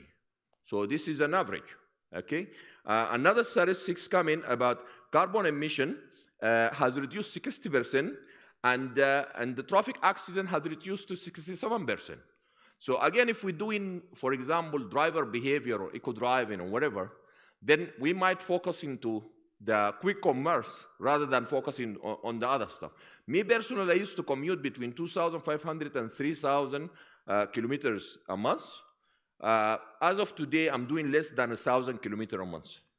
So the number of kilometers are reducing because we're doing a lot of Zoom meetings and stuff like that, and there's less interaction. We need to take this along with us, strategizing for our contribution to the industry ahead. And then another report, 60% of the Chinese respondents were more willing to buy a car post-lockdown. So we see a trend earlier into not buying or owning a car and then moving into public transport. We see now a trend back going into buying a car. But again, we see there is a sort of shift from B to B as our service to B2C. We would need to do a lot of B2C sort of stuff, because the number of the consumers that are going to use cars are much more. And then the last one, 14 million Britons would prefer a bike over a car. So we see a sort of different reaction. Chinese want to buy a car, and Britain, they want to use a bike rather than the car, and so on. So all this we need to look at it. Okay, so restoring the mobility post-COVID, I think the transport, we need to take with us the quick commerce. We need to take with us the whole changes that the consumer behavior has gone towards, and bring those challenges with us in order to strategize our plan forward. So AI and data-driven mobility, it's going to rule, big deal, because here, while you are doing all your researches on historical consumer behavior, and there is a huge changes, this change has not settled yet. So AI and data is very important to understand the coming trends post-pandemic, and how are you going to exploit these current trends in order to serve new customer segment, or to look at different other industry which were underserved, and so on. And there is a very important factor. 60% of the VC funding in MENA goes to mobility and logistics. So these are startups coming with huge funding, billions of dollars. And they are going to cause, directly or indirectly, some competition in our industry ecosystem. So are we ready for this? Or we shall wait till what they will start rolling, and stuff like that. Being saying that, I have an app that we use for one of the clients, and this app, we just use it for staff transport. Now this app, okay, we make a couple of million using this app and offering it as a part of a project to the client. But the same app, a company called Swivel, managed to get this app right from ground up, build a huge momentum, and they exit $1.5 billion in NASDAQ a couple of months ago. So right now, while we are serving our clients, providing them technology service, why don't we put some niches and build ventures on these niches? A venture that is scalable and repeatable, and then it will be able to contribute on the post-pandemic status, and then we will be actively contributing. Based on that, what we are doing right now is dismantling telematics. There are huge, beautiful features that we see in Gurtam as whole, Wialon and Flisby and the others. And in Wialon also there are many features. So we're dismantling this into a repeatable and scalable component that can be like auto-served without a lot of complication. And this is what we're planning to do. Right now, we created a venture studio. We did this 2018 back in Estonia. And then we are sort of leveraging on a specific client cases which has made a success with a client or two, and then trying to take it as a separate product and then making it scalable and repeatable. I will end up with this statement, and I would love if anybody has a question, I would love to answer it. Thank you.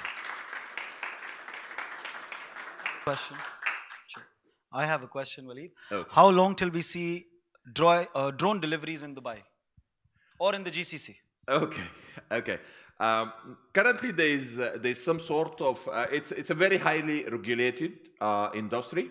Again, one of the main challenges for drone delivery is the landing point and the custody of this landing point. Mean that if I'm staying at a 40-floor building, then where would the drone land, and who will be responsible of this item till the owner will come? we're doing something interesting into this area, and we will announce it soon. Thank you. Thank you. Ladies and gentlemen, Walid Al-Bashir.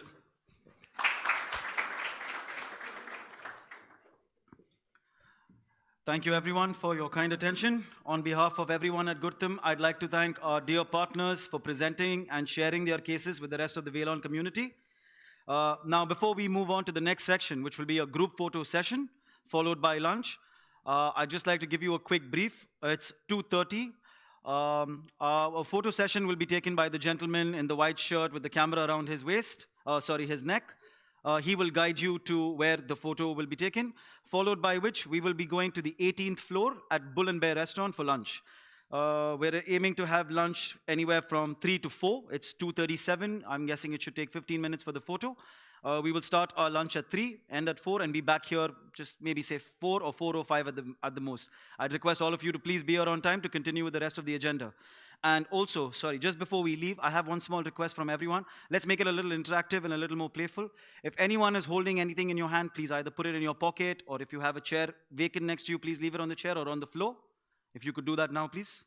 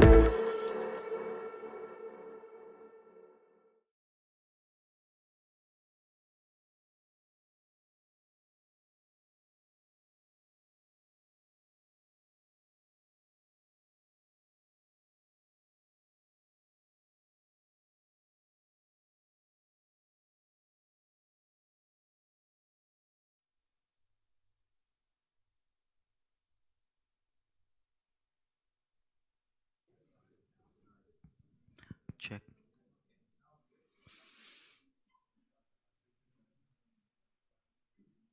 Is everyone ready? Should I start? Should we wait? Is everyone unbuckling their belts? Tightening? No, nobody's tightening their belts.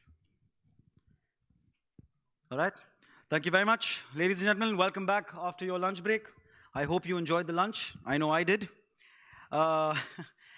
So let's continue. Yeah. So I hope everyone's full now and only hungry for more information. Yeah. As you're aware, our telematics community is not just for Wialon partners. We also include our technology partners in our community. Considering that our software integrates with over 2,400 different devices from 650 brands, it's no doubt that we are actively, it's no doubt that we are actively engaged with some of the best companies in the world. And today, we have the pleasure of having the most outstanding spokespersons from those companies join us here to provide some fresh insights into the hardware market. It is now time to look at their presentations and hear what they have to share. I would like to start off by inviting Karina Chipakova, Head of Sales and CPM at Sicic, to speak about Sicic's professional platform. Let's find out more about how Sicic adds roughly 5 million users each month and has already crossed over 250 million users globally. Ladies and gentlemen, Karina Chipakova.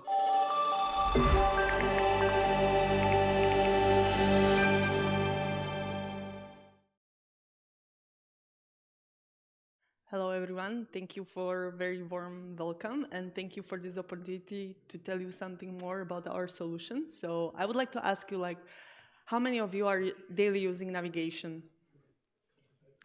Oh, cool. Is it online or offline navigation? Online, okay. So, and when you are traveling somewhere, let's say, I don't know, to Malaysia, what would you do? Downloaded the maps before. Ah, okay, smart. All right, cool. So once again, thank you for this opportunity. Sicic is on the market for more than 15 years already, and as it was already announced, we are having a huge database of users. This database of users, it's including the B2B and B2C guys worldwide.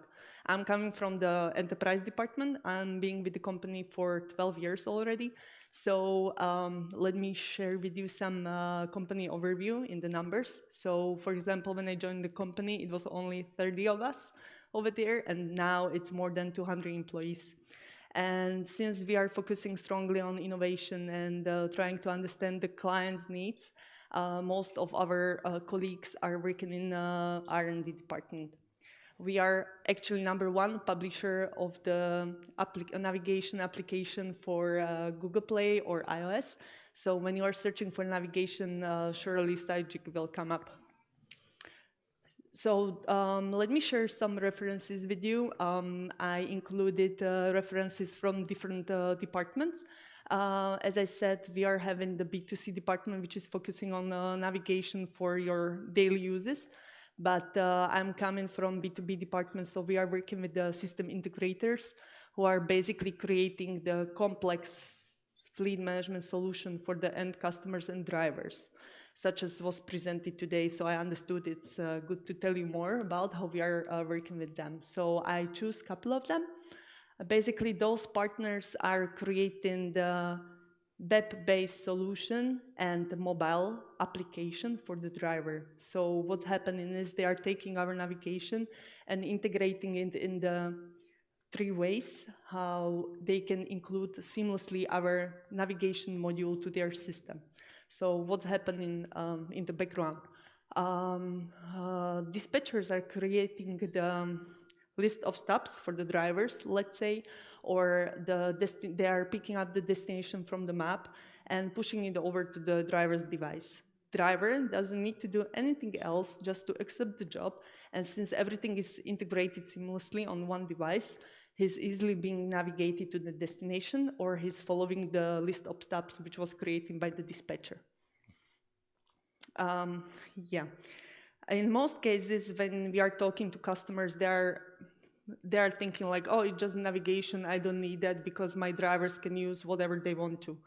The huge benefit of our system is that it comes with a lot of safety features, such as junction view, text-to-speech, let's say, or the message which was sent to the driver could be read to the driver by the dispatcher.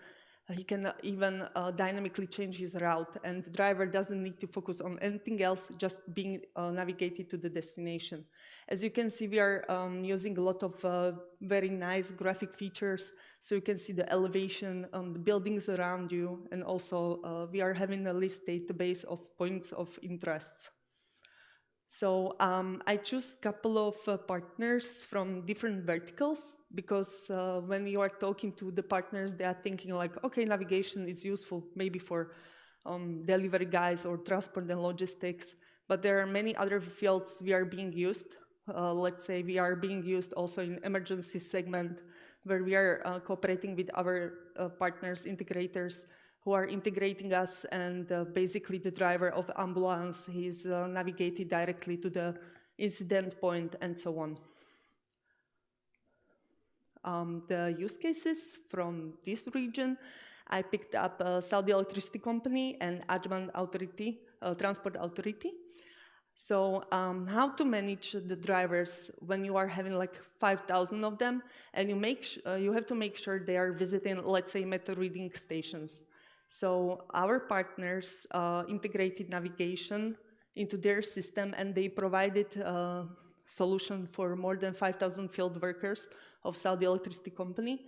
And basically what they did is that the dispatcher is creating the list of stops for him, and he's visualizing the assets on the top of the map. So it's very easy for the driver to get navigated exactly to the certain point. And if anything happens, like he's not able to reach the area or whatever, he can easily notify the dispatcher, and he'll dynamically change his route. So the results basically are increased efficiency of the driver. And since our system, it's a hybrid, it could work online or offline. Everything is stored within the end customer in case he wishes so. Another use case I choose is the Ajman Transport Authority. So we are helping to drivers to being navigated directly to the pickup and drop of a destination. And he doesn't need to play with his phone trying to find the destination. Whenever client is deciding to change the destination, he can do so very easily, also using the rich database of points of interest and so on.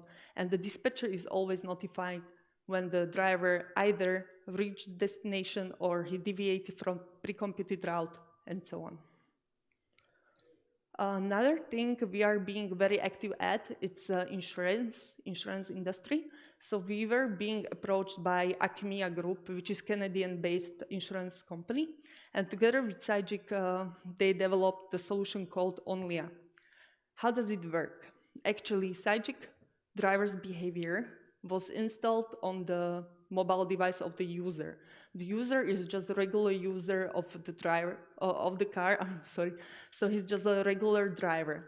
And since we are able to monitor his driving style, let's say, based on the pedometer, gyroscope, and accelerometer, which is being normally included in any kind of smartphone now, we are able to generate the way how he's driving. What Acmea did with his solution of Onlia, they based on the style of the driver's driving, they were able to decrease either the price for the insurance for next year, or they were offering the driver some another interesting vouchers, let's say at Starbucks or at the fuel station or washing the vehicle and so on. So we had a great success with this solution. As I said, it's possible to record the trip of the driver, and you can see everywhere on that route, which was created by the driver, you can see the incidents. So either he was harsh braking or overspeeding, or he was doing anything else which was not allowed. He was penalized then, and he received his score. So we are trying to couch the drivers and visualize them like the way they are driving, they are receiving certain score. This could be also applied for huge fleets where the dispatcher or manager of the fleet needs to find out like what's the driving status of their fleet. So often you might saw the sign on the truck like, am I driving nicely? If not, call this number. So this is the solution for this. And what are we focusing at this moment now is that our development team is actually scanning all the signs and the objects in front of the vehicle. So we are using only the camera included in the mobile phone, and we are analyzing what's around the driver. So we are collecting the speed limits, let's say, signposts, but also we are monitoring whether the driver is approaching the object in front of him in certain speed and he doesn't change the direction, there is a chance of collision. So our application will notify the driver either slow down or change the direction because there could be a collision. It's pretty much that's it. If you are having any kind of questions, please share with me.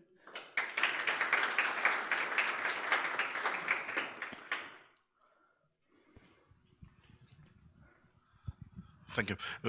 Try to understand, you do everything like driver behavior and only by phone. The application is installed, you don't need a tracker. Exactly, thank you very much. Okay. That's a very good point. You don't need any kind of black box. So we are able to analyze the driving style based only on the mobile phone.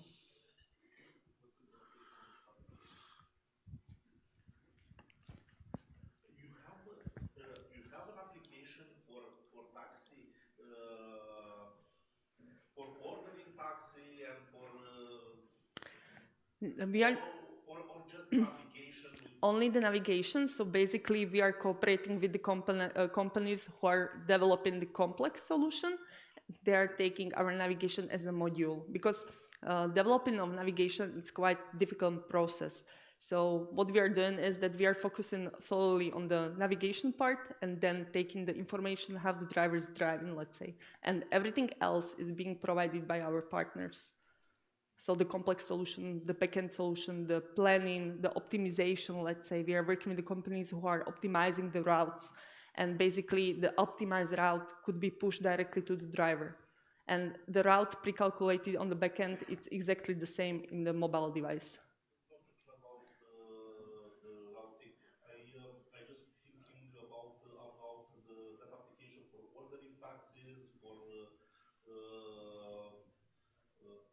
yeah, that's covered by our partners. So the complex solution, it's done by them. The navigation part, it's done by us, visualized on the mobile's device. And the driver doesn't even know that he's using two separate applications because thanks to more than 80 APIs, everything is working together as one application. Sure, gladly. Yes, Walid Al-Bashir inbound. I have two questions regarding the driver behavior, the aggregation of the data from the accelerometer. Does it work offline or it has to be online? It doesn't have to be online. It's basically collecting the data and it could be uploaded to the server after the trip. But there is also possibility to be online, so the driver sees the real time his score or whether he's deviating from the normal style. Okay, the other question would be the setup for those incidents with acceleration or braking or whatever. Yes. Do you do a linear approach to this setup, or you involve like machine learning and train data into getting this stuff? So we did some evaluations at the beginning, and we are advising our clients to use our setup, but it's solely up to the client, whether he would like to penalize more overspeeding or harsh braking, whatever. So it could be changed according to the needs of the customer. Have you tried training a model based on the data you aggregate in order to see the threshold for like harsh braking and acceleration or whatever? Or it works on the in your model, I'm asking. In your model, does it work like a linear, like if it is 0.5 G then it's a harsh braking or like that?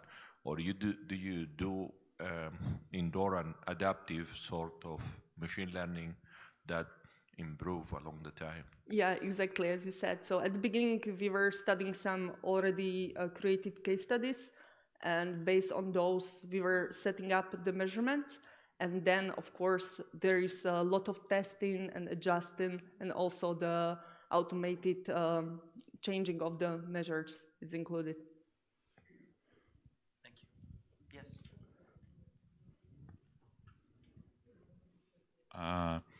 Can we work with your platform offline? Yes. Install your platform itself on our server, and our Wialon server connect with your platform to get map and route optimization. I'm sorry. So regarding the driver scoring, you mean, or for the navigation? No, for the Sicic itself, Sicic platform itself. You have your owner maps, right? Yeah, so maps are installed together with the app application on the device. We are not having the web-based solution for this system. Regarding the driver scoring, the data could be sent to our server to be processed or to the client server.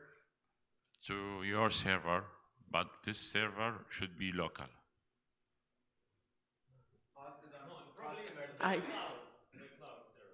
The cloud server.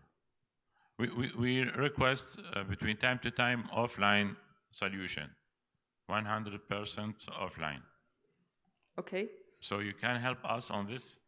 Yeah, sure, definitely. Well, depends on the client needs. So basically when the client decides everything runs on our side regarding the driver behavior.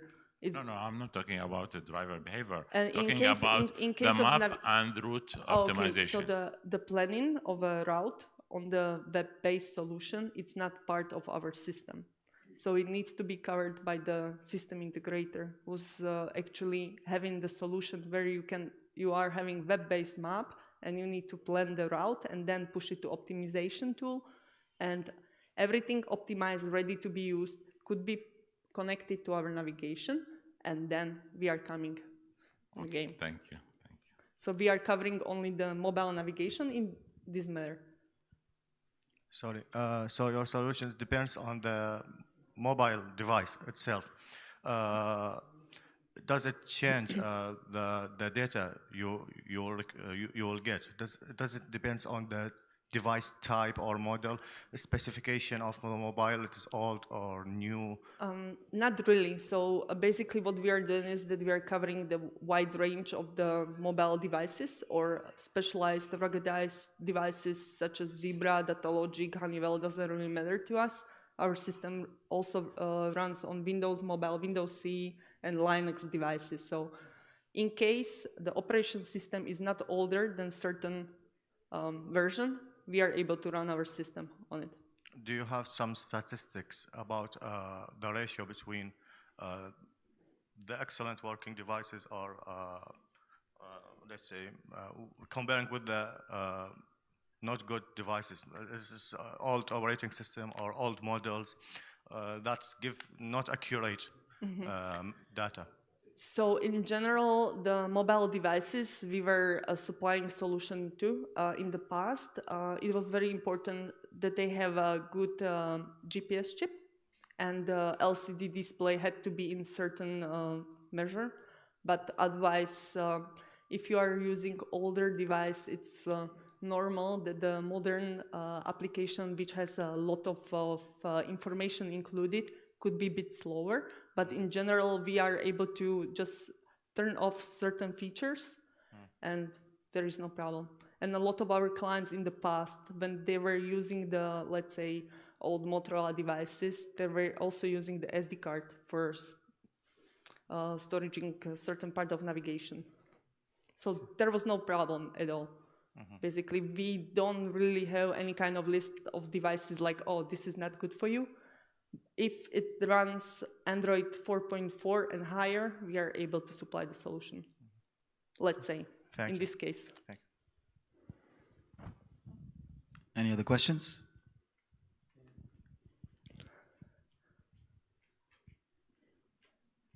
Hi, getting back to your question about routing, yeah. Currently we are implementing Sicic API to Wialon, so the routing probably will be available for our customers. And the question is, how do you set up all those criteria for trucks, let's say, clearance and all the weights and all others, both in application and if it's and what is the list of criteria that we can use or you can use to build the correct route? Okay, so in general, our application comes in modification for trucks, let's say, and you are able to set the profile for the vehicle. It means that you'll enter the height, the width, and whether it's carrying any kind of hazardous material, and you are good to go. The algorithm within the application knows where you are allowed to go with this truck or van or a regular car. So there are a lot of restrictions, mostly in Europe, as you might know, that the trucks are not allowed to cross the downtown, or if you are carrying dangerous goods, you are not allowed to come near to the water or lake or river. Sorry. So application is taking into consideration the calculation of route if it's decided to be calculated on mobile device. It's taking all those information you enter about the vehicle and it's calculating a route, so you are avoiding all the restricted areas. And is it possible to enter, let's say, make and the model of a vehicle, and then you have all the data on the sizes? Yeah, it's possible to import all the data to the navigation. You mean import? So when you are having like a set of attributes you need to enter to the navigation, you can store them in the file and just import them. I mean, if I know that I have a Scania truck of that model, is it possible to just put Scania at that model and then you have all the measurements, let's say? Oh, that's a very good question. I don't think it works like that, but I can find out for you. Okay, no problem. Thank you. Thank you. Any other questions? Oh. I'm afraid this will be the last question because we have a time limit to stick to, so. Currently, if you're buying vehicle parts, you put in the VIN number and it tells you the full specification of the vehicle. So I think that should be the answer. It should be, but I'll need to find out whether it works like this, because I know that a lot of our clients, they're having like a specific information they need to import. No, that's on the trucks. I can understand that because a truck can be towing a 40-foot trailer or a 54-foot trailer, whatever. But as far as vehicles are concerned, the car is concerned, then if the VIN number is put into the phone, it will tell you, give you a full specification of the vehicle.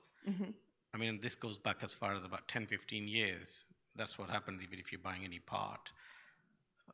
Okay, I'll find out for you regarding this. Well, I've answered my question, but it's true. Because the manufacturer will, from every VIN number, tells you what the vehicle build sheet was. I understand what you mean. I'm just not sure whether based on VIN number, we are able to search some kind of database which is going to tell you like this is this and this and this model of the vehicle. So that's why I just don't want to. No, you had Mercedes up there. I saw that you are providing services to Mercedes. And my experience has been that the minute you give them the VIN number, they give you the full build sheet of the vehicle and what parts are required for it. So the automotive brands which are included in navigation, they're actually clients of our automotive department. And our automotive department is working on the cooperation, how to visualize the data stored on the mobile device in the entertainment system, or how to be pre-installed into the entertainment system by the manufacturer of the vehicle. Okay, thank you. You're welcome. Thank you. Any others? That's all. Okay, thank you very much. Ladies and gentlemen, Karina Chipakova, please.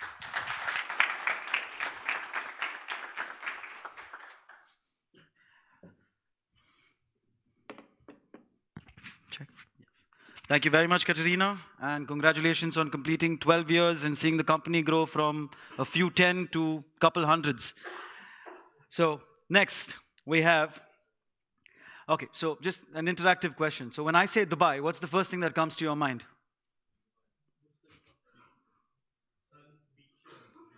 Okay. Okay? Okay. So, I mean, just dwelling on what my colleague Nawaz said, Burj Khalifa, you think of tall buildings, right? So you think of the construction sector here. It's very strong in Dubai. Bearing that in mind, it would only be right to speak about the construction industry. So I'm pleased to welcome on stage a person you probably already know, Timur Almayev, the export manager at Escort, to speak about fuel monitoring in the construction sector. Their company's motto is continuous movement forward. And let's take a look at how they do this. Timur Almayev, everyone.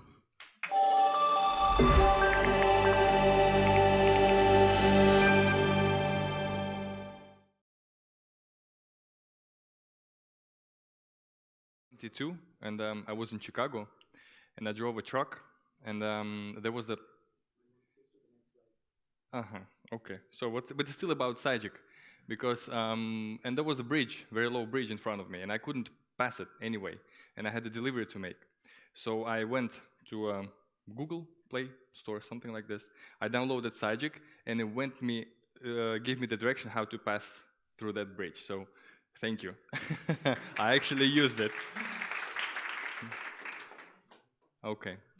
My name is Tim, or Timur is a full first name. I represent Escort Monitoring Systems Group. It's a company, a factory located in Kazan, Russia.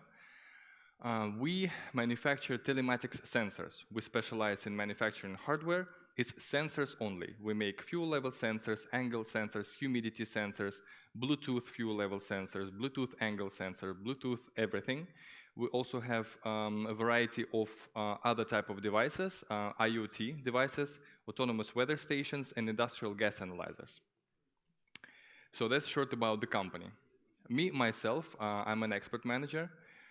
Here, I returned from India. I spent last 2 months in India, and our company, we opened an office in Delhi. So this is a big news for us. This is our first international office. And we visited quite a lot of partners, and most people tell us that there is a big demand for the fuel monitoring. So before a year and a half, 2 years ago, people would tell me, I have no requirement from the customer, so they don't want. It was not that they did not want, they didn't know that it could be done. And currently, because of the price for the diesel, 1 liter of diesel in India costs around 100 rupees. So that's in US dollars in the current range, maybe 1.3, 1.4 US dollars, which is expensive, especially for India. And when we talk about specifically construction sector, it's crucial. This case that I want to present to you today was given to me by a Wialon partner out of Hyderabad, Telangana state, Calcom. Calcom is led by Mr. Sanjay, our good friend. So he founded his company in 2004 as a simple GPS tracking for taxis. So they just installed some GPS, some Chinese no-name GPS, and some simple monitoring platform. Currently, he has 50 completed projects. This is not a big digit, but those are very thorough, good projects. So 50 completed project means not 50 vehicles, but 50 complete implemented solutions for the end users. He runs his units on Wialon, only Wialon. Currently, he has 7,000 units, and all of them have fuel monitoring system with Escort sensor. So he is pure fuel monitoring systems integrator. Very hardworking guy. He shared the information about his client. The company is called Simplex Infrastructures. They are a major construction company in India, founded in 1924. So they would celebrate their 100-year anniversary in a couple of years. They have 2,600 completed projects, and those are very big projects. I'll go to them a bit later. Airports, bridges, roads, just a few of them. So Jaipur Airport, this is one of the structures they've built. Jaipur is the capital of Rajasthan, and actually this airport won the award of the best airport in the world in its capacity, below 10 million people per year, in 2015. 4,000 megawatt UMPP Tata Power. UMPP stands for Ultra Mega Power Project. Yeah, it's ambitious. So what is it?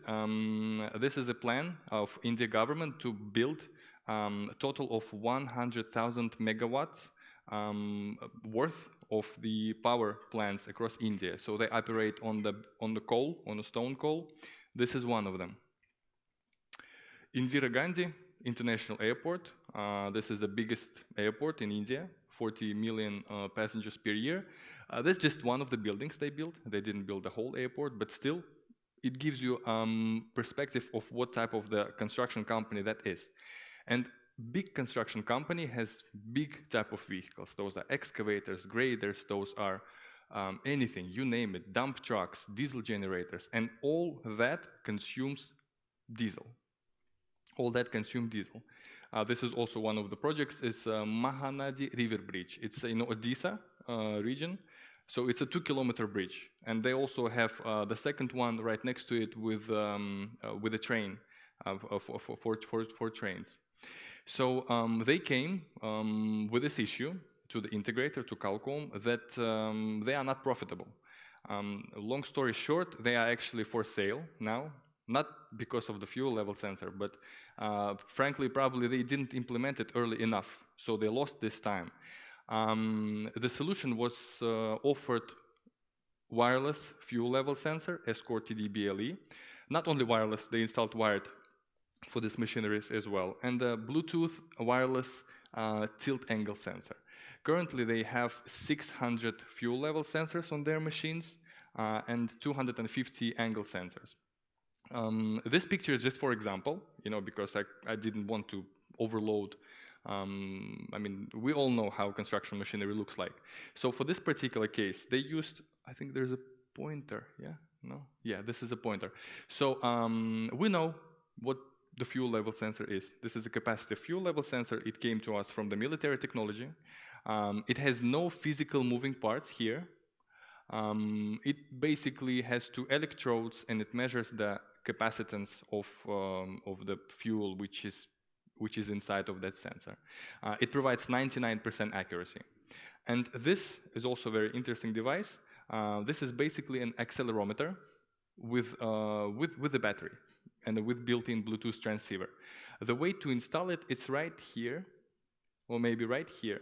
So the beautiful thing about this sensor is that it will give you how much effective work the excavator operator did.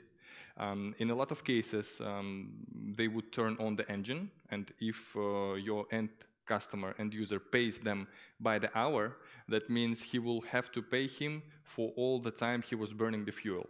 But that not necessarily mean that he was doing anything useful with this bucket. So he was not moving earth, he was not doing anything. Maybe he had some time for tea, some time for talk, some time for sleep. Angle sensor will, it has certain scenarios with the built-in time delays and a built-in angle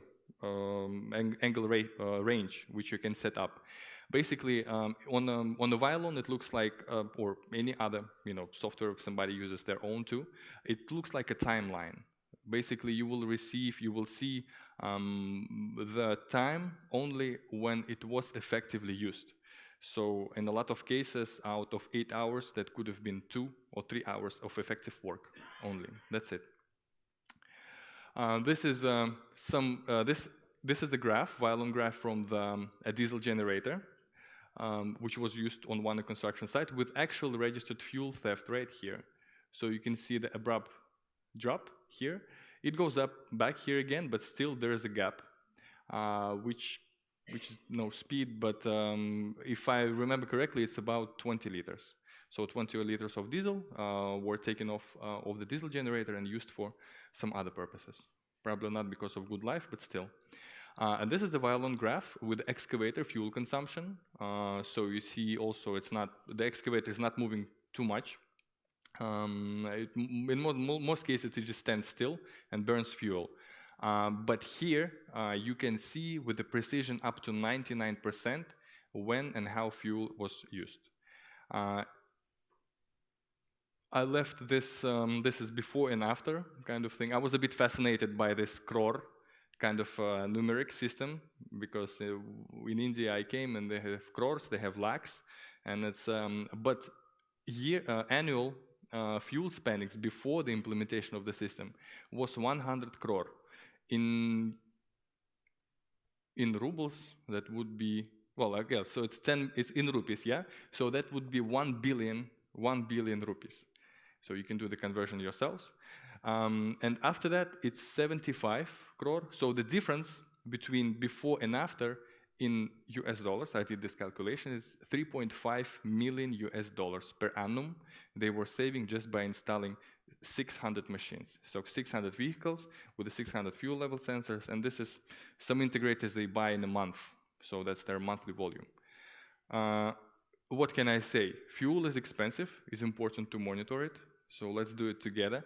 You know, we had some conversations with some gentlemen here. So it's a bit of the cumbersome job. It's not easy job to install the fuel level sensor. For the end user, it's obvious. The savings are huge. But for us, for integrators, you know, where to make money. So, well, one thing, they have to pay for it. So we talked to quite a few partners. They charge different amount for the fuel monitoring solution and for the regular simple tracking solution. Another thing, the sensors that we make, they are not expensive. So they're not supposed to be expensive. And another thing, we tried to cut as many of the cumbersome processes out of it. So the wireless fuel level sensor requires no wires, so you don't have to lay them through the frame of the vehicle. That means your technicians will save time. We have the phone app for the sensors, so that means you don't have to buy the laptops for your technicians. Another thing, we have automatic full and empty calibration, so that means you don't have to have fuel to do the full empty calibration. And as far as for the tank calibration, well, it's still there. The technology doesn't exist to scan the fuel tank. You still have to do the tank calibration. And yes, like Mr. Samir here with TrackLink, he actually invested in the automatic calibration station. Was not an easy support too now, yeah? Okay. So yeah, and that allows to increase the installation speed and provide good precision. So it's just a tool for your end user to save money and for you to make some money, but with optimization of the process. So I'll be over. Thank you for your professionalism. Thank you so much. Any questions? Oh, the gas separator. They told me I should have offered it to you before the station, but I didn't know about the existence. So they are some kind of a crazy inventors. Yeah, so Yes. you asked me before about Bluetooth with temperature. Yes. How is it going with fuel? And which hardware do you recommend at least, or you have had successful yes. integrations with without any disruption? Yes. With the fuel, Bluetooth is not for every project.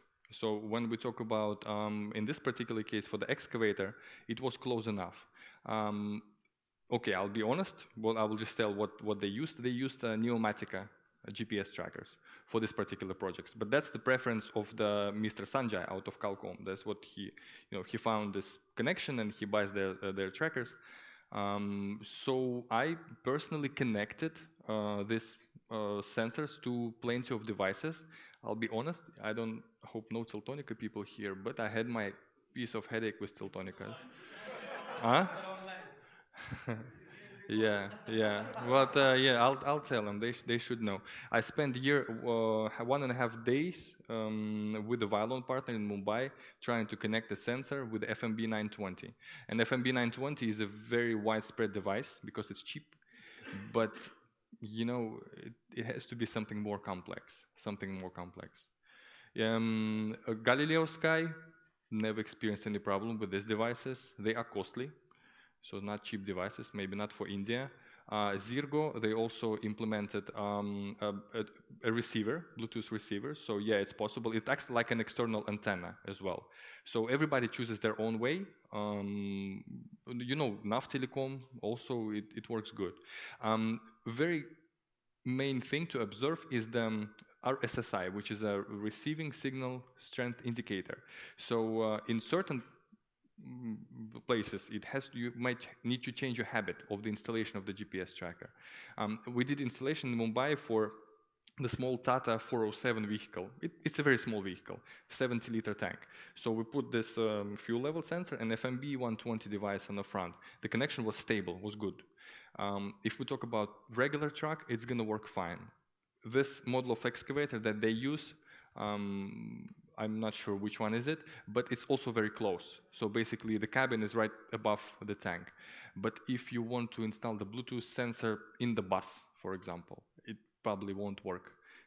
You will get full with people, they will interfere with the signal, it will not work. Mining equipment, I would also go for the wired, you know. A lot of interference, a lot of, you know, it has to be measured. But temperature sensor, we have the excellent one. It's much more expensive than Teltonicas. It's about $89. But the battery itself costs us to buy in a bulk from Europe, €5 each battery. So, you know, but it shoots right through. You have the big reefer, you close the gates, and the signal still goes through. Second question, the battery life of that, the battery life, how many years is it lasting? Or have you done any testing on it? Yeah, so a research and development department gave me this piece of paper. It has all these mathematical formulas there, right? So it tells me that it will work 7 years in a fuel level sensor. We don't know for the fact. We have been selling them for 4. So we had some issues in the first batches. We didn't understand the right compound formula, and we didn't use the right battery holders, because we want to make our battery exchangeable, so you pull it out. We make some mistakes, and we had to pull a lot of sensors back from the market before it gets known, so we lost some money. But we changed everything, you know, and it works fine. Yes, the batteries, they work fine. We expect 7 years. Warranty-wise, we give 3 years for the wireless, and we give 5 years for the wired sensor. It's a replacement warranty, so then we just ship. For the temperature and for the angle sensor, it's 3 years battery life, because it consumes more power. Thank you.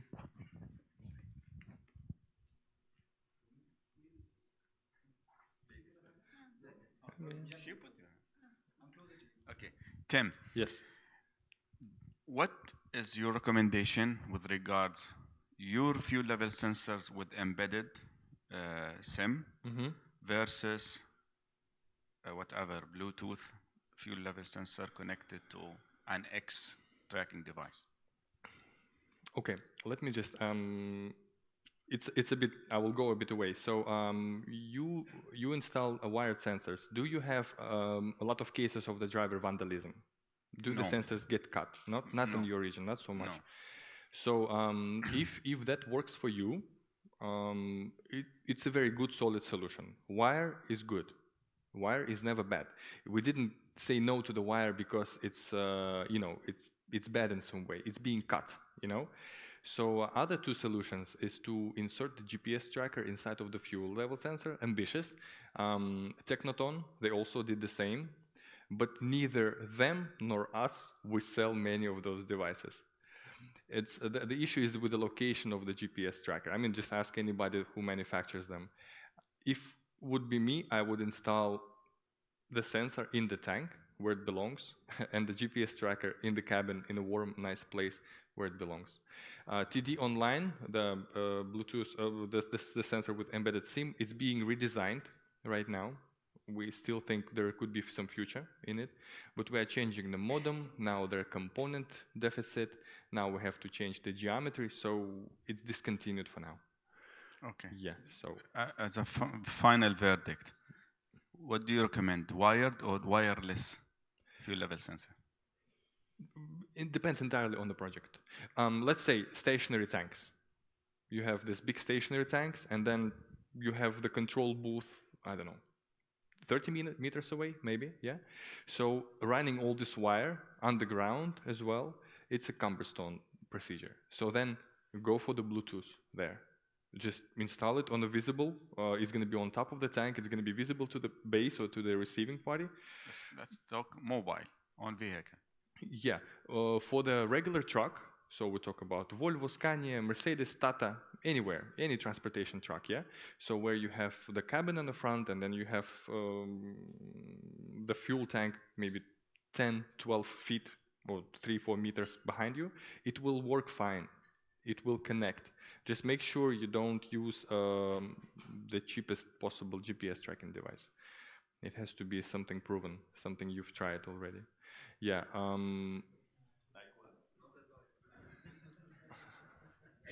Tim, in Wialon we have a temperature coefficient sensor. I heard that you have an algorithm for temperature compensation. Yeah. Is it correct? In some cases, you have to use both. I will explain why. There is a temperature sensor inside of each fuel level sensor. So what it does is Mr. Suleiman, if I'm not mistaken, was asking this question about temperature coefficient, yeah? So it does compensate for the expansion and contraction of fuel. But what's happening? This temperature sensor is not exactly inside the fuel. So it's inside of the head of the sensor. So imagine the situation. You have hot sun and it's outside. So the sensor head is being heated. And it's actually hotter than the temperature of the fuel inside of the tank. Yeah, so that in this case, the sensor will operate, it will show you the rise. But then if you can predict it and you know that happens, you can use this recalculation in Wialon. And that, I don't know what magic behind it, but... And regarding your algorithm or your coefficient inside the sensor, would you please explain, because your sensor is using for different kind of fluids, okay? How you reach to the coefficient or how you detect the fluid? Because if we are talking about diesel or petrol or any other kind of fluid, these coefficients are different. How it's an average or you reach it somehow? Okay. It's a big data collection out of 10 years that we've been manufacturing sensors. It does make mistakes. Honestly, when we talk about different types of liquids, they are very close to each other. Kerosene, benzene, gasoline, petrol, diesel, they are not so far from each other in terms of expansion and contraction. Another thing, water. Water is completely different. For the water, we have different sensor and it has different algorithm. Yeah. So for those, you will receive, in some cases, you will still receive this rise, especially when you talk about big tanks. But then you have Wialon to compensate for that. So it's a lot of work. It's just a tool. You know, so a lot of work has to be done on the integrator's behalf as well, you know, analysis and understanding of what's going on. So, yeah. Thank you. Yeah, all I can say, but I don't know the working of this algorithm by itself. Okay, thank you. Any other?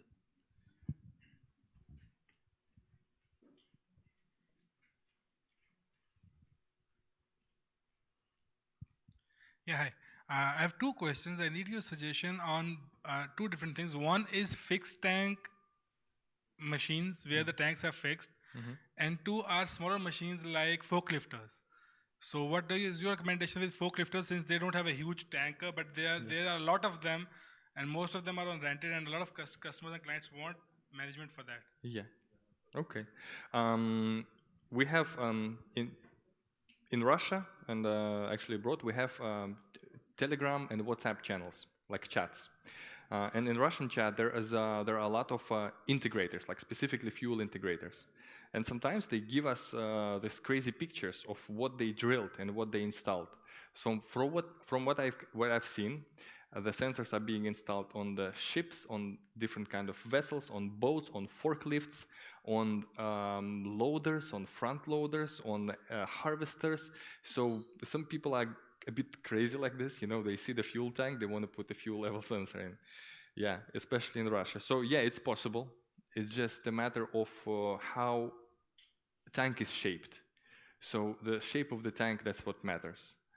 And it has to be obviously done from case-to-case scenario. But if we talk about major brands like JCB, Hitachi, or anything, so at least somewhere in the world, at least one of this machinery has been equipped with a fuel level sensor. So Yeah, we just have to see. But which ones are you talking about? Probably JCB, front loader? Something. Many different models. So it's not stuck to one. For example, if a client has 400, 500 forklifters, he's renting them out, so he will not take one brand only. So there might be brands, might be models of the brands as well. And since it's all rented out, so they always require that particular thing that they want to monitor fuel for them. And plus those fixed tanks, for example, smaller vehicles, smaller cars. So for this sensor, how we can calibrate on all of this. So this is something which is a challenging job. Fixed tanks, what do you mean fixed tanks? I thought they're all fixed to the... No, for example, salon cars. So how to do with salon cars? No, it's, when I was new to the company, I was trying to do it, but no. Like, in most cases, they fit this fuel tank inside of whatever space is left. You know, so then it could be some crazy shape. What matters, and again, saloon car uses gasoline. So it's not diesel. Diesel is oily, and gasoline is very shaky, you know. So then, if it's a shallow tank with not tall, like short and shallow and long tank, this splashing of fuel will be going crazy. So yeah, your customer will tell you, what is this graph? What am I seeing? So no, I don't recommend it. You know, it's major trucks, construction machinery, mining machinery, diesel generators, stationary tanks. That's like golden 5, you know.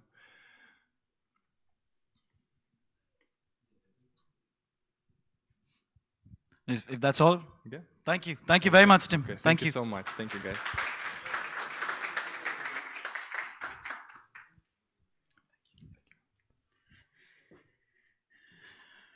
Ladies and gentlemen, that was Tim Almayev. As an Indian citizen, on behalf of all the Indians, thank you for saving 25% for your customer and visiting Jaipur, Delhi, and Odisha.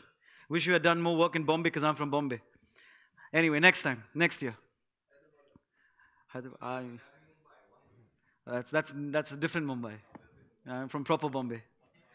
Yeah, thank you.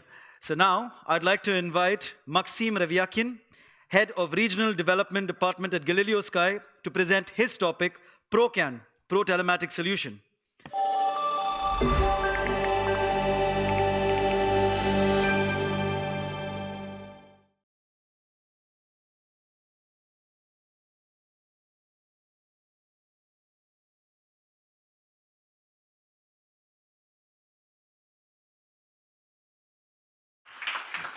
Thank you, guys. Well, first of all, quite a challenging and rather not clear definition of the topic. I mean, why the CAN bus is the future of telematics? I believe most of you, or many of you at least, would say that, okay guys, we are using CAN in our projects. So we receive this or that parameter, we somehow transmit it to the monitoring platform and build some reports about some parameters which we find useful, or as our customers find as useful. But today I want to speak about some solutions which are not very obvious for us probably, but where CAN bus might be utilized. As mentioned, we all know that it's possible overall to obtain different kind of parameters from CAN line. Temperature, headlights, fuel level, RPM, whatever is there, we can extract it somehow. For that, in Galileo Sky, we have several technologies. I will start my presentation from the tools we have for that. So starting from, well, 2 CAN lines, which is essential. Nowadays, many vehicles have not 1, not 2, not 3, sometimes 4 CAN lines. Some different useful parameters are in 1 CAN line, another parameter is the second one. So to obtain everything or obtain as much as you can, you should have 2 CAN lines on the device, and yes, we have. It's quite an essential thing, so I will not stay long around that. Most of the vendors, most of the GPS manufacturers right now having their own database, as we do. Right on Galileo Sky website, you can search for the database. But the main question about the CAN line and how we can obtain the data from CAN bus comes when you are scrolling through the list and wow, I'm not able to find it. Or when you come to the site, connect to the CAN line, and nothing happens. So what to do in this particular time, and what's next? What's next? Then we are coming. So here I would like to introduce few main technologies which are really special for your CAN projects. So one of the main technologies is CAN scanner. So the concept there, for those who doesn't know about it yet, is very straightforward. Once connecting to the CAN line, we receive and we see everything that happens with the vehicle at this particular moment. So everything. It is encrypted in the identifiers. We see bytes or bit coming out and changing all the time. So we can guess that each action we make with the vehicle will actually react in this flow of information. So, and that byte and bit which is being changed at that moment will be highlighted, and we can see it on the screen of the configurator. All right, if I'm adding the fuel, that means that this particular parameter is the fuel. If I'm putting the acceleration pedal down, it is either RPM or probably just position of the acceleration pedal. So I can guess what is there and what parameter is in the CAN bus. Okay, somebody may say, all right, I don't want to spend the time in my vehicle or spend the time of high-skilled personnel to look for these parameters. You may store information in the CAN logger. So for that, we have another technology which help you to store the CAN log from the vehicle. Here it works that way. The same flow of information is being received. But in case if decrypting it on the site in real time, you store it in particular log. While putting the acceleration pedal or turning the steering wheel, or switching on the headlights, you mark this log with certain color, and then getting back to office, or assigning some more skilled for this job, you are able to find out where the parameters are. All right, you may say, it's still complicated. It's still complicated. And for this case, we have a new technology, which I'm pleased to introduce to you to. We have called it CAN bot. So, and the name bot means that it does something automatically. So, the concept here and the idea about CAN bot is that this is kind of technology that gives you hypotheses in which certain identifier which parameter is, or where the speed is, or where the RPM is, for example. So the idea here is the following. So you are just clicking the enable button, and the device starts to send the data to our server. And our server making some hypotheses about where the speed is, for example. So how can we make this hypothesis, you may ask? It's big data. So we may understand how usually speed is being changed in the vehicle, how the data about speed transmission is usually changed. We will make some hypotheses about what parameter is the speed, and we will provide you with some of them. All the rest you should do is to check with your dashboard what exactly the parameter is the speed. After you understand that this is the dashboard, that's it. The job is done. The same is done for some other main parameters like RPM, like fuel level. All you should do is to enable the data to be transmitted to our server, and we will make for you some hypothesis where the data is. So easy as that. But I will just finish with the tools we have, because the main part there would be about the success stories, how our partners managed to use CAN data. So they have extracted, they did a good job. What can do next? Here's the example from Russia. One of the dealers of the MAN trucks was having a headache when they received the trucks for repairs. The customers said to them that, guys, it was your fault, this is warranty case, we were using the truck properly, do the repairment for free for us. They were tired of that, and they decided to implement the fleet management system into each of the vehicle they sell. And what does this system do? it collects information over the CAN bus, over 80 parameters. And based on the combination of these parameters, the customer, the dealer, may decide whether it was good usage of the truck or was it misbehavior of the driver. So, and based on this information, they decide whether it was warranty case or non-warranty, and they should charge for the repairment. So we may guess that, for example, if the engine speed is high and the gear is still the same, it means that the load of the vehicle is too high. So, and it means that, well, something was done wrong by the driver, and we should charge the customer. So by that, such a system, they have reduced the amount of warranty cases, and they have made the life of their customers easier because they now know how to use the vehicle, because the same reports are being provided to the customers, to the users of these trucks. So the main story, the next story, about another dealer center. So for some reasons, I talk about dealer center today. This is Toyota and Lexus dealer center in Kazakhstan. They have a problem. They want to sell the cars. But the problem is that some of the clients are having bad credit history. They want to buy Toyota, but they're having bad credit history. So the banks do not provide them with the loan. And they were tired to refuse to sell. So, I mean, every one of you would not refuse to sell, but they were tired to refuse to sell, and they wanted to do something with that. They said, okay, we will become the warranty for the bank that you will be a good payer, even in case you have some bad history. But please sign here. We will install the device inside of your vehicle.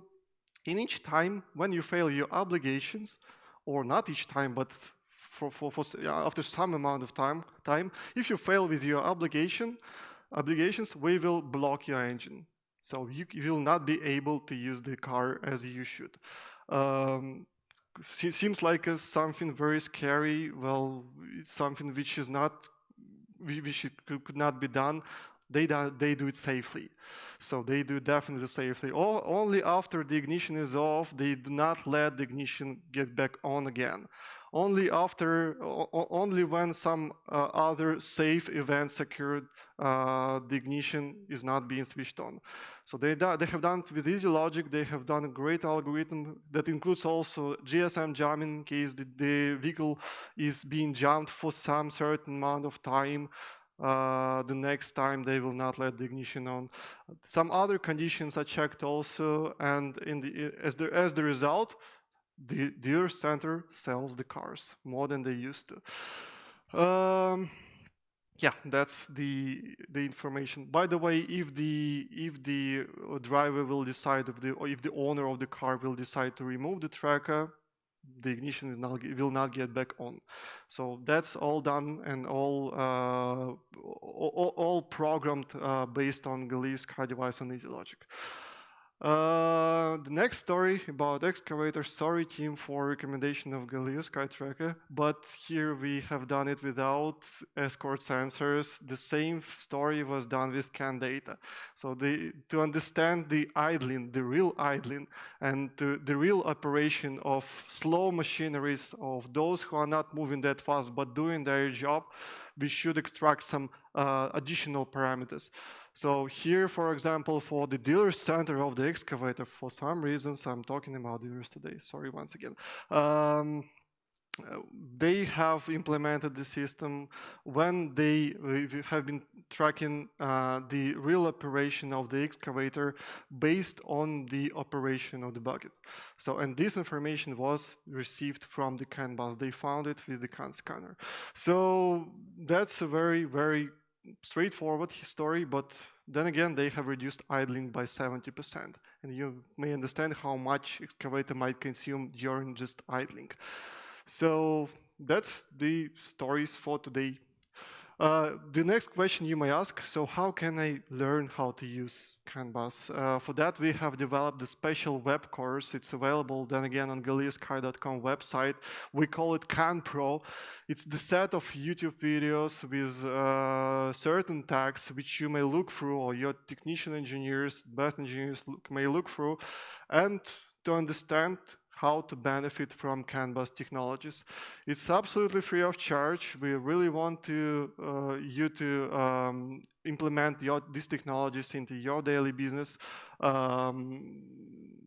Very powerful source for the further development. All right, now would be pleased to answer any questions if you have some.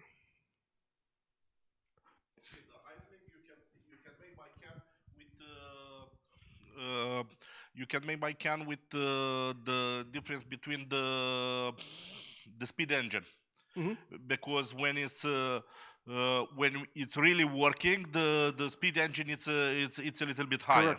Correct. And you can make that that way to make the difference, but this you cannot do with some very old excavators.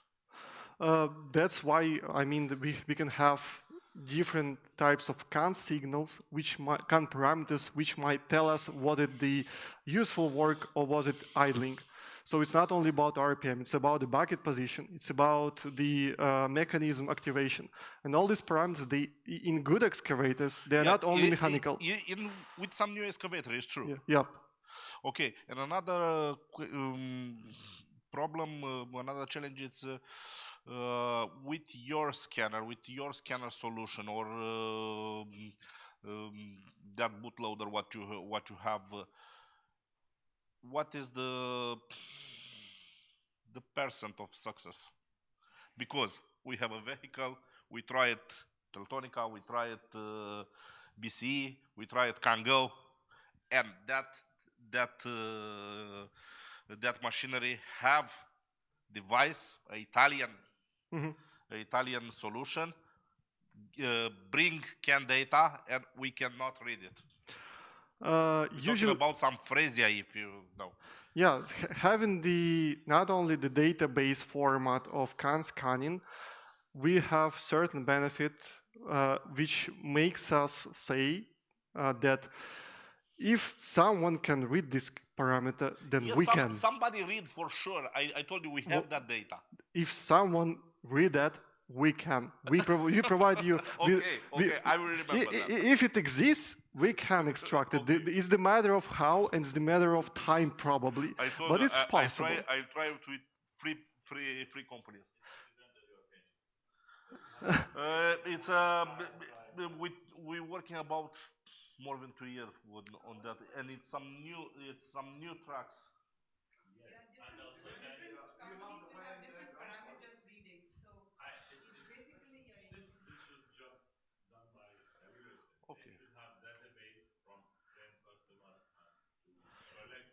There are some. See, if he spent 3 days or 4 days to find the parameter for one car, we know exactly where is the. That's correct. That's correct. And that's why we have this database already. But if the vehicle is not in the database, we provide access to the partners who are on site to receive these parameters. It's the matter of how. So yeah, if someone from the audience have the experience with CAN scanner and their success with it, yeah, probably they can share the experience.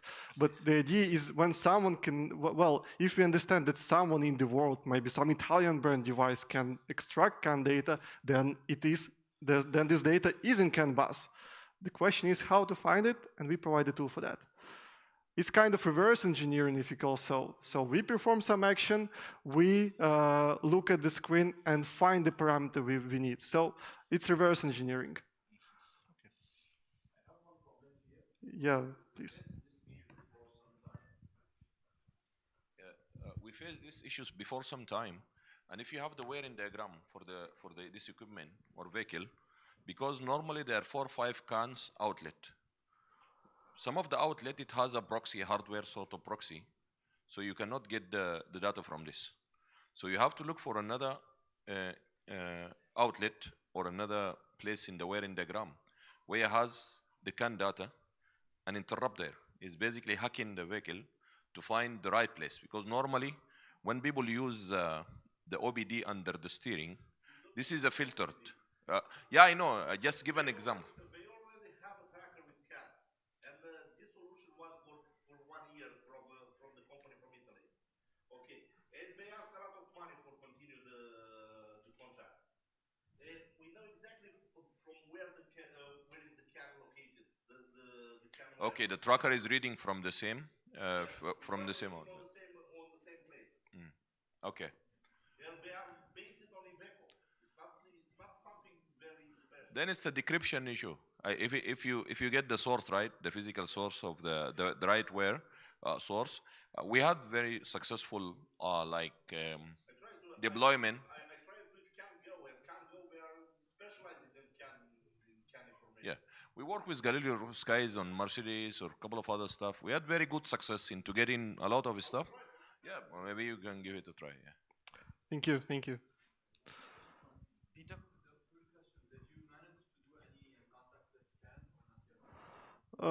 You can use any contactless reader which you are used to use. They are all the same. So it's not the matter of, well, GPS tracking device manufacturers actually. We are good in this part of the market. So, but the contactless reader is something very simple, and well, you may use any which you prefer to use, which is easy to buy, which is convenient to install. Well, anyone.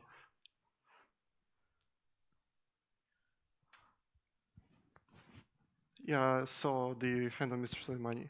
Yes. Thank you, Maxim. Galileo Sky, lovely name. Thank you. Thank you.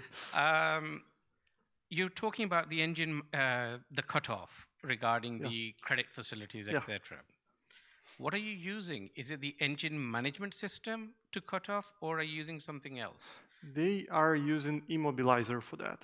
They're using immobilizer. So they're using an immobilizer which is connected via relay. Yes, if I'm not mistaken, correct. Because we're already using that at this moment in time. Now, you said that you can switch off the car, and if the tracker is removed, they can't start the car. But what if they bypass the immobilizer? Because we're actively every day in this scenario where we are using high-quality relays, etc., and we are doing this by SMS command at the moment to turn off the vehicle, right? Now, you said if they remove it, the vehicle will not start. Yep, right? correct. I understand that. That's correct. Now, if they bypass it, the people or the thief or who doesn't want to pay knows how to remove the relay. So, well, yeah, I understand your question. In this particular case, well, we are not talking about the thieves. We are talking about the buyers. We are talking even about a buyer, forget thief. Yeah, even a buyer. Yeah, the thing if is I'm that if I'm a bad excuse me, sorry. If somebody's a bad payer, you know, they've got the vehicle, they know what to do. Yes, correct. But if the buyer will interfere somehow into what was done by the dealer, they will lose the warranty. It's not about the return; it's about the warranty, probably. So I'm not sure in the details, but here is the different story. So the buyer doesn't have the intention to do something with the vehicle. He doesn't. They don't have the intention to steal it. They have the intention not to pay their loan. So, but well, when it's the matter of stealing the vehicle, the police comes or the credit organization comes. But here we talk only about the not paying buyer who has lost few of the pays. No, I understand all payments. that, but what so it is a relay. It's a relay going through the GPS that is switching the vehicle off. And then, of course, as command is you've paid your money, you've given them a credit card, you've paid your money, and then you switch it back on again or whatever. Right, so it's not done through the engine management system. Can it be done? If I'm not mistaken, somehow immobilizer in this particular case was connected with the CAN bus. I will check that for sure, and I will let you know, because there are a lot of different parameters which we received from the CAN bus of the same vehicle. It is related to that. It's about CAN for sure. It's not only about the relay and if it's stuff CAN like and you can do it, and the software is there, then you can switch off the entire engine. Yep. You know, and then a relay doesn't matter. Yeah, correct.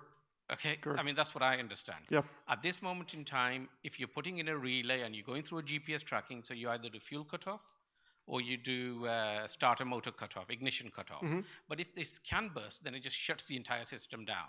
Then nothing works through CAN.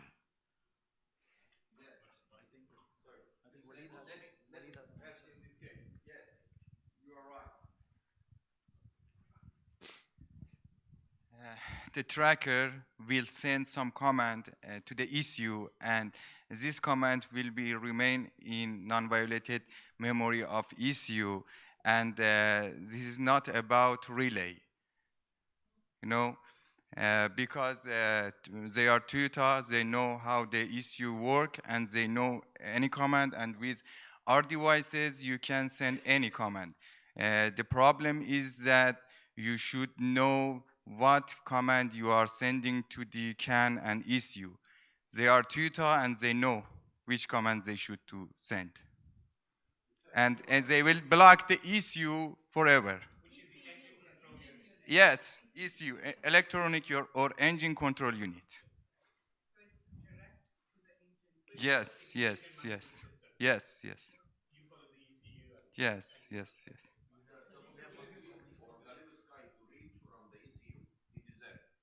Write to the ECU, if you try and write to the ECU of any car, you have to be very cautious because you can blow up the whole ECU and all this stuff. If you manage to know exactly which command you're sending to shut down like the coil or the starter or whatever, then here it goes into the warranty stuff because normally most of those agencies here, they're very furious about even reading from the ECU, you know, not writing back to the ECU. But again, the way I see with Galileo Sky, we've been using like the kind of stuff. You can do a lot of control writing back. It's only the matter of, you know, knowing exactly what are you sending to the vehicle, because eventually this might make some interruption with the firmware of the ECU itself. Yeah, it's possible. It has two elements: one technical about knowing what to do, and one like policy-wise about not blowing up the warranty with the agency, but it is possible. Yeah, thank you, Mr. Walid. But in this case, remember this is the Toyota dealer. They have both. They know how, and they are not responsible. Yeah, and they have the right, correct. So yeah.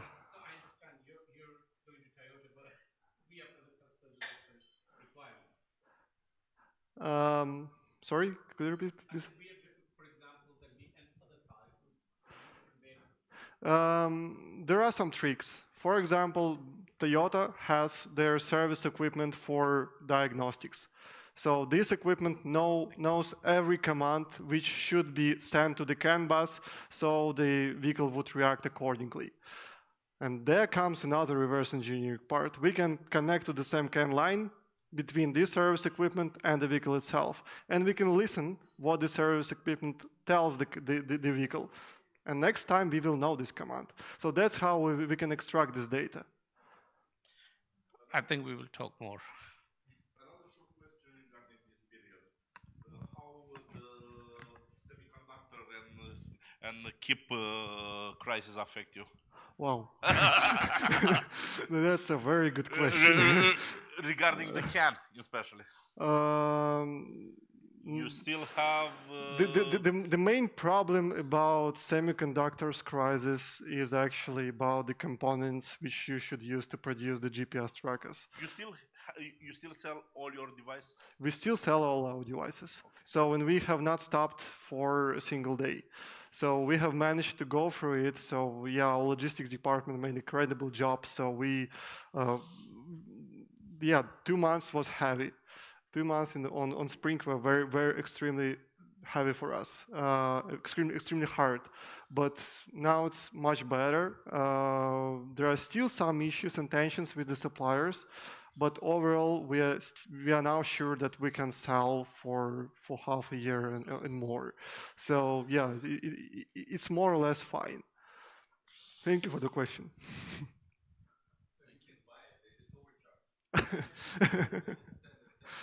No, we have not increased the prices, so they're still the same. All right. Thank you so much. Thank you, everyone.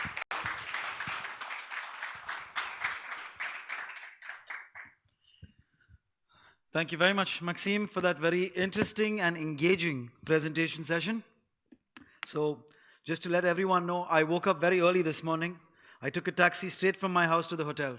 So I have not put in any workouts. And I was just looking at my Fitbit tracker. I've crossed 12,000 steps.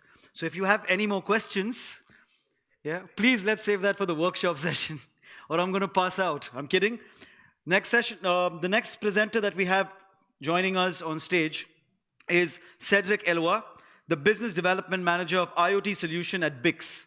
He is here to speak about the importance of connectivity for successful IoT projects, and also tell us more about how BICS generates over $1.3 billion in annual revenue. Cedric.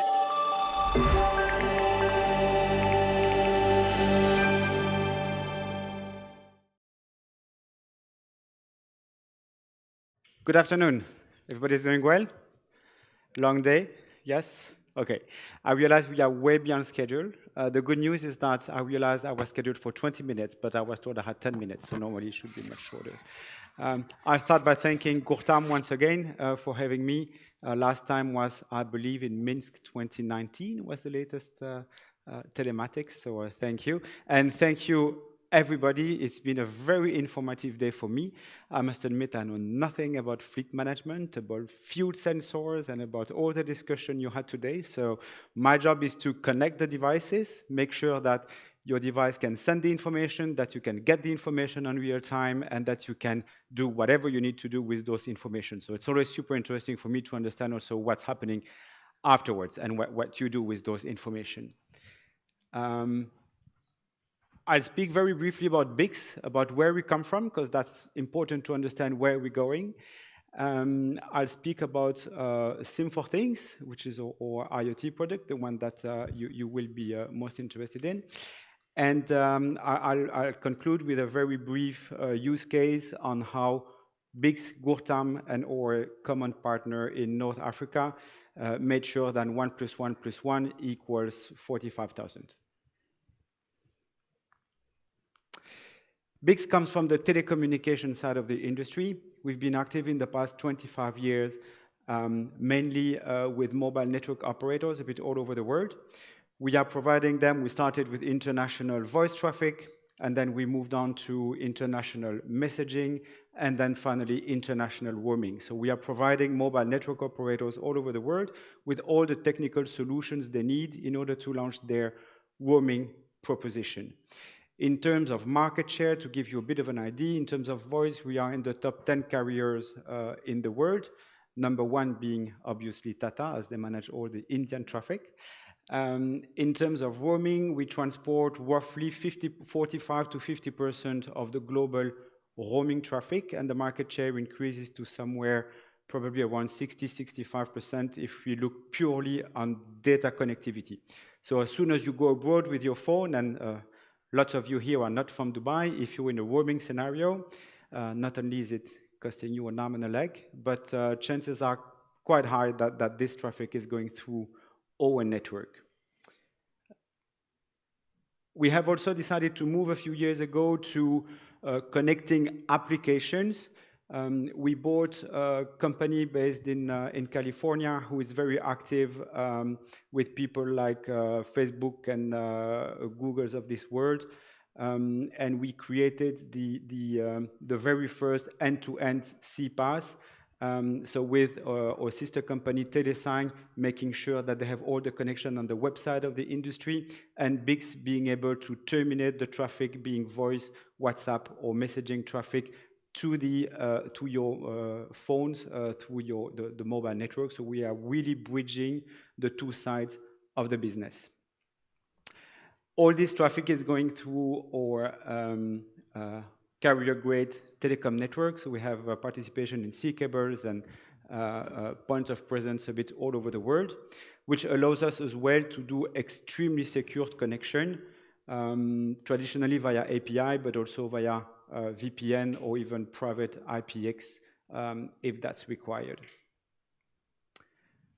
And finally, we are also connecting things devices, IoT, machine to machine, whatever you call it.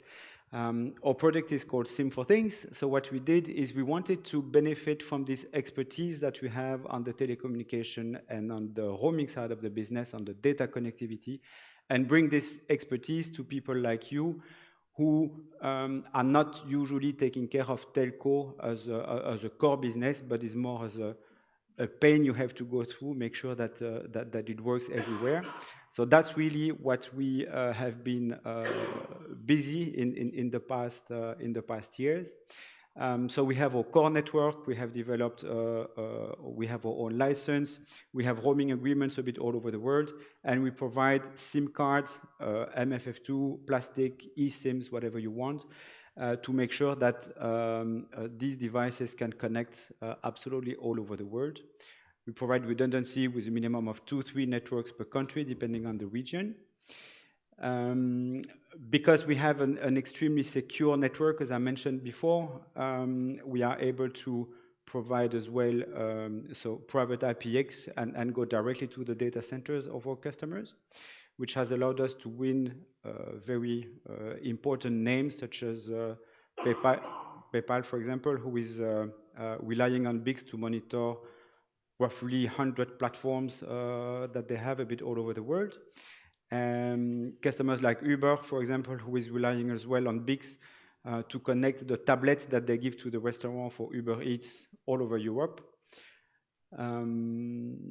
So yeah, that's what we're doing there.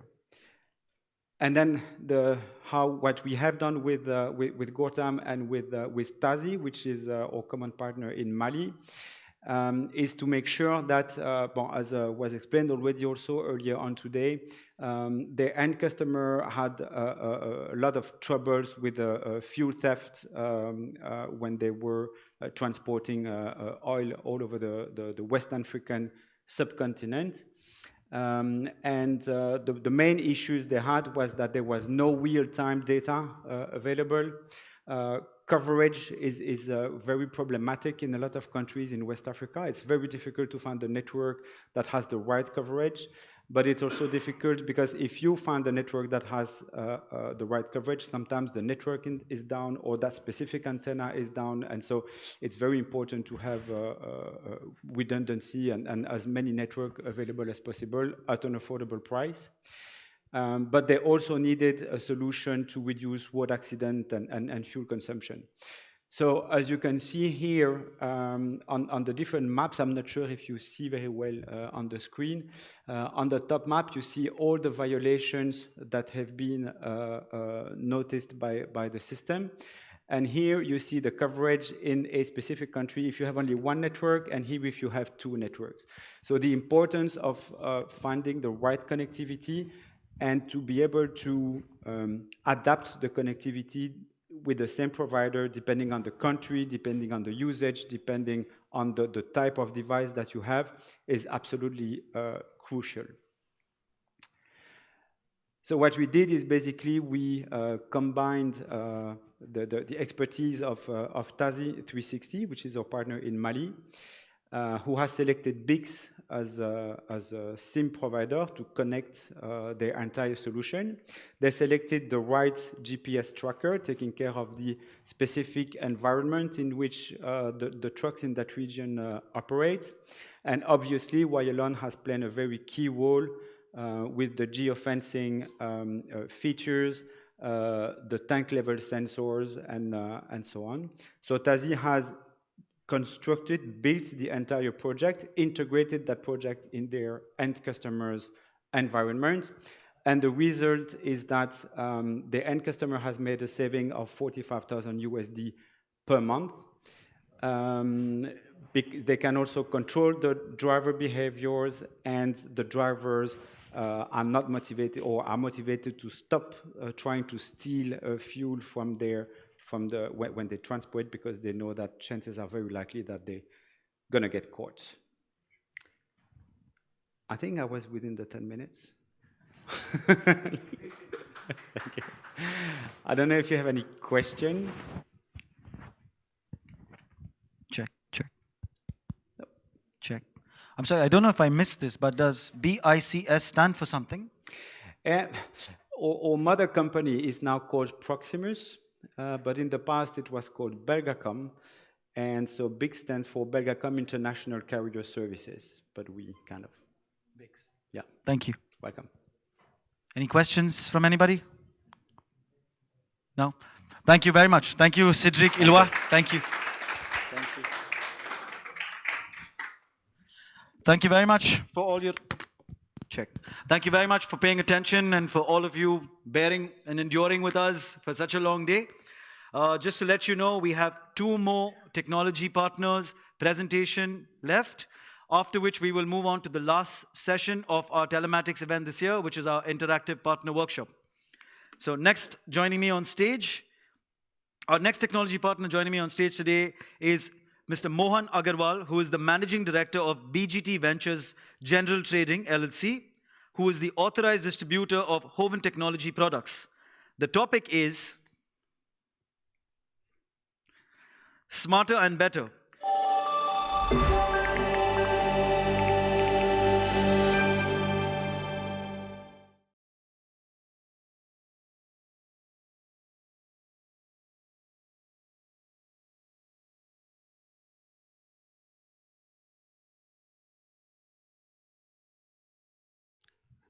Good evening. Good evening, everyone. This is Mohan Agarwal from BGT Ventures, and I'm representing Hoven Technologies today. Thanks for the speakers today for sharing new technologies and solutions for the telematics industry. Video has been a booming and interesting part in the telematics.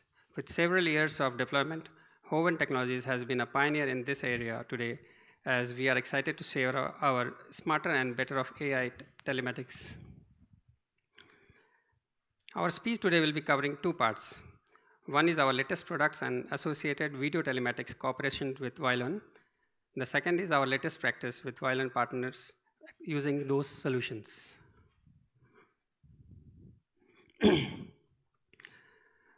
First, let me introduce our company. With more than 10 years of expertise in video telematics, Hoven Technologies has become the fastest growing supplier in this industry. Headquartered in China, Silicon Valley, Hoven is the national high-tech enterprise, focusing on video products like mobile dashcam, mobile data terminal, vehicle service system, and especially artificial intelligence technology. Hoven products are already being used in more than 100 countries with over 350,000 devices deployed around the world. Our product users include Dubai Taxi in UAE with over 12,000 devices, DHL in Latin America and Middle East, Total and Cell in Southeast Asia and Africa, and so on. Hoven is focusing on several major industries, including logistics, oil and gas, police vehicles, public transportation, limousine, school buses, and more. What we provide? We provide end-to-end vehicle service system. Our main products include AI mobile DVR, dashcam, AI box, and AI mobile data terminals. With our different sensors, fuel sensors, push torques, and anti-explosive cameras.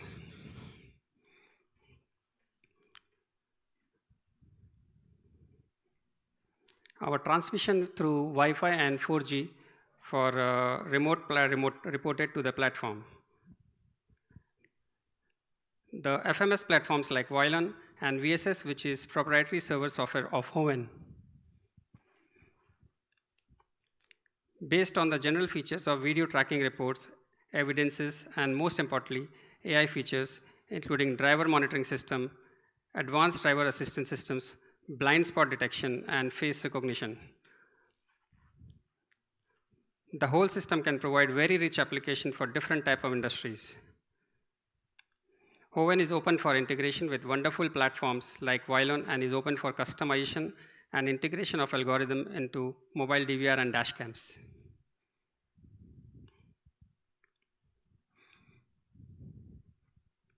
Here we would like to share our observation about our AI video telematics industry in the world, how this industry is going to develop globally. We summarize in 3 points. The first one is intelligent. As we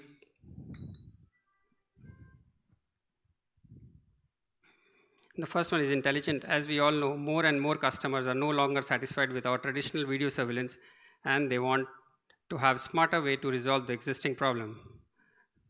The second one, we can say the customer demands are becoming more and more diversified. Even one system integrator is facing different levels of customer requirements. Some end user needs AI, but some other may just need tracking and surveillance. But still, we have the flexibility to upgrade in future. Thirdly, the customer would want to keep pace with the latest technology, but with even lower investments, including hardware and the operational cost.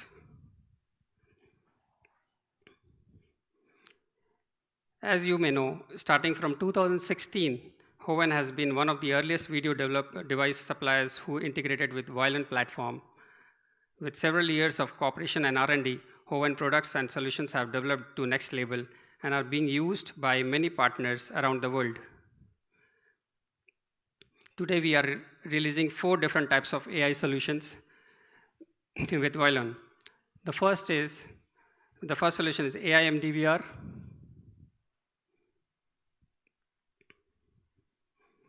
The first one is AI MDVR. Sorry. The system can achieve with very rich functions based on one unit. The vehicle can report the AI and its alarm video of fatigue detection, smoke collision warning, lane departure, and face recognition. The platform also can support as many as 8 cameras for normal video surveillance.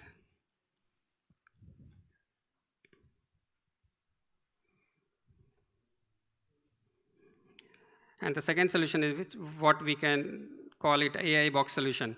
Many customers are already using GPS trackers like Telematics, Nav Telecom, Teltonica, or mobile DVR devices, but the customers want to upgrade to AI. Then the AI box will be perfect solution as it is small AI terminal with the same chipsets and algorithm as mobile DVR and can upgrade the current trackers or mobile DVR with the minimum cost. In the third solution, in some scenarios, the customers may require dispatch solutions so that the AI MDVR will be the suitable one. With a touch screen, the driver can interactively communicate with the server to achieve the fleet dispatch functionalities, and the AI built-in MDT includes face recognition, passenger counting, lost and found detection, which can be very useful in taxis and public bus operations.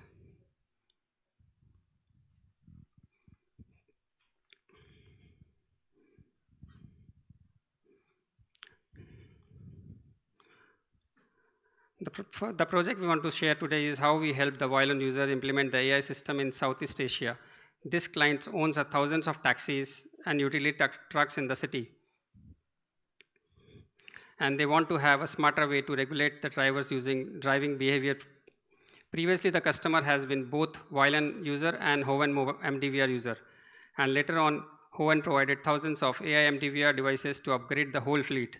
With the AI features and the video surveillance, the system helped the fleet greatly improve driver behavior and save from potential cost of traffic accidents. Very importantly, Hoven MDVR have already been integrated with Wialon before, and the AI feature can get online with Wialon platform without any additional cost. Development work, the AI alarm notification and video clips of evidence can be easily uploaded to Wialon.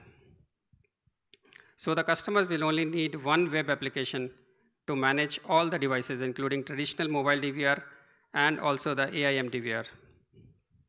This project has set up a very successful example in local country and will attract more and more business in the coming future.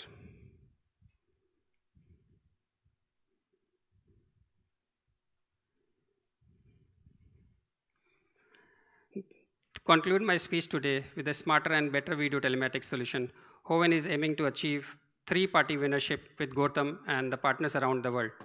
Thank you, and we believe our solutions will bring more and more success to all of you. Thank you. Any questions? Question? Thank you. Thank you very much, Mohan. Thank you. That was Mohan Agarwal representing Hoven Technologies. And the last presentation of the day will be from none other than Milan Suletic, who is the Solution Sales Director at Zirgo. with a very interesting topic titled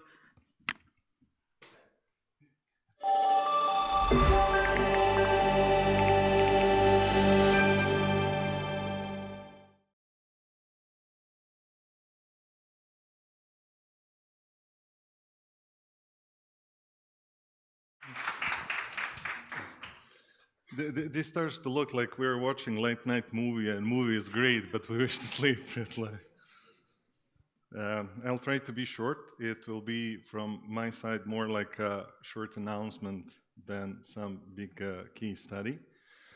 Let's see, is the good side? Yeah. My name is Milan Šuletić, and bit change. I'm international sales director in a company that from prior you might know about the car equipment, or then Zergo, and now it's Sensata. We had in the last 2 years, we have quite a dynamic change. I guess we became part of the bigger system that should provide more opportunity for this group here, for us as an ecosystem in general. I hope some new opportunities. What you should expect from us soon is definitely all devices with new features and new possibilities. Some of things are currently in the kitchen where we try to provide something for this event, but everything happened just recently. I hope we will have opportunity to inform you soon about it. And definitely it's not only new features on all devices, it would be new devices for our old customer, of course, new customers too. We're speaking about something that maybe in prior years you couldn't connect with BC or Zergo. That would be OBD devices, video telematics, and things like that.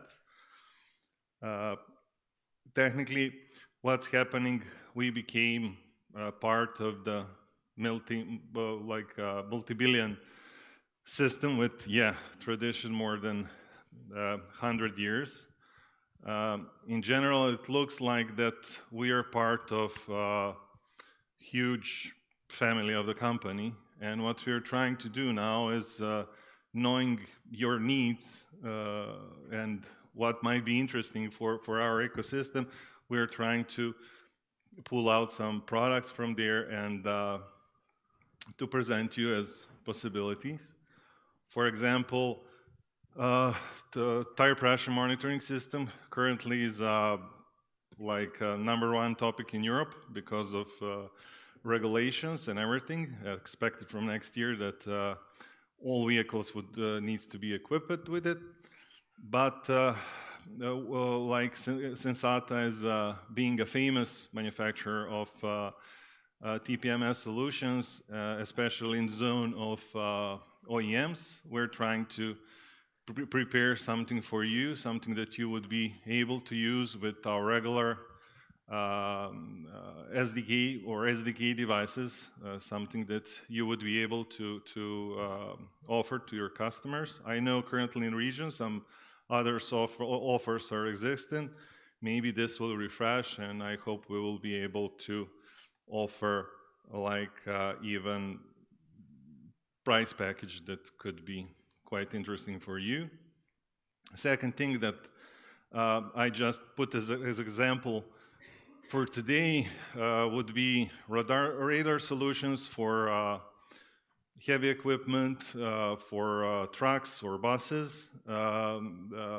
Again, with possibility, everything is currently on testing, working nice. I guess we will offer it to you soon if there would be interest from your side, of course, like technically ability to relate it to, like it said here, equipment damage by collisions or with objects, or to improve operator awareness of obstacles, equipment, and people. We're speaking about definitely safety, security, cost, and everything. It is something that could definitely can work as standalone, and it was working standalone for some time. But what we are adding on top of that, even possibility to connect something like this through our devices to Wialon, and of course, possibility maybe for you to offer something additional for your customers. All in all, I hope next year we will have much of case studies and showing how we used all the things that I'm mentioning today. But for today, I can say thank you. Thank you. Thank you, Milan. Thank you very much, Milan. So, ladies and gentlemen, this will actually conclude our entire day's presentation. We did have a workshop session planned. However, in the interest of time, we are going to make some improvisations, and we are going to make the workshop session during dinner, right after Valeriya's closing speech. So please, once again, welcome Valeriya Zinkevich to formally close Telematics 2021 conference.